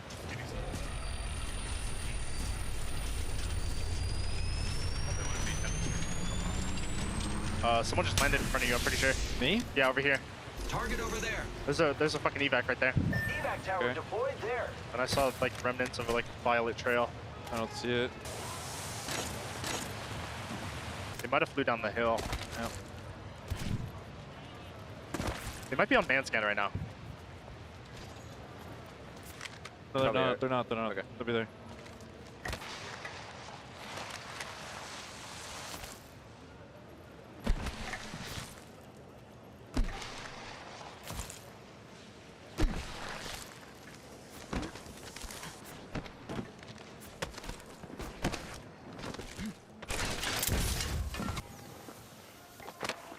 Not necessarily the right read there from NRG. It was Makers. They saw them in the distance. They actually went over to Stormcatcher, not down the hill towards this man scan, as they pointed out. But that means they get it for themselves. So NRG can't be unhappy with that, especially considering their position 10th now, slipping a little bit. It was at a start, or at least, you know, midway through where they managed to grab that win.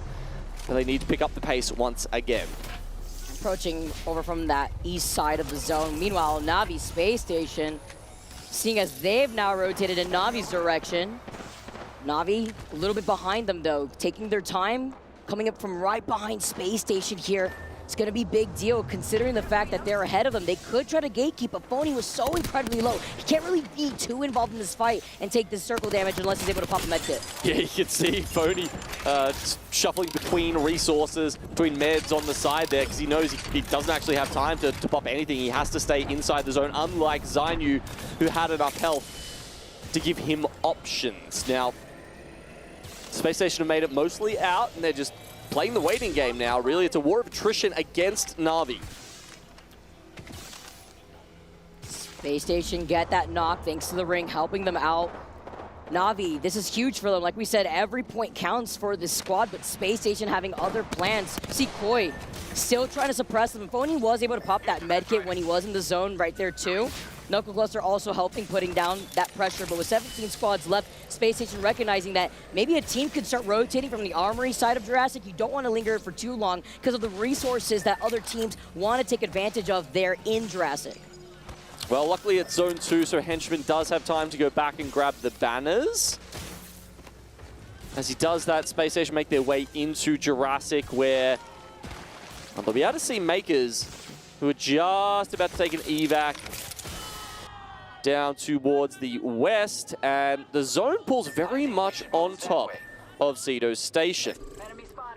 Means Virtus Pro, who is sitting in the southern buildings, is going to be very happy. Guild, who we saw right at the start, took the main building over in Cedo Station, also in a fantastic spot. Wait a bit here, GK creeping up though in that tunnel. TSM was on the other side. See what's going to go on over here, while Disguised also approaching from the outskirts of the zone, leaving out of checkpoint finally. They may actually sandwich GK, depending on if TSM want to see who's there first. Space Station in this replay on how they were able to keep suppressing Na'Vi in the zone. TSM on the right side of this one. GK after taking out NIP so early. Who knows, maybe there's a bit of aura in the ground around them there. They want to stick around that spot. As long as they don't get pinched, right? That's the issue, potentially. Because TSM are looking in at them, and DSG are about to actually pull up on the other side. And as they get the crack onto the pathway of GK, Disguised actually pull in there, and they're going to take the zip line in. All right, getting into this with GK. Let's have a listen in with Disguised. On it. Yeah. Panic. Healing to nades. I'm low. Every. Burning. Charge. One. Nice. Nice. 2v1.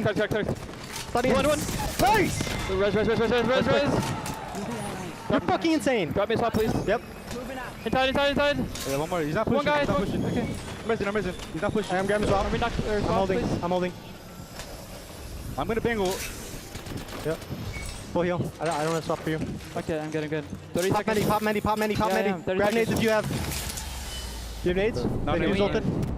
They're gonna get angled. Can we zip across something? No, we're gonna have to go out to the right. We're literally gonna have to go straight out to the right. Good bang ult. I'm trying to get us passive back. I'm about to smoke. See if this pocket's in right here. Are we in? Give me an octo. Are we in anywhere here? I have. We're not in. We have to fight. Yep. We have 90%. I'm about to smoke and we have to aggro. They're wasting all their nades. Yep. On my smoke, we aggro. Yep. I don't have smoke. They can't. Go, swing right. Yeah. Right, Play in the pocket. Follow me. I'm good. We're in right here. Yep. Hold Q. Yep. I'm watching. Take a bet. No batteries. I'm jumping one. Grab any bet. Swing. He's cracked. Take a bet. Here, one, shoot it. On the ring. Come on. He's dead. Dive.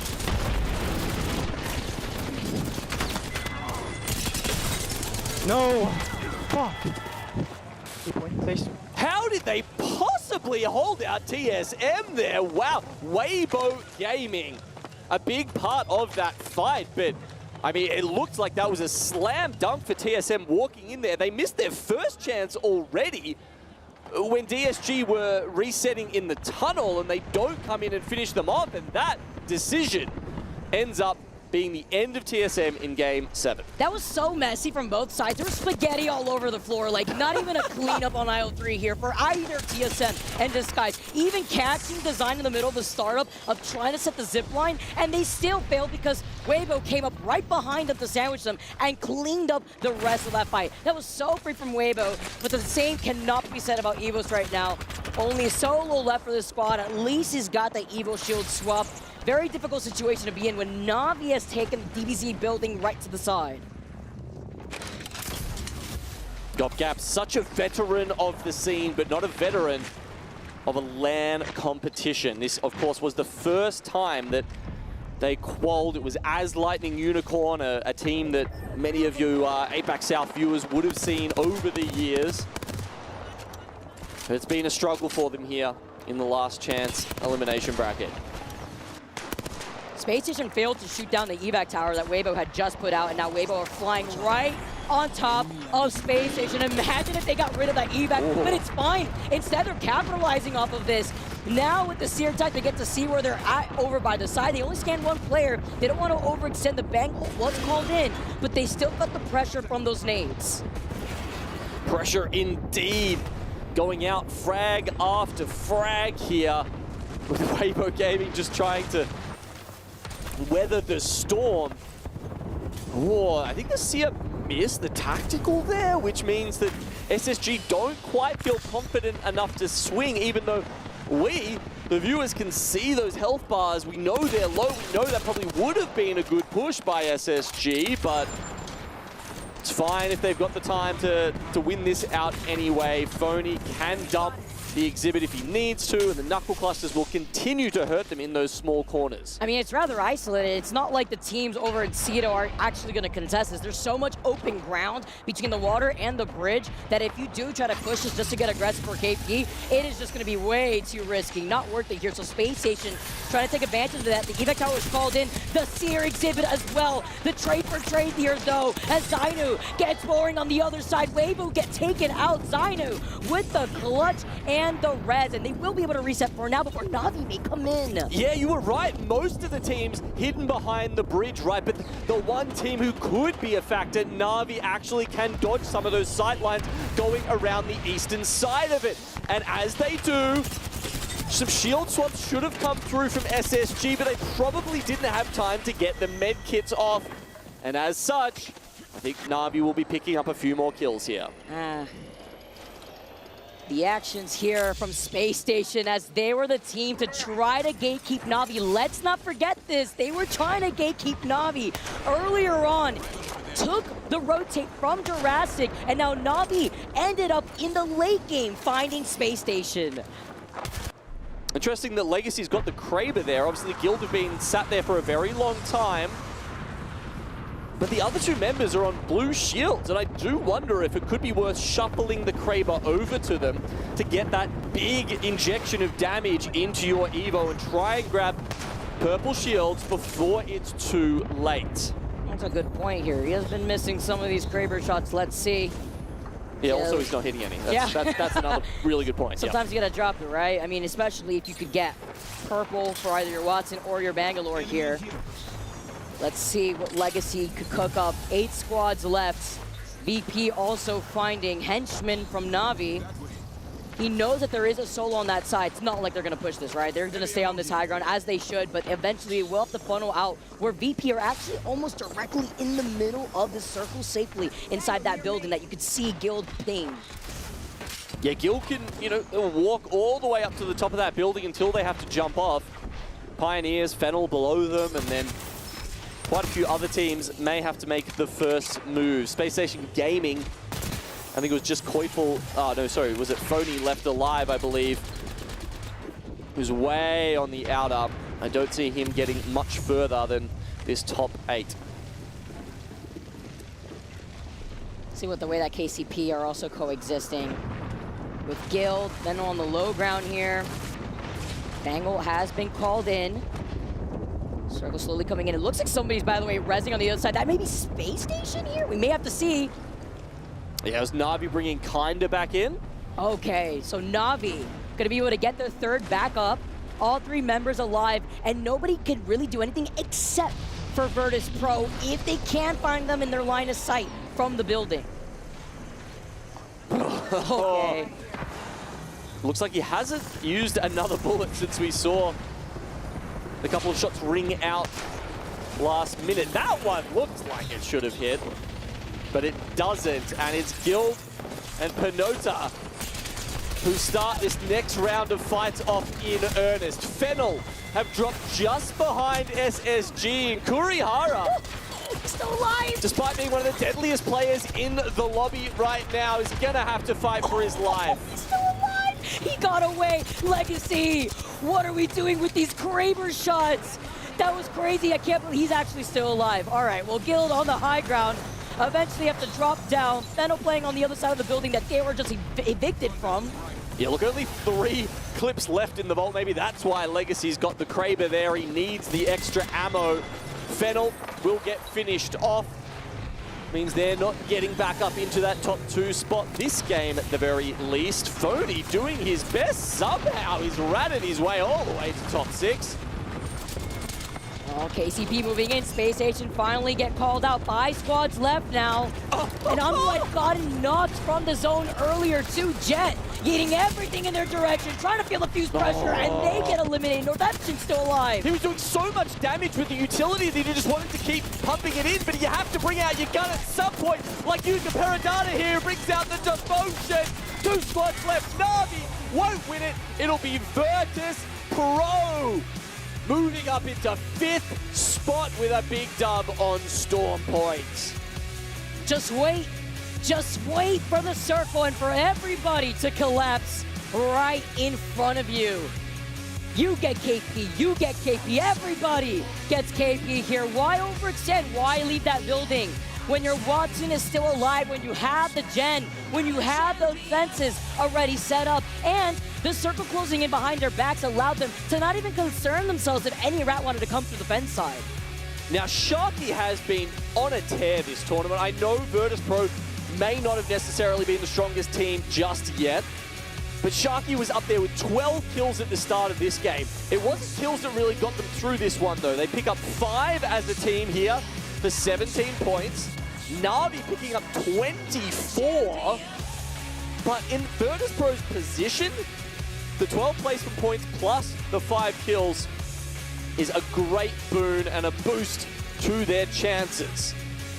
Let's not forget. That puts them up into 5th there, Vicky. It's huge because before that game, they were sitting in 8th place, Genome, and the fact that they also land in Jurassic, where we had highlighted there was a ring console and a survey beacon. They, with their composition, knew that they had to settle into that building as quickly as possible. And even crazier, look at where Crazy Raccoon is sitting on the other side of that page. They had such a strong start. It is actually insane to see how the competition is shaping up. We got even more Apex Legends for you on Stormpoint. Don't go anywhere, because that's coming to you on the other side of this break.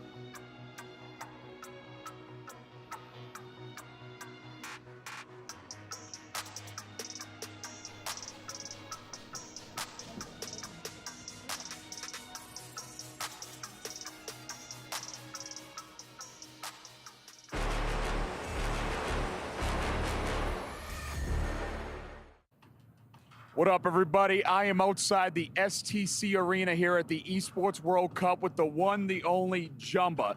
Now, this guy has a great YouTube with a lot of competitive Apex videos. You have a lot of competitive Apex knowledge, all right? So I want your knowledge right now, and I want to ask you your top 2 predictions for today. Who is making it to the finals? Okay, so you know what? I started off before today, I was thinking Crazy Raccoon. They took all of Falcon's POIs. It just makes sense. They were the former LAN winners. If they were going to do it, they were just on the cusp of qualifying yesterday. They had to be the team. Now, what we've seen, SSG's kind of stepped up, maybe taking that spot, but my second pick was actually Guild. They got MT, decorated IGL. They got some great up-and-coming players there, also some solid POIs, and you know what? They're showing out right now where they're sitting in first, and I think that they'll continue that momentum and close it out and get there tomorrow. I mean, they've absolutely been locking in. I will say, I expected SSG. I didn't expect Guild, you know, so big shout out to the boys. MT, again, you know, just coming off of Moist. The thing with Guild is all they needed to do is figure out some fights. Their placement was really good on their first day. They were going toe-to-toe with Falcons in some of those games. So as long as they figured out those fights, which it looks like they're doing today, I was kind of confident in them. Yep. All right, solid 2 predictions for today. What about for tomorrow? Give me your top 5 in the finals lobby tomorrow. $2 million on the line. Esports World Cup Apex Legends champion. Give me your top 5. Okay, so the hottest take that I'm sure no one's heard yet. First place, I got to go with the Falcons. Okay, yeah. But then after, I'd actually go Mizuchi, LG, FaZe, Twisted Minds. Maybe not in that order, but that's my top 5 right there. And this is what I'll tell you. I think a lot of people will be shocked about this take right here, for real. But if anyone's going to take it, I think it will be Mizuchi. You got Waltzy, Timmy, Guild. All 3 of those players have finished top 5 at LAN. Guild has done it 3 times. 2 times he was second place. That guy has tasted victory so many times. There's probably no one that wants it more like him. And Waltzy's been surrounded by some of the top IGLs in the game. Zero, MT, as we mentioned already. A lot of people are skeptical, didn't think he had what it takes. I believe that he's got what it takes, that work ethic, that ability to take it to the next level and close it out for the first time in his career on match point. I mean, he's in a LAN. He's learned a lot, you know, and you can see it shows in the games.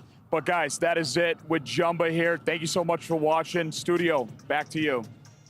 Hey, sorry to disappoint, peeps. It's not the studio, it's just us, but it's been great content here at the Esports World Cup, and it's even better to see how the competition has been shaping up with only 3 games to go. Not many left, Vicky, and we're getting these camera shots of the players on the stage here, and you can see a lot of worried faces, a lot of concern here because they know time is running out. For some of them, time may have already expired. So for anyone who's just jumped in, I don't know, maybe you're somewhere around the world, you've just woken up.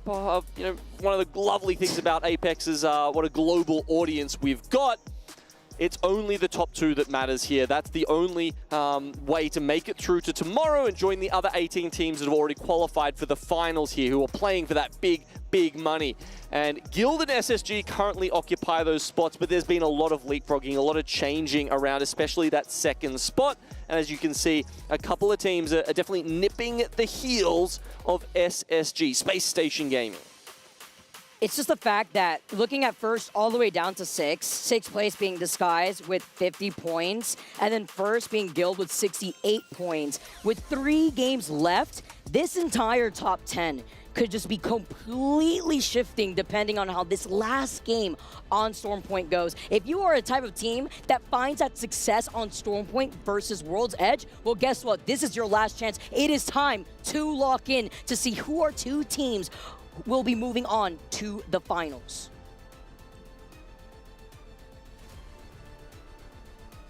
Oh, that music just speaks of the tension in the air here in Riyadh. It's a very, very stressful set of 10 games. I really don't know if we've ever had a LAN situation that's been this hard on the teams, frankly.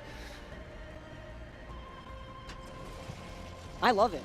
I think this is where the stakes are high. I think this is where it really brings out and highlights consistency, right? This is what really shows what, especially what an IGL can do with the cards that they're given, considering that there are 2 maps that the fans get to choose at home that they have to quickly adjust to, especially knowing where they're standing in the current lobby at that moment, and then following through with making that adjustment onto a map like Stormpoint, like we saw in that last game. Now listen, we're seeing a very similar circle, except it's not pulling directly towards Cedo, perhaps. We have seen it shift in a circle like this, but usually we have also seen the circle pull towards that hilltop, where we currently see that 1 solo member of NIP at, and then even pulling slightly more south, maybe towards that lone building over by Bean. But NIP, you know, they had circle advantage in the last game, completely just gave it away for free to GK when they were trying to get the Evil Harvester. Yeah, you know what's interesting is they've gone south this time. One of the NIP members did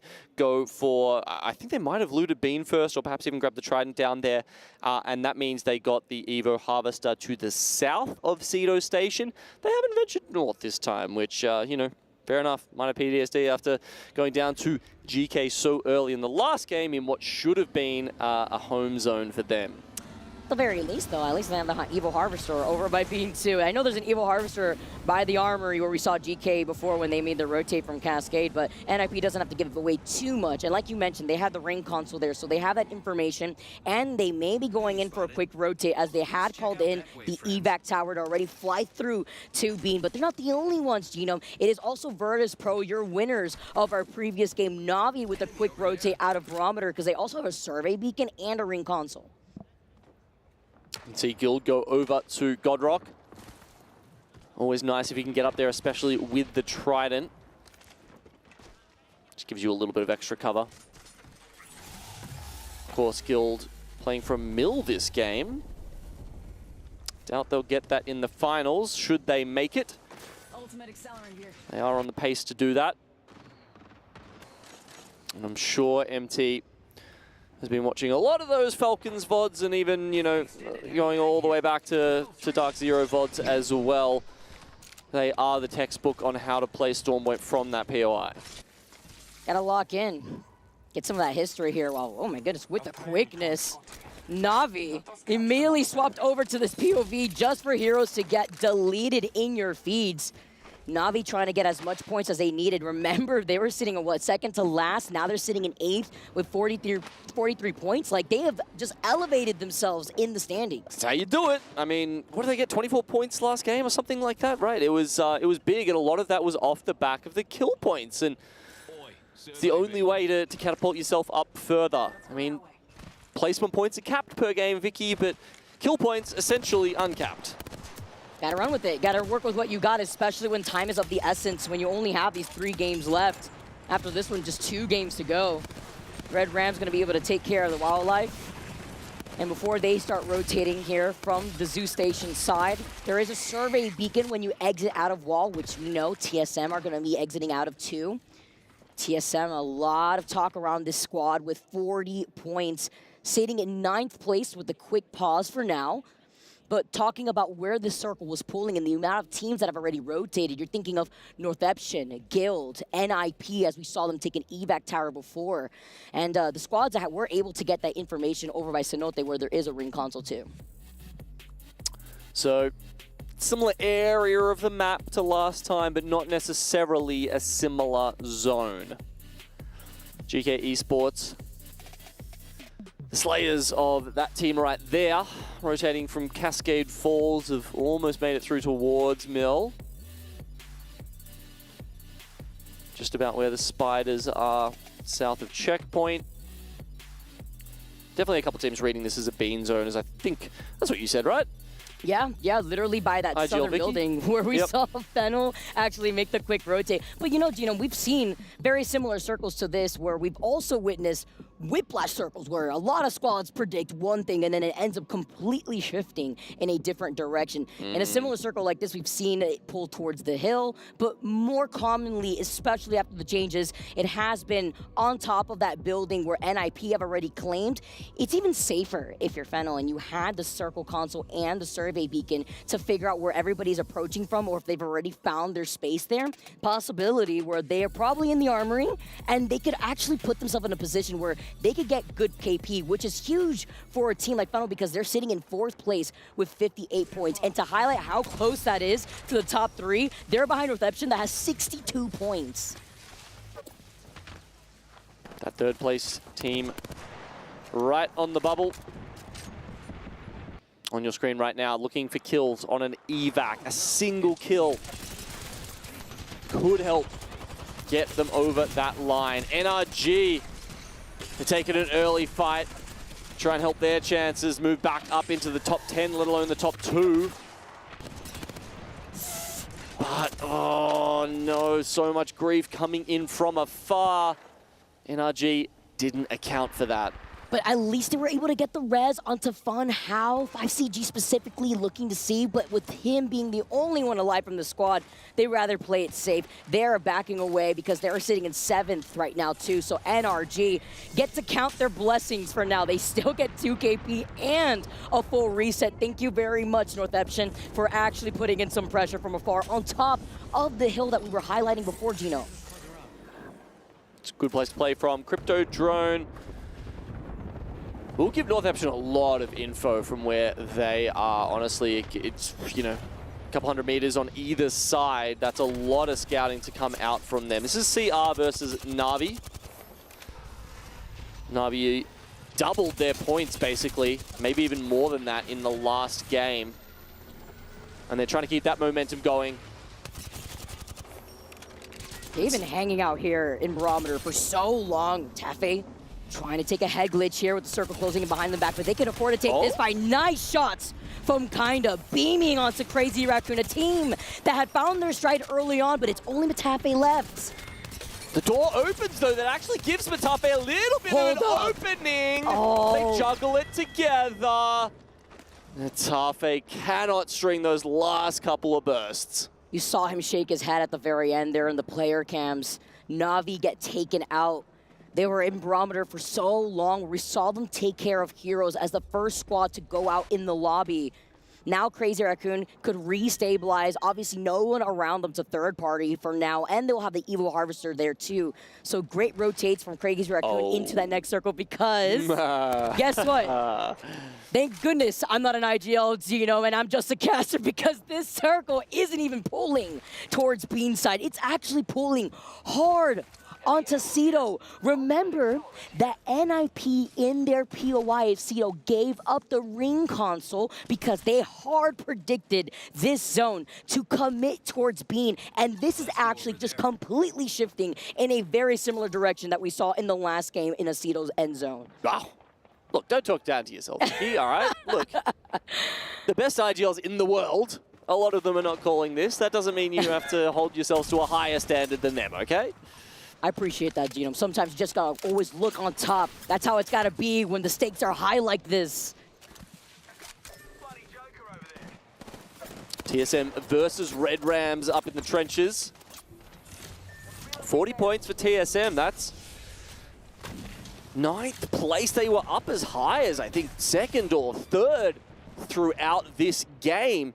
So can they get back up onto the pace? Let's have a listen in with TSM to see how they're feeling.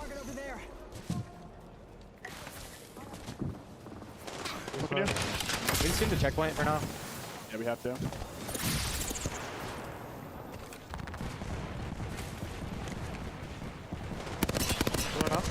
Yep. They're evacing up top. We could probably zip up checkpoint. Yeah, we should. Is that? I don't know if that's. You'll get shot on the back. You'll get shot on the back. I don't even know if that evac was checkpoint. We can do the double evac here and fly over checkpoint. I don't know how to do it. They're doing it. They're trying to do it. They're gonna throw another one. Maybe they just fucked it up. They don't know how to do it. They're doing it right now. They're going up. No, it doesn't work. It doesn't work. It doesn't work. We can do that one though. You wanna try it? Sure. You know how to do it? Yeah. All right. I'll place the first one. Where does the first one go? Just place it like anywhere. We need it. You need to land on this corner here. I'll show you. I'll show you where to. Just let me go first. Look where I land. You're gonna slide off if you don't land where I land. Have to hurry before these things come down us. Watch. As far as land spots, we can land this big building here. We can land this. If you are a team who takes a lot of time in custom games, checkpoint's the POI for you, because there are so many highly technical evac towers that you need to know. Yeah, and there's just a lot of little spots that you can get through. So what you're seeing here, right here, is using one evac to get part of the way up, and then pop another one to get over the wall. Now, last time I saw this, instead of trying to find your way around the mountain, it was a third that was ratting. Very unfortunate, but you know what? You got to make do with what you got here when you're looking at TSM. You heard it in the comms, that next plan, trying to follow right behind Disguise's suit. And they're also going to be able to wrap around from the north side of Cedo just to talk about their pathing. But there is so many teams that will have TSM in their line of sight as KCP take care of GK and claim this northern building exactly close to that spot that we were talking about before. Yeah, I mean, that was a while coming. They'd got that first knock quite some time ago. Now Pioneers do clean that up for an easier rotating towards seat. So they'll probably have to go via the gravity cannon somewhere around that area. Meanwhile, no doubt there'll be quite a few teams from Bean, as you can see, who have predicted the wrong area of the map, unfortunately. And yeah, look, do they go north? Do they go south? I mean, there is actually quite a bit of area that, say, Ninjas in Pyjamas could cut underneath that mountain there and then look to take out Makers and play that spot outside Jurassic. I'm looking at Northampton, NIP, Fennel, and Guild Esports after now seeing that circle shift. NIP in a great rotate, at least to the south side. Yeah, I know why you're laughing as well, because you look at them as soon as a weird circle pull happens, and you just see their little triangles on the map shift like left, right, being like, oh god, where do we go now? They're like, just like looking around in every direction. What do we do? Literally breaking their neck, just be like, and out, and then they immediately just start rotating. It was a very funny look just to look at the direction of what the players were expecting when they saw that circle pull. Happy for Guild, though, as they are on top of that rock. They do have to move eventually, but they don't move without putting in some pressure first onto Fennel, who are on that low ground. And Fennel may not have any other choice but to actually follow the same pathing as NIP, where they'll get gate kept no matter what direction they go in, right? Northampton have taken the northern route, where we saw Ty sitting in originally close to the Evil Harvester. And then, of course, as we mentioned before, NIP are going to be rotating through Spider Caves that exit out of Barometer right there. Triple take with the boosted loader coming in on for empty. One of the big advantages of the triple take, since some of the changes they made to it, is just the ammo efficiency. All right, so if you're running it with like Havoc, something like that, you don't necessarily have a million energy ammo. Triple take can be good to pick up. People would prefer to have the Hemlock, but it will help you manage that economy somewhat. Oh man, but how do you manage getting thirded in this situation when you have the exhibit up for enemy? Last one alive for Disguised. They were popping off before, but TSM trying to find an opportunity. They also have the information from the Seer Tech that is only one alive, hiding behind that knockdown. Zap slides in, Furhos follows up. Furhos still gets knocked from How in the distance, throwing out a nade. That is detrimental here in a case like this, but I don't think they're gonna get pushed on, luckily for them, unless a team in the Cito side actually gives up their building. Yeah, that was from downtown. Hits the three-pointer, and Guild, we mentioned one of those teams that had to move out of Bean. Oh, they found themselves between Northampton and Ty here. The zone, it goes too far, and EMP, a bang ult on top of them. Wow. The lobby wants to bring them back in line. Talking about chaining the slowdown there too, between the EMP, the bang ult. Happy for Legacy. He may not have the Kraber in hand to worry about, but he's got the Graveyard in front of him instead, getting the banners. Doesn't get the shield stop. Hold up here. He may have to opt to actually commit to that at the very least, because Northampton knows that he's right there. Yeah, I mean, it's zone 4, right? Yeah, That's essentially just like continuously pop med kit kind of situation. But Northampton, they went down to kill Ty. Wavo Gaming also in the mix now, and perhaps there's a chance that Legacy gets out of this. I mean, priorities here for Northampton, I guess. Just ignoring Guild and not realizing that they're not finished up just yet. But hey, with Northampton down trying to force their way into this building, great start from Yuka to have gotten that knock with the nade originally. Tyda's going to be able to get that evil shield swap, and they are just closing in the distance as they chase down that last member of Wavo. Northampton, do they realize that one of the Guild members got out? Does the kill feed tell them that? Looks like perhaps. I mean, they've got a crypto drone. If there's a banner in the area, it might be telling them, you know, how many teams and potentially giving them that sort of information. But even without that, they're probably going to grab the scout. I think Legacy might have just shot down the drone, which of course, you know, is a reasonable sort of bit of information that he is sitting there, of course. Look, if Guild Esports, specifically Legacy, could get an evac tower from the grave, maybe we could work up something, because the circle is closing in, and if it wasn't that circle 4 making your eyes water, it definitely will now, as he's forced to move in right behind Northampton, who will be looking to their backs after he shot that crypto drone. Talking about struggles, though, the double blue-white Evo for Fennel. Really not getting involved. Guild do finally get eliminated here. Trying to come up on the zip line, playing off the low ground in the line of sight for Maker. Space Station in the building right above them, though. And Ninjas in Pyjamas are trailing right behind them on the lonely island close to the respawn beacon. 40 points for them. That's currently 30 behind Guild in first place, or 67. SSG in third. 68 is actually that second spot where the teams have to worry about. CR go down. TSM triple reds now. That can give them a little bit of confidence to start bullying the other teams around them. Red Ram, for instance, holding that building that Verhulst, ever the Havoc user, is pointing at. Better late than never, I always say, for TSM. Waking up a little bit on this last game for Stormpoint for game number 8. Can they stay alive, though? Sharing Cedo side while Space Station over to the south side of these buildings. Still holding it down, but everybody here will need to eventually move. I just want to highlight such a similar zone to what we had seen in the last game, except this is pulling much more out into the open, where there's little to no cover to play off of, where a majority of the water is in that final zone. Really, it's the fence line and the buildings to the north side and the fence line where NIP was at that you can really play off that cover. Yeah, remember we saw a lot of this sort of interplay in the last game. We had the way that the circle pulled here was very different, but the end result is not going to be too far from our match 7 end circle. So Makers, very feast or famine so far today, and seems like this match is going to be no different for them. Almost now eliminated by Red Rams. Fennel. Usually a 4th spot on the day would be comfortable, would be celebratory, but suddenly they drop down from 2nd to 4th, could be tournament ending. It's not enough. And meanwhile, the 2nd place team, Northampton, is still alive with 69 points. It's crazy to highlight what these teams need to do. And to put the stakes here, TSM would need to have a banger dub to even be within the consideration of that top 2.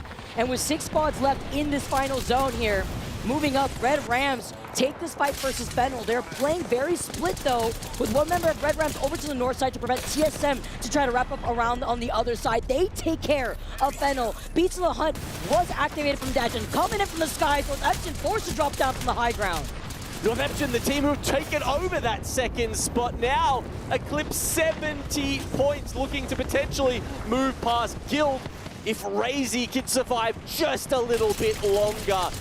NRG, they've also got designs on this game, though, and Northampton will not go any further. Guess what? TSM on the high ground are now taking this fight versus NRG, but they need to do this fast because NIP are looking to third party. TSM in trouble. They cannot get the rest. They need to go for the shields up. They need to hold up NIP. NIP very split at the moment. They're going to just reset free? For free? NIP move around TSM. Can you imagine if they pushed into that building?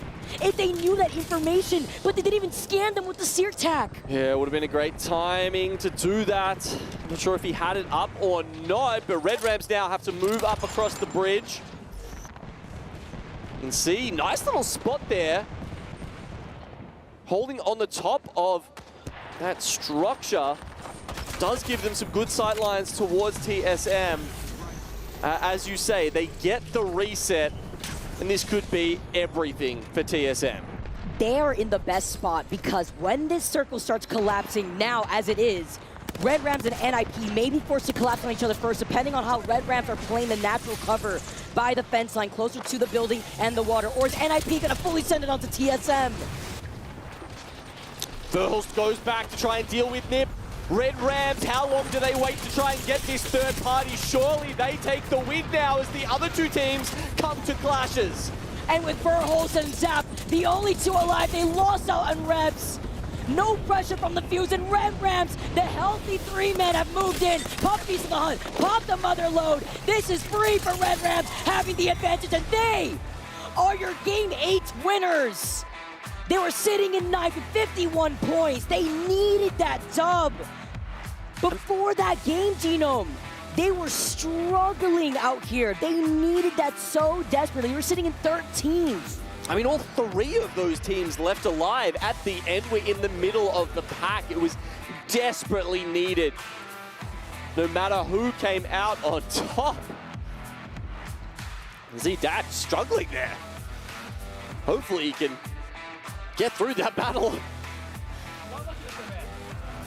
and make it a little bit further into this lobby. But there's only 2 games left to do it, Vicky. This is so hard for any of those teams below maybe even 60 points. It is crazy to see what's at stake with only 2 games left to go on World's Edge. The stakes are high. Look at the emotion from these players. And before we transition onto World's Edge, we have a break. Don't go anywhere. We got more Apex Legends. And it is going to be absolutely insane to see, Gino. Yeah, look, just a couple of things I'll highlight before we go anywhere, Vicky. Zainu currently topping the lobby on 20 kills. I believe that's updated with the last game, but either way, that's still a massive amount coming to him. You know, almost 8k damage for him as well. Tighter also on that amount. It's been a fantastic time to cast amazing Apex Legends, everyone. I'm Vicky Kitty. I'm here with Genome. That's it for us. Again, on the other side of this break, we got some World's Edge with Onset and Gaskin. You don't want to miss it.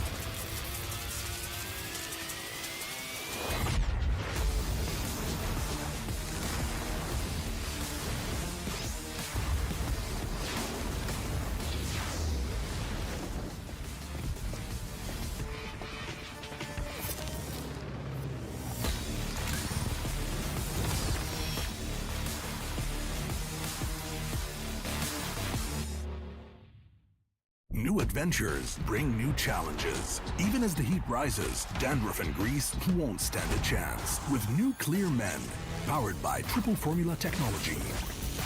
To eliminate dandruff, itch and grease, gives you 8 hours of freshness and 100% dandruff-free hair. New Clear Men, 0% dandruff, 100% confidence. لحظات البداية عاشت معنا. كنا نحسبها وقت للتسلية بس. نحسبها بس ذكريات. عبود أعطي أختك اليد يا ولد. ابتكرنا فيها ابتكارات، وإذا بغينا قلبناها خرافات. كنا نحسبها بس لمة وصحبة وسهرات. انتبه نوب ترى نوب. لكن كنا نشوف عالم ما حد يشوفه. ليت يشغل وقته بشيء يفيده. الله عليك على اليد سود. عالم كبر وعاش فينا. عالم الحماس فيه يوصلك كل مرة لحلم أصعب، بس ما يصعب عليك. بارد معك وين ما تروح.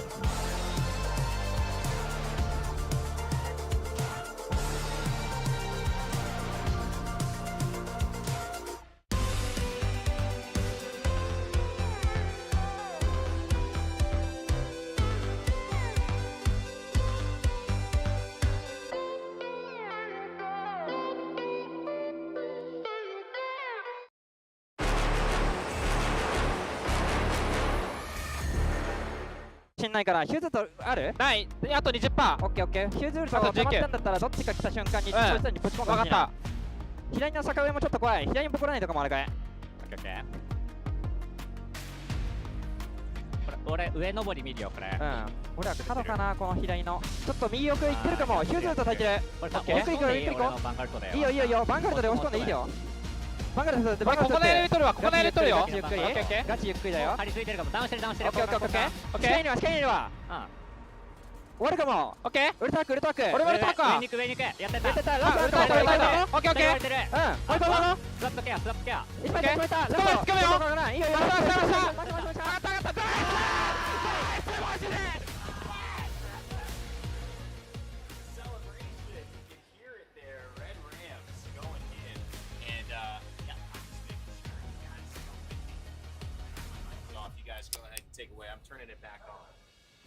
Yeah, Red Rams get the win there. As you can see, they had incredibly calm comms. Yep. I was actually a little bit surprised at the composure they had, but the pop-off as they get the win. I did say a little bit earlier, maybe they could have one of those NRG-like jumps, although I was a little too soon. I thought it might be Kings Canyon. Hey, you're calling Guild, you're calling Red Rams. You know, I love it here. I mean, we're getting a great perspective of the fact that, of course, TSM, NIP, NRG, Northeption, and Red Rams have now taken the top 5 in this game. And glad to have you back. Thank you guys for the original moment that I was speechless, as I am so aware. But here we go into this look. Lauren, you know, this match obviously set us up. TSM could have won, put them at about 66 points, but with Red Rams winning it, actually, as we go to our series results, makes it even across a lot of these teams in the 40s and 50s to have a chance to still compete. Yeah, I know it feels like there's not a lot of time left with 2 matches, but with how close all of the numbers are, 2 matches is an eternity. A lot can happen, especially on World's Edge for a lot of these experienced squads.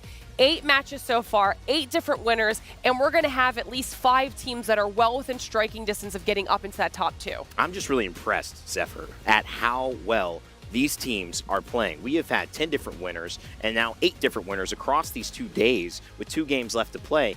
This feels like everyone is truly leaving it out on the field. And with 2 games left to go, it could be anyone's game here, especially given the fact that with so many of these teams in the top have mostly come through with some wins. There are still those that are incredibly high up, surprisingly, thus far, that have yet to even pick up one of those acolytes. Yeah.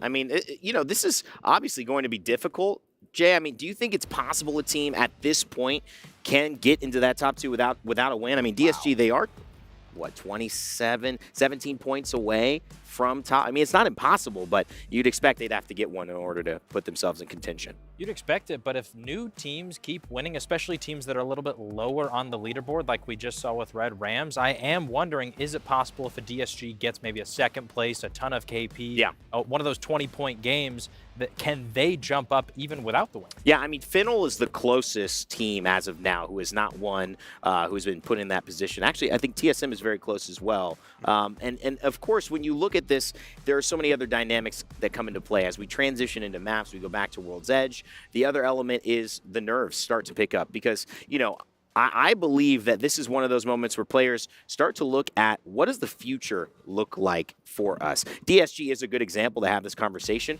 You know, they will not be in Mannheim. This is a team that, will they stay together? What will that look like?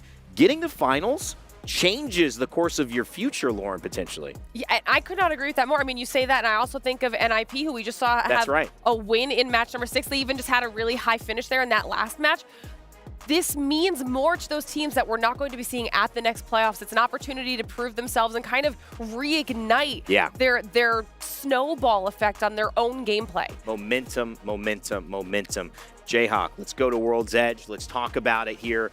You know, we've been talking about these contests. If Monument stays the way it is, this is going to be a big deal for NRG and, of course, Northeption, who were in that position earlier on and both now fighting for a chance at top 2. Absolutely. Northeption, especially because they're right on the cusp there. They don't necessarily need to do anything major. So if they can just simply win the contest, that could be enough points to maybe keep them in that spot. And then for NRG, you're in a more desperate situation. You have to win these contests. You cannot afford to get a 0-point game because if you do, you could be falling even further behind and put more pressure on the final game where, once again, you're going to be contesting, and that could force you maybe to have to split the POI and take Fragment, which isn't as good. Not a great idea. Ben, thoughts on that? I will say I'm kind of looking up towards the north here. We have a lot of success out of teams like Guild and Overlook who feel confident. We've got the SSGs in Countdown. We've got plenty of others. TSM, as incredible as their comeback has been in some of these recent games, on to Survey can be a difficulty for these last 2. Lauren, I'm going to focus on you here. Who do you think is going to do it? You've been rooting for NRG. Has that changed? What are your thoughts? 2 games left. I'm still rooting for them, but my eyes have now traveled to the Crazy Raccoons, the Guilds, the TSMs on that northern half of this map here for the last 2 matches. Well, listen, it'll be a test of fate. If it's north, that's looking good for TSM, Northeption, those squads. If it's south, well, maybe DSG will have a chance at Thermal. We'll find out in just a moment. 2 games left. Decide the fate, whether you're going home or you're playing for $2 million tomorrow. Well, a day which has been built upon jeopardy continues now as we head back to World's Edge. Onset and Gaskin here to take you through the final 2 games of the day in our LCQ, and I've got to say, Dan, my nerves are rattled right now. My hairs on my arms are stood up a little bit because this doesn't really get any bigger for the teams on the stage. This is the last opportunity. 2 games to make history, to make it to finals and have a shot at the majority of that $2 million prize pool. The most of the money goes to that finals tomorrow, and you want to be a part of it. It is not often we get to see series like this in Apex Legends, and all those players that you see on your screen, you know full well their hearts are already going to be beating. There are some that are competing to try and get to that top 2. Others are just trying to scramble their way up the ladder to get even more prize money here at the Esports World Cup. Everything to play for. 2 matches still to go, and so many points still on the line here. No one's out of it just yet. Before we see the first bullets being fired, I think it's important to highlight what a journey it's been for a lot of these teams just to get to this position, right? Fighting their way through the groups, didn't quite make it into that top 9 to make finals, had to come back today to give it their all and see if they could force their way back into that grand final with a finish in the top 2 positions when we have the final bullets fired. Now, looking at our map overlay and looking where the zone is going to be going, we are going to the north. We are going up towards Survey Camp, and Dan Gaskin, we're going up towards TSM. Yeah, I mean, that's what the analysts were just saying. You know, Survey Camp, it can be quite difficult sometimes with the loot that's available and the rotations as well. Well, if the zone's coming towards you, it can be a little bit easier, but there is not there is a survey beacon, but no ring console for TSM, so they may just move a little bit further away from that location. If I'm TSM here, I'm going to be making sure that someone has eyes on the skies. Is anyone starting to close in on you? Are you seeing people quickly sending it towards survey camp? That would give you a good idea of where the zone's going. And a reminder of the standings at the moment. The 2 teams, if it was to finish right now, and these 2 teams would wish it had, are going to be Guild and Northeption. They're the 2 teams who hold down the qualification spots at the moment. We saw just then as well, the team that's chasing that is closest is Space Station Gaming. Now, they started the day pretty well today, Dan, but just gone a little bit quiet in the last few games, and with only 2 to go, you can't be quiet. You need to make a splash now. Yeah, I think the biggest winners of going back to World's Edge here is Guild. They had a 2nd place and a 1st place at the start of the day when we kicked off World's Edge. Space Station did have a 4th place as well. Certainly, if you look at the consistency on this map, those 2 teams should benefit. But of course, zones change, and suddenly your ideologies of how you want to approach the game have to shift as well with where that zone's going to be going. Well, interestingly, as we overlook a fight going down here between WBG, I think it was Pioneers on the other side of that, if I wasn't mistaken. I just want to quickly talk about essentially the development in and around the zone. TSM have been joined by heroes who have moved into the survey camp and have sat there. So that's going to give a bit of info as to where the zone is going to be going. Like you mentioned, they didn't have a ring console, but they did have a survey beacon there. So heroes hitting that and probably not moving is going to give them some good indication of how they want to play. Pioneers, though, back on our screens right now, still just poking and seeing if they can get enough entry damage to try and force this fight. If you do force this fight, you better believe the opposition is going to fight tooth and nail to try and stay alive, because no one is going to roll over and show their belly at this point in match 9. As we watch NIP moving along, still grey armors at the moment, pathing their way to try and get an Evo Harvester to get up to blues, but they run into another team here in Geyser. It's Tai who are going to be forced into this vault tunnel, and there's a lot of damage being ticked. Yeah, big flesh damage coming in from the Knuckle Cluster, and it's enough after they pick up that Evo Harvester to get them up to blues. So you're going to see an even fight at the moment when it comes to armor. And also in the kill feed, we go backwards, we see a knock coming in, and it was on the side of KCP. They get one onto Boring, and now you're going to see an exchange. Jed's going to go down thanks to the Skynet coming out of Jackie Chan. Oh, it's a 2 versus 2, as you mentioned, and now Pioneers, they do have the opportunity to go for a res here. You can have one player to hold, the other player to res. That's exactly what you're seeing.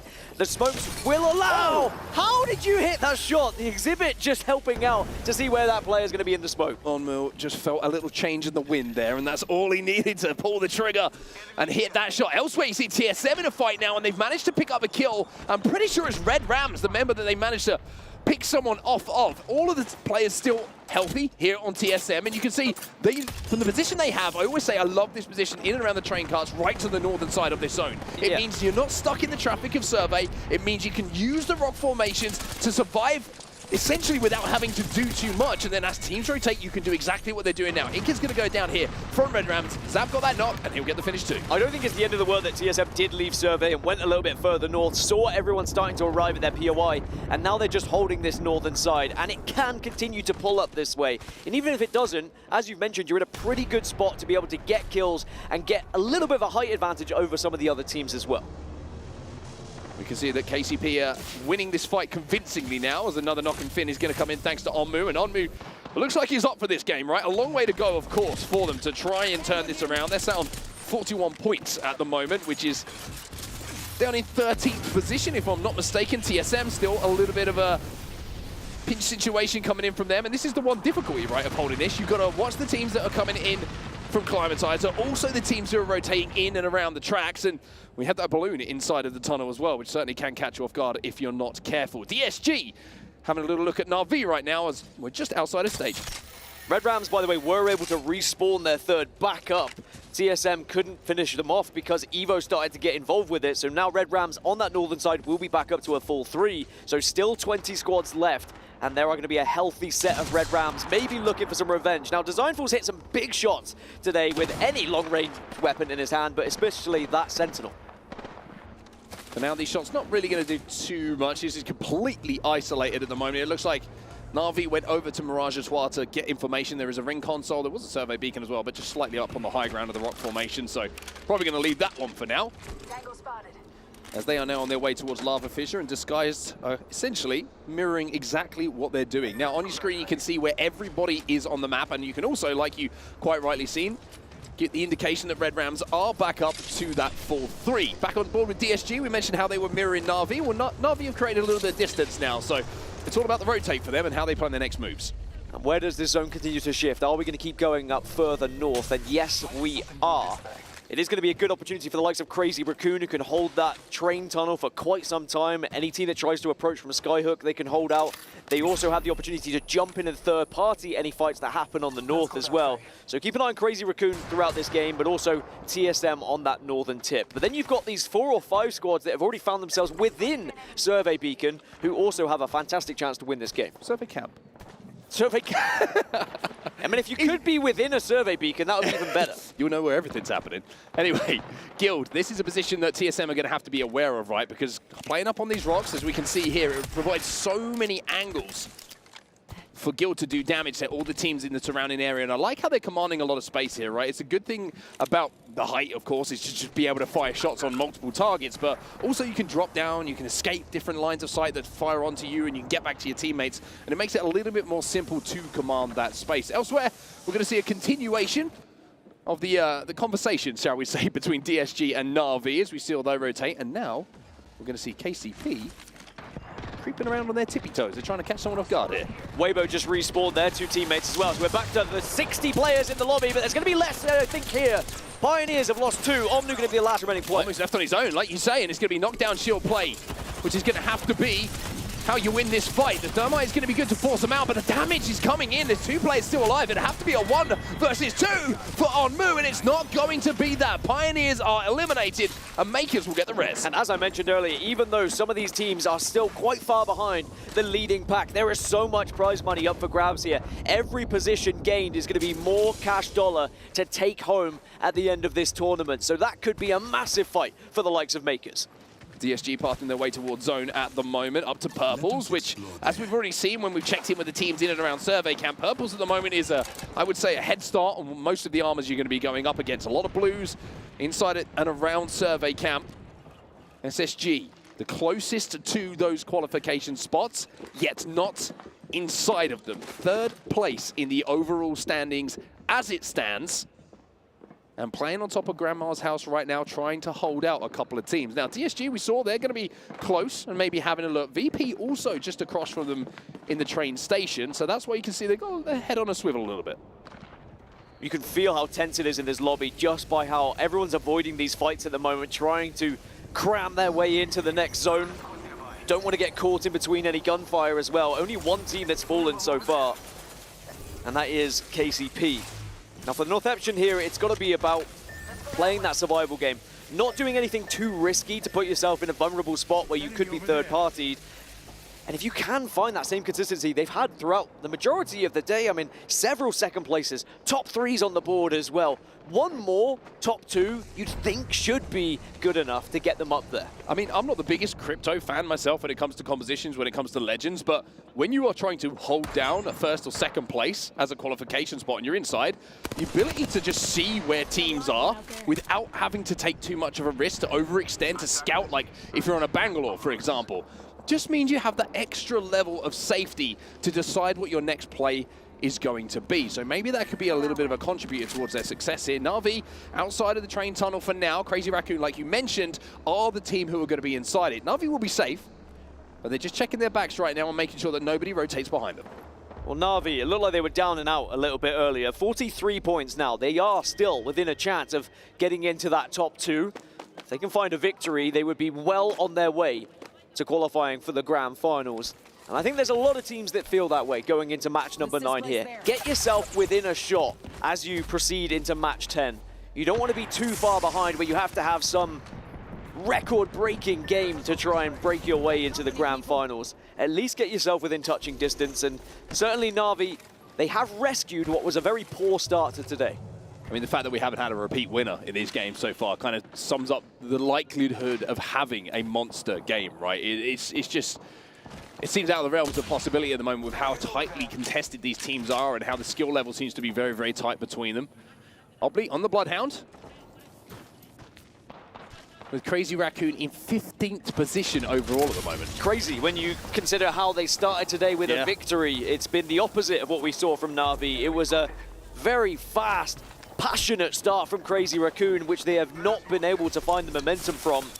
But again, if they were to win here, they still probably get close enough going into match 10. And that is what is so scary about this lobby at the moment, as Disguised, they're trying to make their way through. You can see Na'Vi on the other side of this. These two teams have been gesturing against one another for quite some time, but the fight just hasn't really got underway. Yeah, this is chapter 3 at the moment, the third time that we've seen them kind of engaging with each other. We're going to see the zip line go down as well. Now, this is an interesting fight, right? Because the zone is damaging DSG, but on the flip side of that, they have the advantage when it comes to the armors. And now you're going to see the drive-by attempted stick coming in from Designful. Enemy's going to get that first knock, and they're going to confirm the kill as well. That will be Na'Vi rocked and put on the back foot. But who's coming right now from that train tunnel? It's going to be Crazy Raccoon. They're taking a look at this. That's one thing I said about Crazy Raccoon. They position themselves for potential third parties. Disguised don't want to overstep this one. Designful's taken a lot, but now they're going to see there is another team in the area. Na'Vi just left with Matafi. Should go down, will go down, but will Disguise survive because Crazy Raccoon are there? It looks like they're going to get the chance, at the very least here, to get a res. Crazy Raccoon are trying to push up, and they're trying to see if they can get into a place to at least get these finishes to confirm these kills and add the points to their tallies. It's a long way to go for CR. Like we mentioned, a huge amount of points they need to get. In the meantime, Northeption have been eliminated. Now that makes this very interesting. Well, one team that would be very happy about a Northeption elimination would be Guild. A chance for us to jump into a listen and see what the comms are like with them. Back here. What are we playing for? This rock right here. All right, yep. They got blue armor right here, I think. Nice. They're fighting in AP still. Pop in, you might want to pop an up so yeah, but you're not going to get jumped back. Yeah, I'm popping up. It's only one. The fuse team out back. Yeah. Climb up from here. Target over there. Yeah. You got a kid getting wrapped from like Epi as well. Yeah, I'm answering it. Should I go play this now? I don't know if the angles are like that. I'm gonna go check this. Yeah, they blew out very back.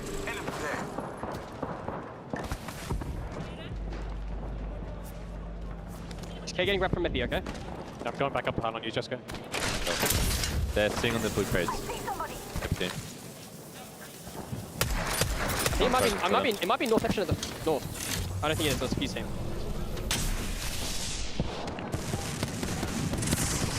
On top of crane. Oh. No angles. One. No angles. Is he in? I don't have angles. No. Hostile spotted. Empty team is sliding down here. One or two on to fight him.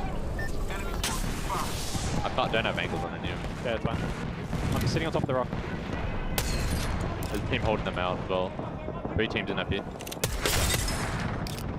Could get some KP here. Yeah, I'm looking left for Jessica. Yeah, I'm just holding this. Here. Didn't flash, didn't get it. Yeah, I'm moving. Maybe team put his dip down and see where it goes. He's not taking it. Not taking it. Crossing. Well, Guild continue to output damage thanks to MT in this 30-30. Something very interesting that jumped out to me from that listening. They don't know that North Epson have been eliminated. You could hear from MT, he was like, I think that's North Epson, maybe that's North Epson. They don't know, and they are holding down one of those top spots at the moment. Yeah, it seems like a mistake. Someone should have had eyes on it, but it's not as easy, of course, to track that kill feed when it starts to get fast. I will say, though, we did see Ninjas in Pyjamas eliminated. We saw Ty eliminated, Virtus Pro go down, and Weibo Gaming falling like flies. We're down to 10 squads as the Zone forces all these fights together. And one team who's in a great spot now is going to be Guild. The Zone is going to be shifting towards where they find themselves right now. And that means for the likes of SSG, for TSM, they're going to have to fight their way through. Crazy Raccoon have been eliminated in the meantime. 9 squads now remaining. And Space Station have the toughest rotate out of the teams who are closest to those top positions at the moment. They have to fight their way through Survey and all the teams who are already here. Space Station push themselves into second place ahead of North Epson. TSM also starting to catch North Epson as well. The early exit from North Epson opens this thing. It blows it wide open here in match number 9 and will set us up perfectly for match number 10, by the way. I mean, one issue here maybe for SSG is lack of meds. I mean, look at this. One shield cell here for Zainu. You saw health meds looking like they were low because they weren't able to maybe find the time to pot them, or maybe they just weren't in the backpack. Well, TSM in the meantime up into 4th. Now, a long way to go in this game, of course, as 15 seconds is left until this zone starts to close. And I tell you what, the tension is, you can feel it. I mean, we're up in our own box at the moment, and we can feel it just through the facial expressions, the emotion, and some of the intensity of these listenings that we're hearing. This is what it's all about. Red Rams eliminated in 8th. Honestly, throughout the echoes, throughout the arena, when you have those listenings, you can hear the other teams calling out. There's so much passion at the moment. Round 5 is closing, and this circle is not big enough for 7 squads. Guild Esports in one of the primary positions right now. SSG should survive, but TSM, NRG, HOW, Heroes, they all have to start moving a little bit here. TSM starting to just tiptoe their way forward. That's Guild Esports we're looking at right now, in first place. And boy, could this be a monster opportunity for them to solidify maybe even a place in the grand finals with 1 game still to go. A win here would do them wonders. 7 squads remaining. TSM now, they're trying to make their move, and Verhos has to back up. This is a big push from TSM as they're trying to find space. SSG have lost 1, it could be 2. Zainu, though, does have a lot of health here, does have the chance for a shield swap, and they will just about survive as NRG go down. NRG are down. TSM now need to make their move. HOW eliminated. Top 5 now. But there's a flank coming in. There's a rogue pathfinder. They're jumping out this building. TSM are trying to hold. Space Station eliminated in the meantime. Zap with the shots in. Evo's Esports down. And TSM will survive.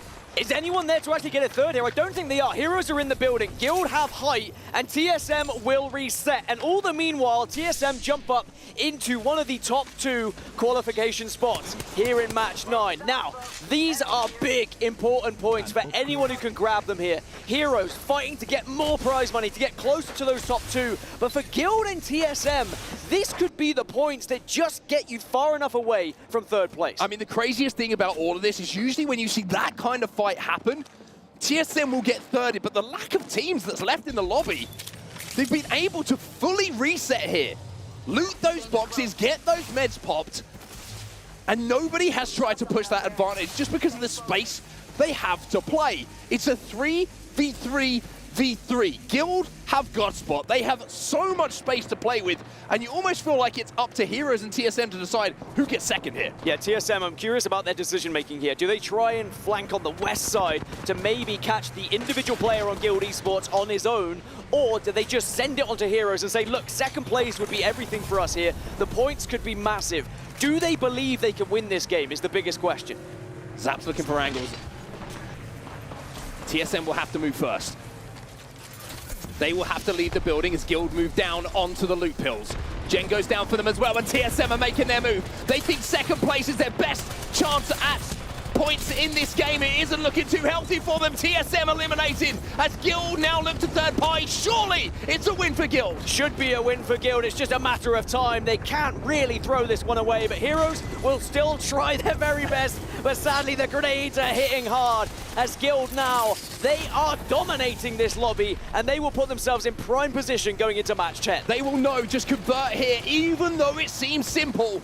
These opportunities don't happen too often. Turn the opportunity into a win and put 1 foot in that grand finals. Guild take the win here on World's Edge. And you can see that they know from the reaction there that maybe they feel the job is done. Well, Guild Esports came into that game tied in first place. They were only 3 points ahead of third place. They will have created a significant gap here now to the chasing pack. And maybe, just maybe, have 1 foot in that door to the grand final. Well, the crazy thing is, though, we saw what happened at the start of that game, and Guild will have to keep that in mind as we take a look at our match results. It was Northeption and Guild 1 and 2 going into that game, but 17th place was all that Northeption were able to muster up on World's Edge, and that just blew the lobby open completely. TSM with another top 3 finish here, but not being able to convert it into a win. Heroes with that 2nd place, but Guild have done so much good work. But wow, TSM, they ain't done yet. 76 points. And with 1 game to go, they hold one of the qualification spots. It's a 13-point lead for Guild over third place. They are so close to this grand final, but it's not job done yet. For TSM, the desk were talking about it. The studio was saying, look, can we see a team progress without finding a win here? TSM, their consistency has been unbelievable so far, but it's not job done. They are still only just ahead of SSG. 1 more game to go here on World's Edge, and we will find out who our 2 teams will be that qualify from our LCQ through to the grand final. If you are thinking about stepping away, you must be crazy. We'll be back in just a few moments with the final game of the day.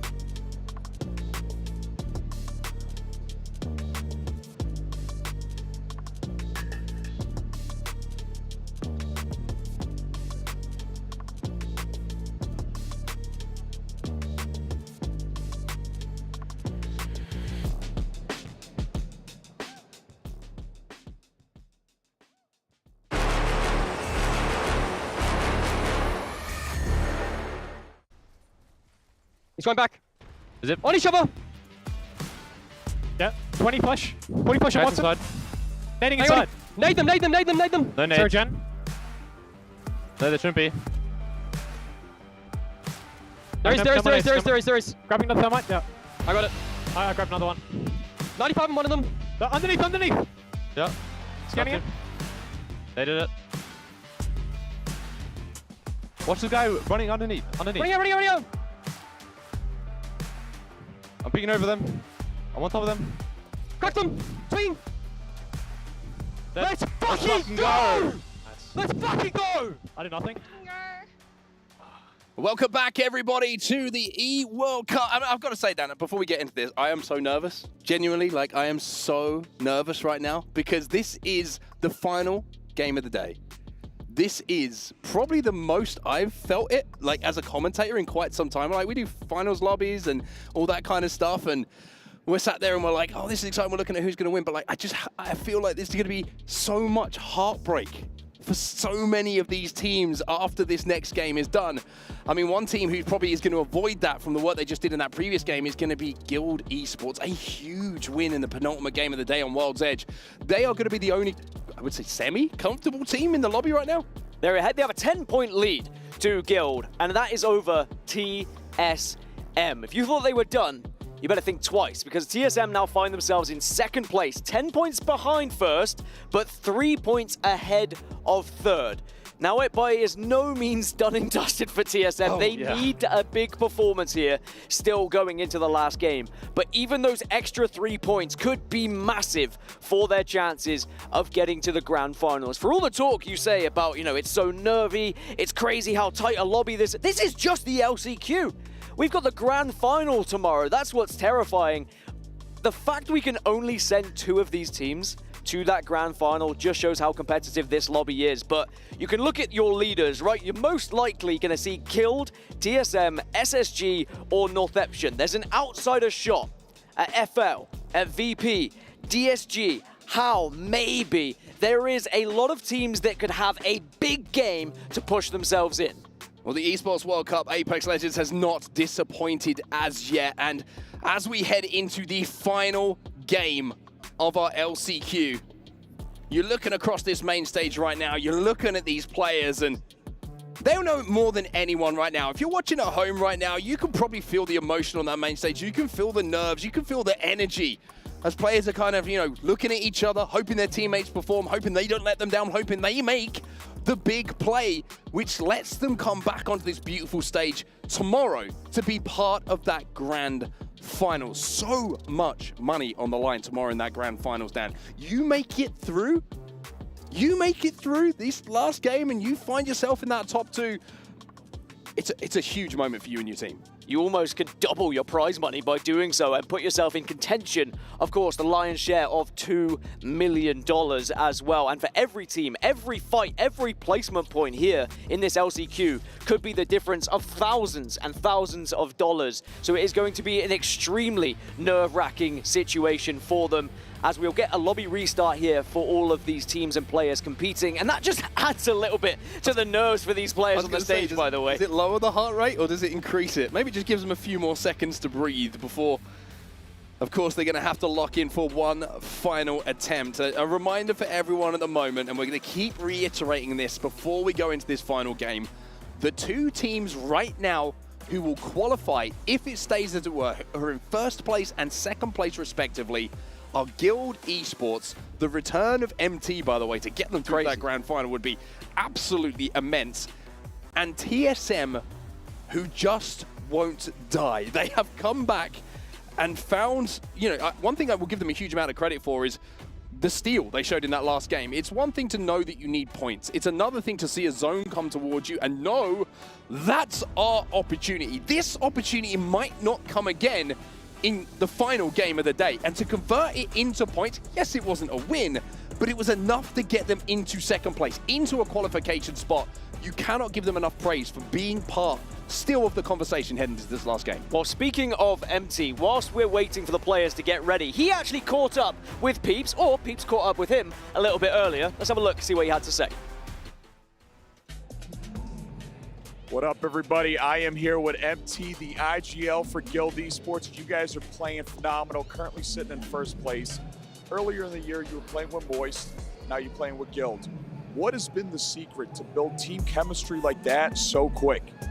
Honestly, just playing the game together lots. We've been just like smashing TDMs for like hours every day leading up to it, and I feel like our team fighting has improved so much over these past few days. I mean, based on what I was seeing yesterday to today, you guys are two new teams, right? What kind of conversation did you guys have overnight to say like, hey, we gotta tighten up, we gotta lock in? It was honestly halfway through. We had a really bad start, and then halfway through, I think because I'm a much more established player than them, they're fairly new to comp. They kind of just wanted to let me do everything. They didn't want to step on my toes, and then halfway through, Legacy flipped the switch and started coming and doing so much more, and the boys just like both flipped the switch and just turned it on. It's been insane. I've been watching backstage, dude. Me and a whole bunch of other people that are working the event, and we're all yelling and screaming, bro, with all these plays that you guys are making. But looking forward to the next 2 games, right? What do you guys have to do to lock it in and send the rest of these 18 teams packing? Just got to keep playing the way we're playing. Watch out for some idiots landing on us, and then just play the game the way we've been playing it. Keep it up, man. Keep it up. You guys have been going absolutely insane. Guys, this is MT IGL for Guild Esports, currently #1 in the elimination bracket. Thank you so much. Back to you, casters. Well, for us as casters, as fans of Apex Legends, it's great to see MT back. For everyone else in the lobby, they're probably thinking, couldn't you have waited a little bit longer? Because at the moment, Guild Esports are playing some fantastic Apex Legends.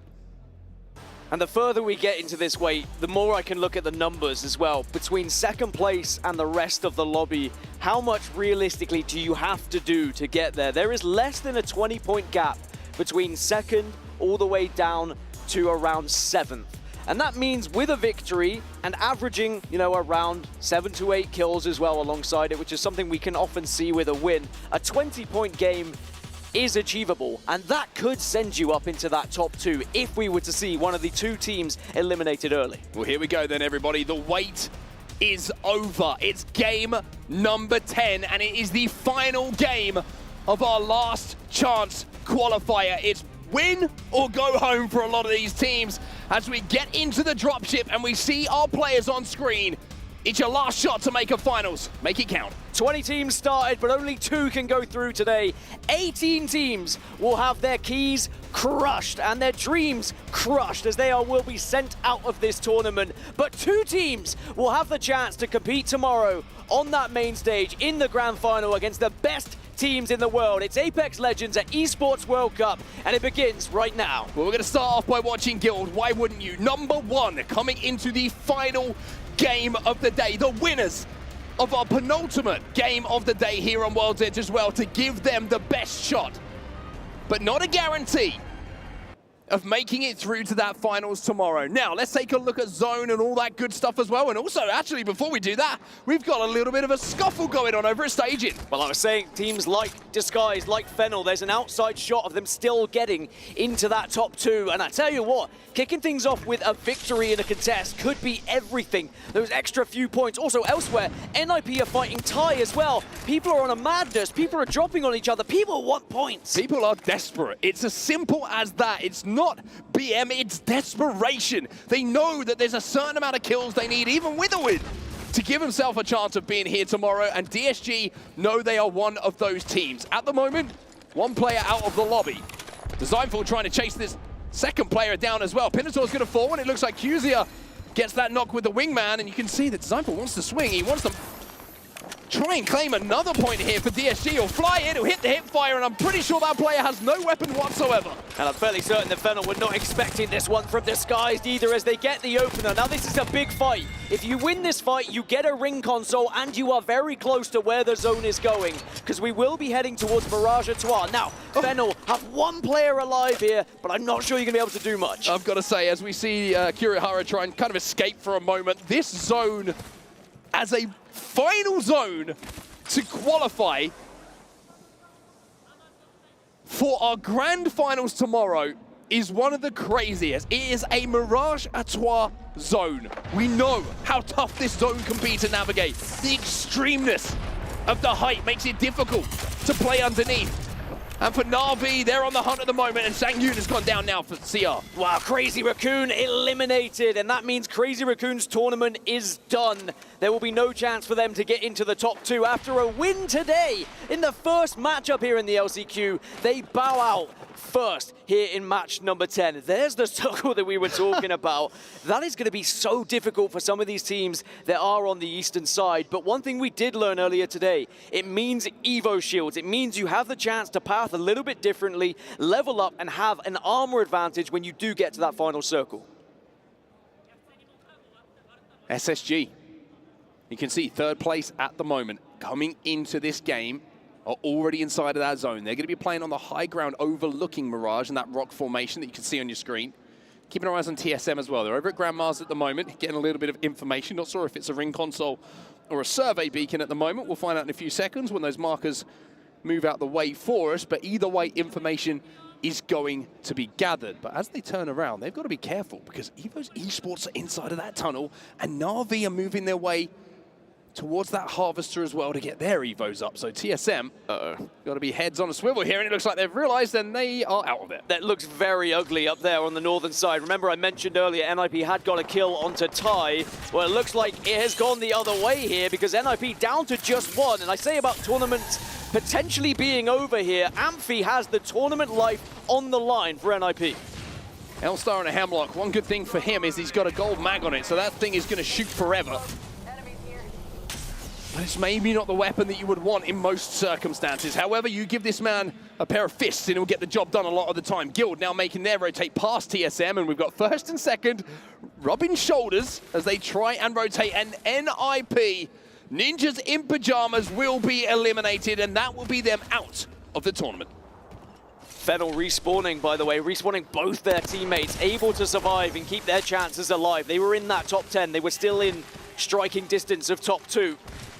And we can look back at the replay, by the way, of when Disguise did drop onto Fennel. They got those opening kills, but it wasn't enough to send Fennel into the ground. Weebo Gaming being eliminated as well, and it's going to be Pioneers who get those kills. Jensen is back for now, but the res will come in very, very comfortably, and this is completely isolated down on the south side of the map. So KCP gets some kills. I'm very interested in this, though. The position of SSG.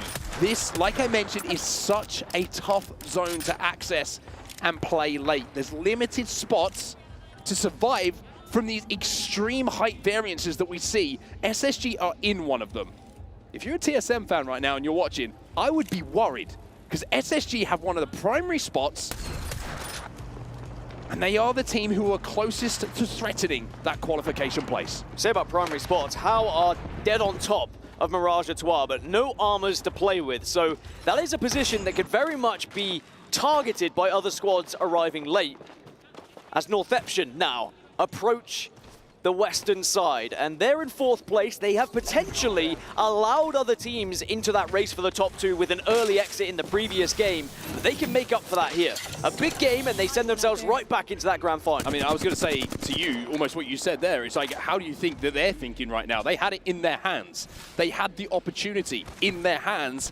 And even though it's not slipped completely through their fingers now, that reset and that conversation between the previous game and this one, our final one of the day, it must have been a tough one. How about this for Fennel, by the way? 5th place at the moment. They get dropped on. Suddenly they think their tournament's going to be over. Their key's going to get crushed. They're back up to a full 3. And they still have the opportunity to maybe get to that grand final. TSM, by the way, went all the way north to Skyhook because they want to be able to hit these ring consoles, hit these survey beacons, get as much information that is humanly possible before they make their decision of where they want to play. I think they want to play this one late with as much armor as well, leveled up as they can, and every single thing they interact with in and around this map is going to help them on their way. Now, we were saying Mirage Zone, and it is looking like it still could be. In the meantime, DSG are fighting and they get the first knock here. DSG, I mean, you've got to give it to them. They are going for it right now. They need to as well. They need a big game if they're going to get into the grand finals. I believe it's KCP on the receiving end of this.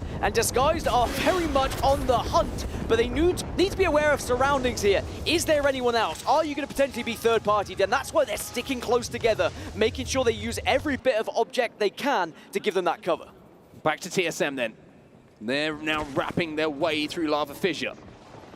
Guild Esports are going to be on the other side of this, by the way. That's going to be the team who's holding them out. Look at the kill feed, though. You can see Red Rams in there. You can see Evo's in there as well. They're having a little scrap. But this is where the most important moves on the map are happening. And not just on the map, in the tournament overall. And look where TSM are positioning themselves, right on the north, near Lava Fissure, within the next zone, and it does give them access to those train tracks, which is where we see this zone finish quite often. More importantly, they have a little bit of height to work with, some head glitches as well, but Guild are just south of them, arguably in an even better position. The only thing about that building, if you get pinched, very difficult to survive. But for Guild Esports, it's all about out-surviving the likes of TSM. You don't want to go down early and give the chance to other teams to start to catch you. Well, TSM are going to have to watch their backs right now, because look who's coming up behind them. It's Na'Vi, a team who are desperate for points, and they have purple armor as well. TSM get up to purples themselves. Let's jump into a listen in and see how the comms go. Drop now! Run, run, run! Into the donut! Smoke across! Smoke across now! Smoke cross! Smoke cross! I've got it, best I could. I'm dead, bro. Yeah, go on, go on. Take out in. What is that smoke, man? Can we get the banner? No, we're gonna get to by the team. Yeah, let's see. Run back, run back, run back, run back, run back. The bolt head, yep. They're chasing you? Yeah, I'm dead, bro. Run on the sound, boys. You're showing, good place, man. Maybe go under on the lava, bro. Like the rat spot. Down here. Down, knocking on the rat. I have to go around. A disaster for TSM, an absolute catastrophe, but they have hope in the hands of Verholz. Still alive. TSM not dead, but certainly you have to say the pulse is starting to feel a little bit weak. And TSM, I mean, if they were to be eliminated here, they would just have to hope that SSG don't find those 4 points to overtake them. But SSG are in a pretty commanding position on the south side of where this zone is going to be. But of course, anything can happen here in Apex Legends. All it took was an aggressive Na'Vi push there. Na'Vi, who have what they might see as nothing to lose at this point, everything to gain with aggressive pushes. They take down the majority of TSM. Guild still inside of this building, and you can see they've got the Watson as well. Now elsewhere, DSG continue their reign of terror, and it's KCP are on the receiving end of it once more. QZ's wingman is hitting pretty hard at the moment, and as they farm kills inside of the zone, VP and Sharky, well, they're getting one of their own, but Guild, maybe Na'Vi are going to be the team who have something to say about who goes through in this lobby. Now, you might be looking at this and thinking, hey, they can coexist, they can play the train cut, but Na'Vi are desperate for points. And they know they need to fight. Oh, that zone is going to continue to shift south, by the way, below those train tracks, back towards Mirage de Trois. But Pioneers just got eliminated. That's their tournament done. Their key will be crushed as well. That's now 4 teams we've seen eliminated here. Evos have just lost one in the kill feed as well to the ring. But Guild are holding this angle. They are expecting a push to come here.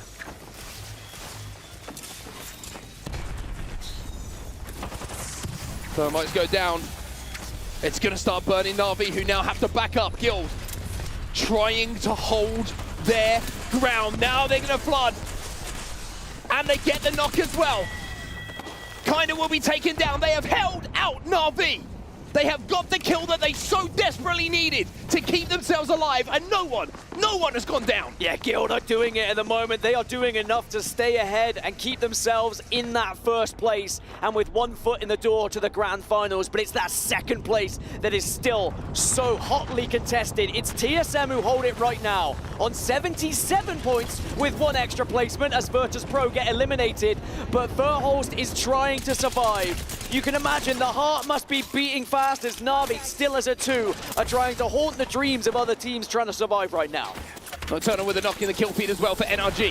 Henchman pops the dogs, then tries to fly in onto the remaining members here of Red Rams.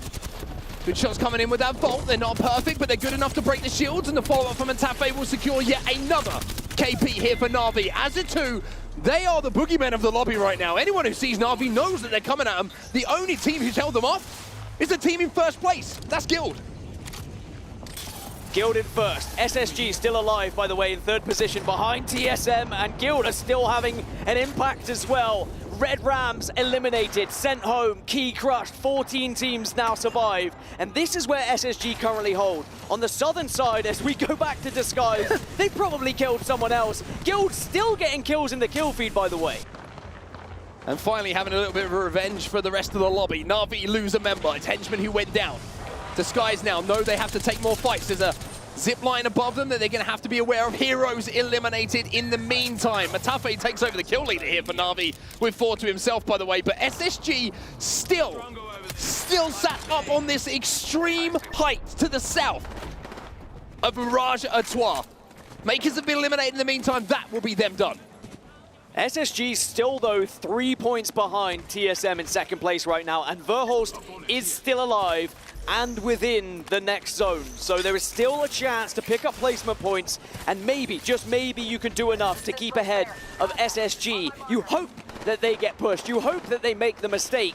But at that point, you are putting it in their hands as Verhulst is taking a little bit of a fight. The smoke keeps him alive for now, but attention has suddenly been drawn to TSM. I mean, it's crazy to think that Verhulst is inside of Graveyard right now, and we might be talking about the death of TSM in this tournament, but maybe Verhulst will keep things going. Na'Vi eliminated. Another placement point secured.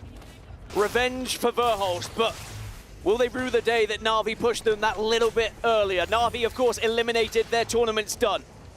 Guild still looking more ever likely of getting to that grand final as they're now on 91 points and still leading this lobby and still making their way to the next zone. They have looked flawless so far today, but they're about to join potentially the most terrifying lobby you could possibly imagine in the grand finals. They're making a play for this truck, this RV underneath by the looks of things. Couple of smokes are going down. If they can get in here, that would be huge for them. DSG now, let's check in with them. It's a fight against NRG, and they've lost Designful on the Pathfinder. It was the Knuckle Cluster that finished him off, and now Enemy might be about to fire his final shots of this tournament. DSG on life support. It's been a valiant effort from Disguised. Is there anything else? Can Enemy put on a hero's masterclass to stay alive and find them some points here? But they are starting to trail so far behind second place at this point. It would need to be something close to a miracle. Elsewhere, NRG are making their way in. TSM still fighting for their lives. Verhulst is holding this location down as best as possible as Disguise will be eliminated. And Verhulst keeps going. He's adding damage. He's adding kills. It's 80 points now for TSM. Oh my word, this is a performance of a lifetime!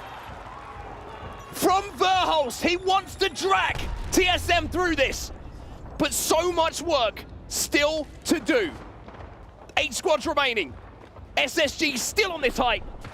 GK Esports inside of the next zone, and speaking of which, SSG now own the zone. We are pulling away down to the south of Mirage Artois, and we are going towards SSG. But SSG have not been getting kills. Verhulst and TSM have been. It's now a 6-kill gap between second and third. So as long as Verhulst can keep this going, finding this point here, this point there, if he can even get into the top 5, he gives TSM such a huge chance of still qualifying here.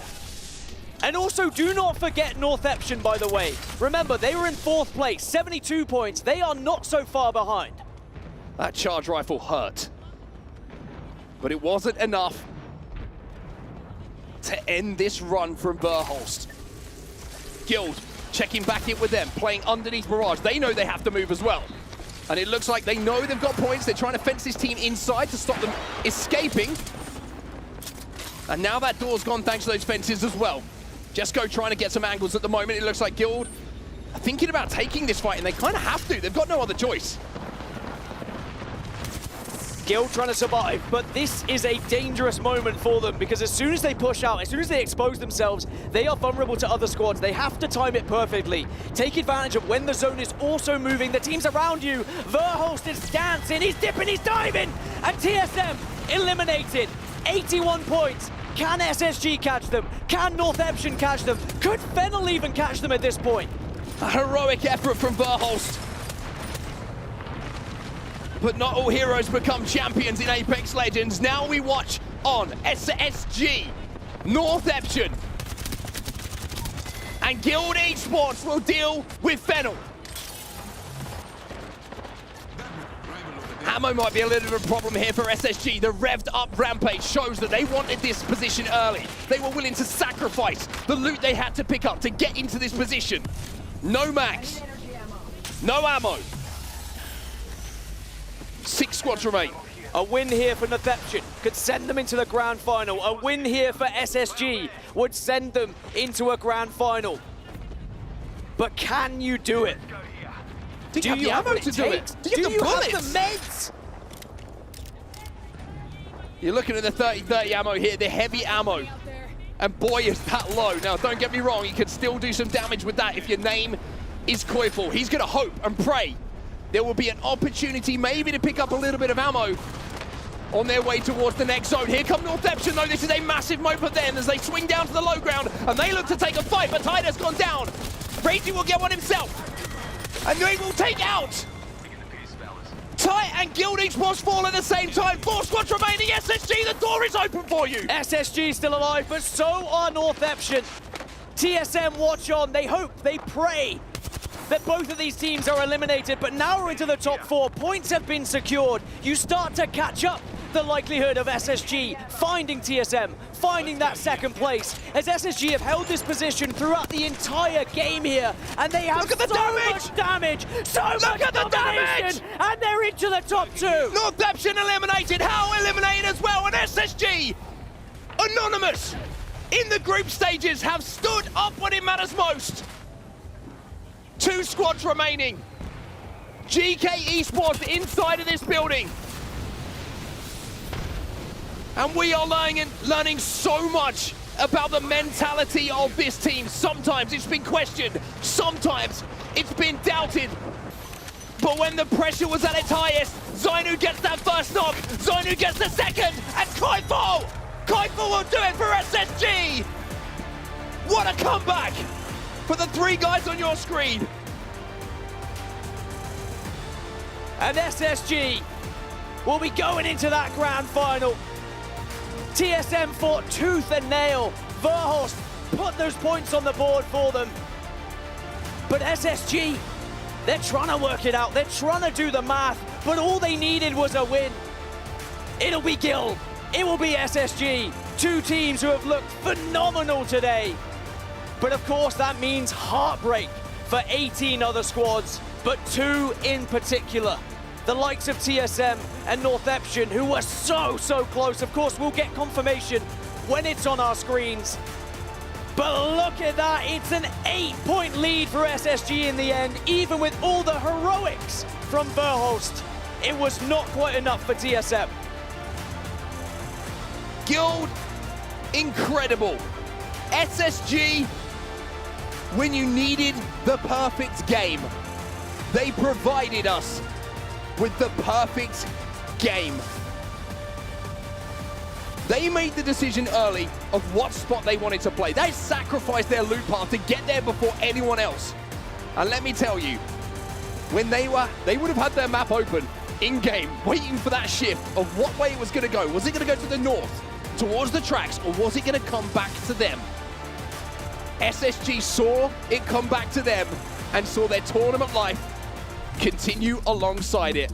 I am exhausted. SSG would have been watching that kill feed and waiting for that one name to appear, TSM.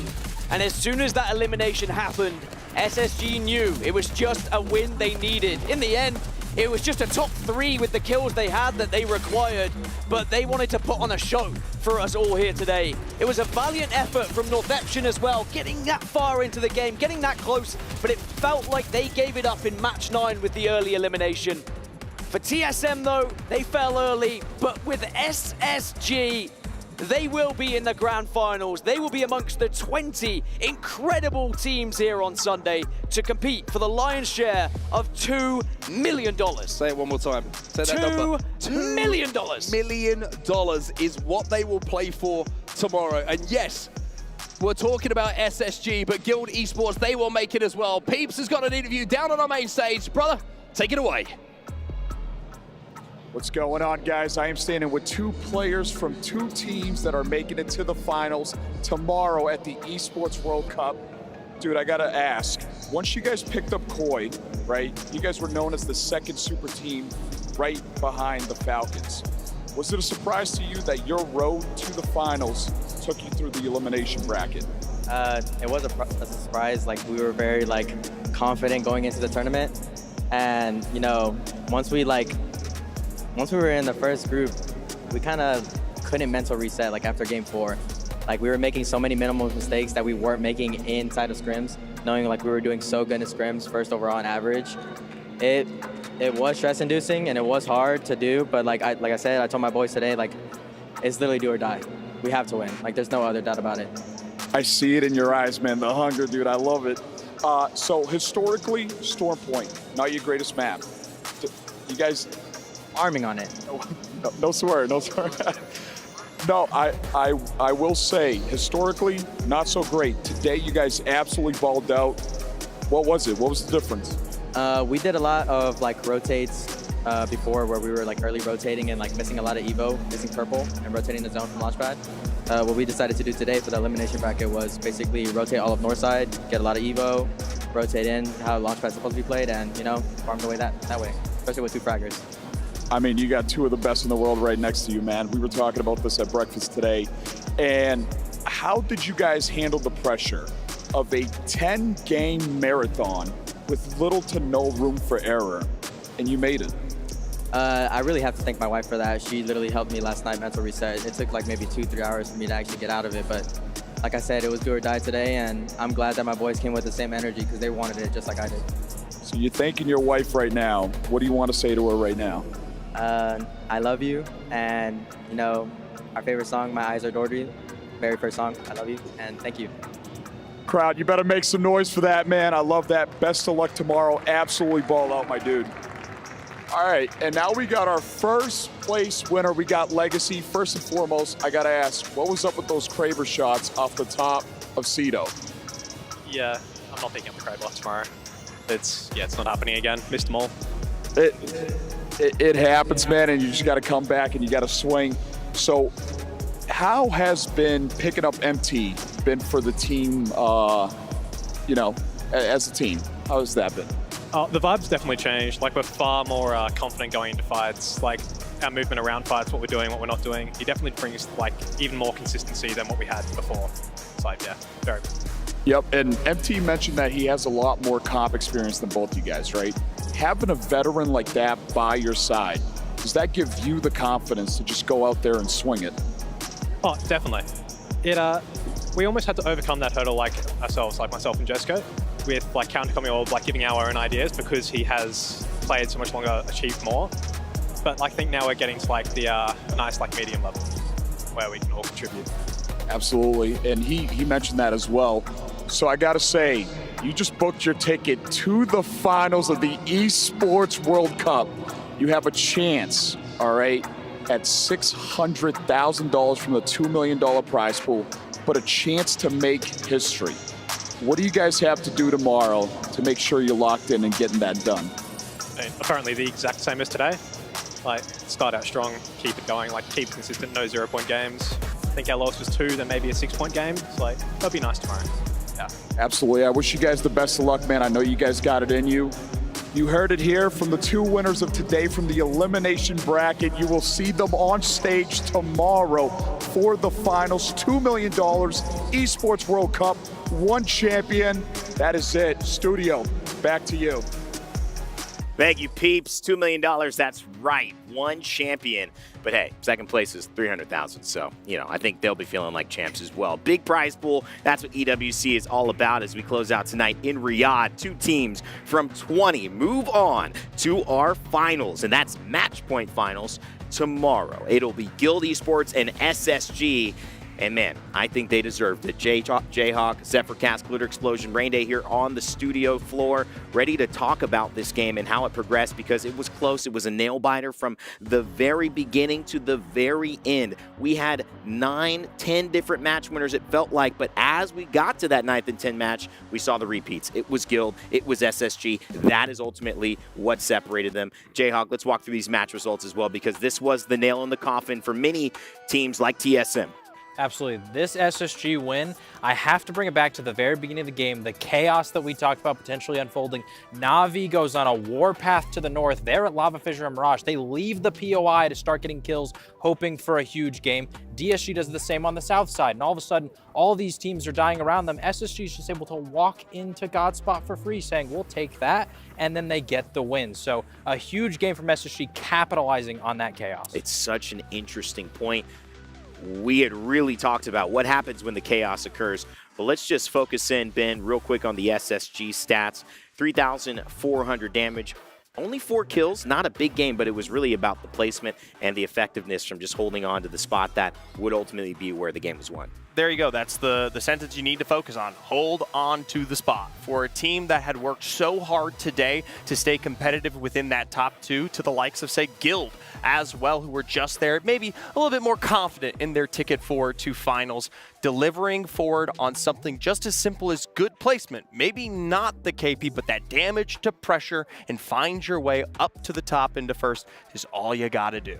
SSG, you know, a team people love. Some people have some words about them. Phony, Zainu, Koiful. You can't doubt, however, that they are talented. So they find their way into that top 20. I think many people will think that is well-deserved. But let's take a look and flip the switch to Guild Esports. I don't think many people, except maybe Jayhawk, had them going through as their top 2. They're a great team. We know MT has already got it done. Yeah. He's got a history in it. They were talking about that in the interview, Lauren. But are you impressed with them today and the consistency that they shown in this type of tough lobby? Oh, absolutely. I was definitely one of the doubters as well, because I think what we saw before we got into any of the matches was just that it wasn't just Guild that was a potential good team. This was a stacked LCQ situation, so it could have gone any way. But Guild proved that MT has figured out what works for them as an IGL, not only getting them the placement points, because look at where they're at with the placement points compared to everybody else, but then the upcoming, you know, young gun in Legacy,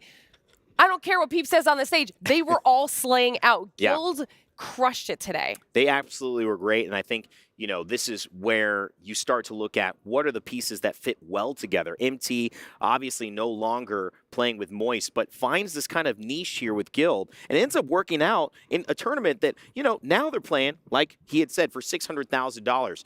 But I got something to say, guys. I mean, 94 points, 89. He had mentioned this is what we got to do tomorrow. I'm not sure. Falcons are coming back into it. We've seen Alliance set the pace. 110 points won Group B. 140 points won Group A. Jayhawk, I think you're going to have to do better than that if you're going to win tomorrow. Absolutely. I think you have to be faster, because the key is you have to reach that 60-point threshold. These teams reached it, but the problem is then you have to win a game. They won a game late when it came to 9 and 10, but is that good enough? Has Falcons already closed it out? What about Twisted Minds, Fnatic, all the teams that have looked so dominant already? I think they're going to be at a much quicker pace than we saw this lobby go. And Ben, before I let you go, we got to remember at home, these teams are not going to go in with bonus points. Falcons and Alliance, they'll start, on the other hand, with 9 points tomorrow. And that's so important for them, because when we talk about those wins that you need for match point, we go to the overall history of our EWC competition, and it's just Falcons and Twisted Minds outside of, like you said, those late wins for SSG and Guild. So when we talk about the fact that you need winners to come out on top for the finish, that's it. I mean, we've switched gears. You know, so many teams have now been in a position where they will no longer play. We're going to see what ends up happening. We haven't talked to any of the losers like we did yesterday with Riddle Order. We don't know if that's in store quite yet, but one thing we do know is we had some phenomenal plays today. That's why it's time for your Kidia Play of the Day. Let's check it out here. And looks like it's one from Disguised earlier on. Lauren, you know, the idea about what Disguised brings to the table, this is an org, this is a roster. I hope really figures it out. Obviously, they won't be moving on. This is the end of their journey, but, you know, they're just fan favorites, and they're really kind of really part of the scene in an integral way. Absolutely, and I think they will go on being fan favorites as well. I think that there's just so much potential on this trio to absolutely be at the top of the Apex Legends competitive scene, that once they just find that last missing piece to their puzzle, they will be another team that we'll be talking about that's constantly at the top. That's right, and you can see here another moment from GK, NRG getting in on this play of the day as well. We've assembled a few of these moments, and man, if I'm going to pick one, it might be Nocturnal with this Kraber. 2 headshot knocks to finish it off, a little bit of devotion action as well. That has been your Kidia play of the day to close us out. And you know, what a wonderful evening. I think when it comes to Apex Legends, those of you watching at home, those of you streaming watch parties, this has been one of the most exciting 10-game sprees that we've been able to see. The stakes were high. Every team was participating in the highest of ways. And of course, that means that individuals were also performing in the highest of ways, which means we've got to give out an MVP for this evening in the LC.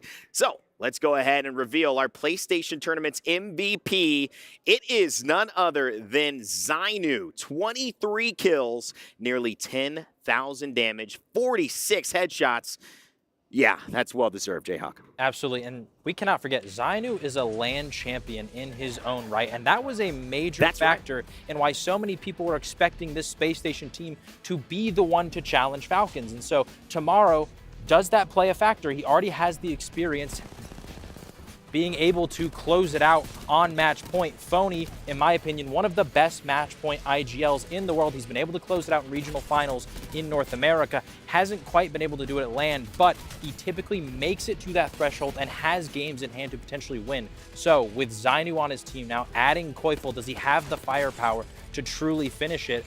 With Zainu playing like he did today, he might be able to. One of the things about Zainu as well is you talk about Phony being the IGL, but Zainu can easily IGL his way. For a young guy, he's so experienced, he's so confident. I think he plays a lot older than he is. You want to pick up on that? Absolutely, and I think that he's had a very similar path that we saw Jen Burton and Verhulst go through. They start as these young fraggers where they're kind of fitting into one role, a few characters, but as he adds Koifel, he's added this versatility where he can fit in multiple roles, play multiple different characters. He started to play the Fuse now, and he's killing. I mean, honestly, I do have the privilege of saying that I was IGL'd by Zainu a few weeks ago in a $50,000 tournament. Was it great? It was great for him. I made no money and I lost nothing, but you know, I lost everything. But he was fantastic. I could tell. Anybody else shooting, they're going to do well. You know, we got a preview for tomorrow because that's where the action is. Everything up until now has really been to get here. Been, I think, a sigh of relief for a lot of these teams, especially SSG and Guild, but, you know, probably a sigh of relief for Falcons, Twisted Minds. We haven't seen them since Thursday. I mean, what have they been doing? I will say, though, in that mindset, some teams I've spoken to here at the EWC on those off days have expressed the fact that it feels weird not getting the chance to actually play through an extensive series where you kind of get to figure a little bit of those extra things out before, well, you're forced to play for the ticket items. I mean, is that going to be helpful, hurtful? What do you think? I think a little bit of both. I think actually hurtful for those teams that won't have as much experience on an international stage or teams that require a little bit of warm-up time.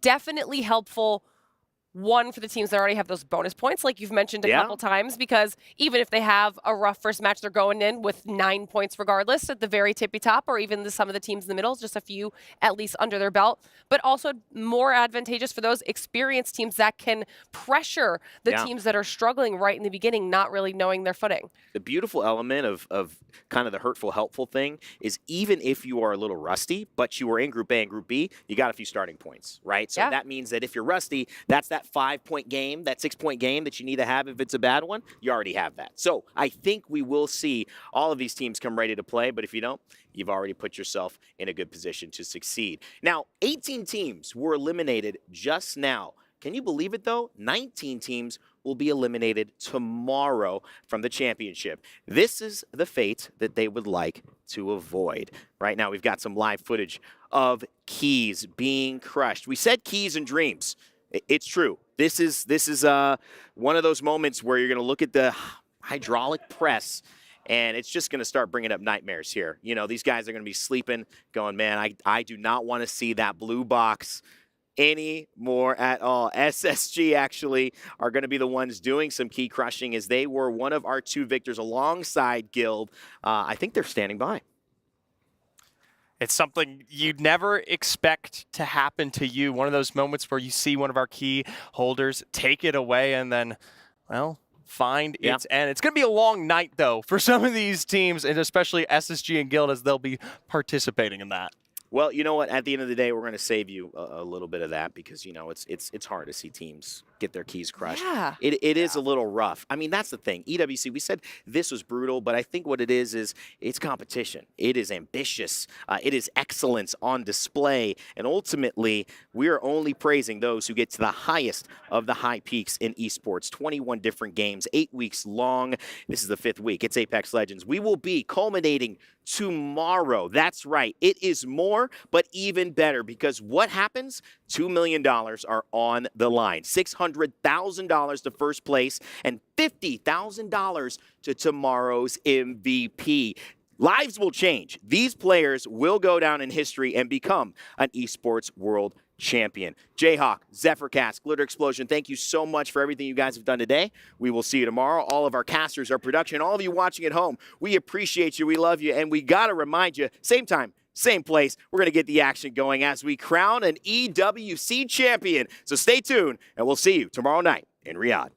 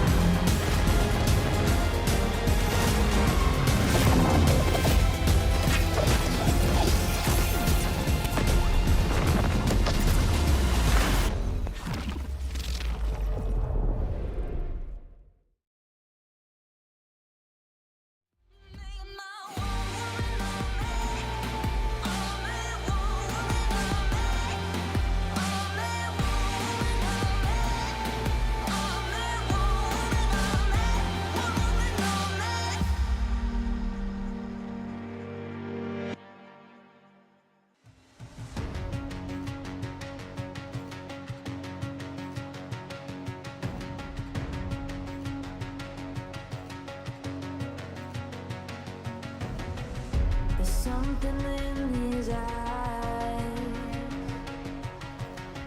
There's a storm within, but it's written in the skies. Let it break me till it's over. Don't let it shake me, no.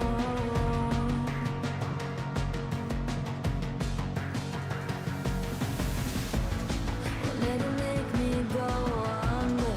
Won't let it make me go under. So now it's time to fly. Nothing's gonna stop me now. Nothing's gonna stop me now. Nothing's gonna stop me now.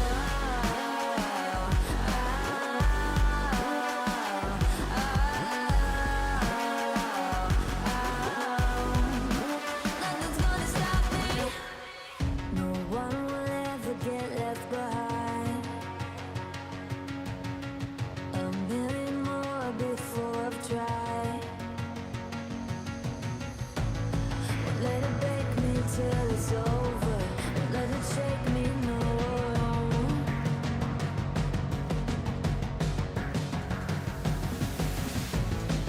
Let it make me go under. Let it make me go under. So now it's time to fly.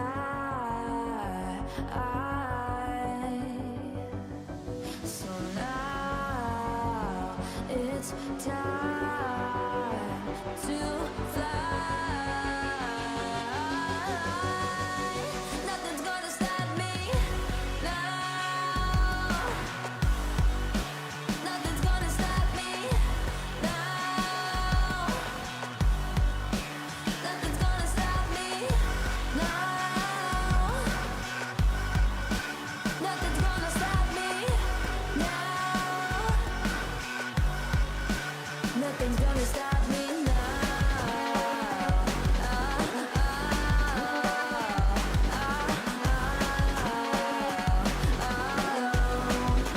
Nothing's gonna stop me now.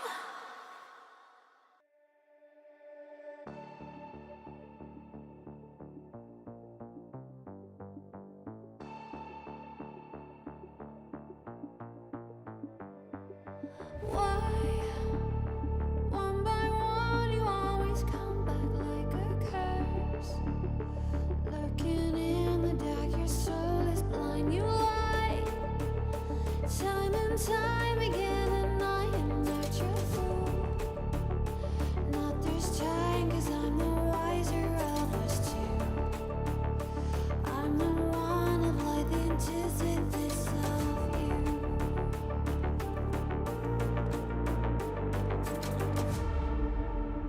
If you shoot, I'll take you.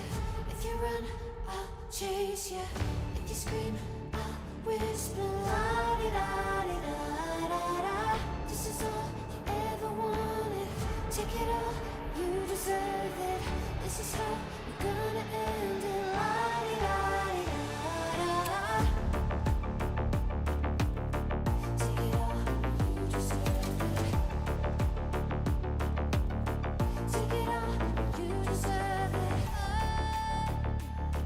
Giving back the freedom you want to destroy. And my power's way too strong for you, so try. 'Cause you can't dominate and know will you survive. And not this time, 'cause I'm the wiser of us two. I'm the one of light, the antithesis of you. The fire in my heart will only grow.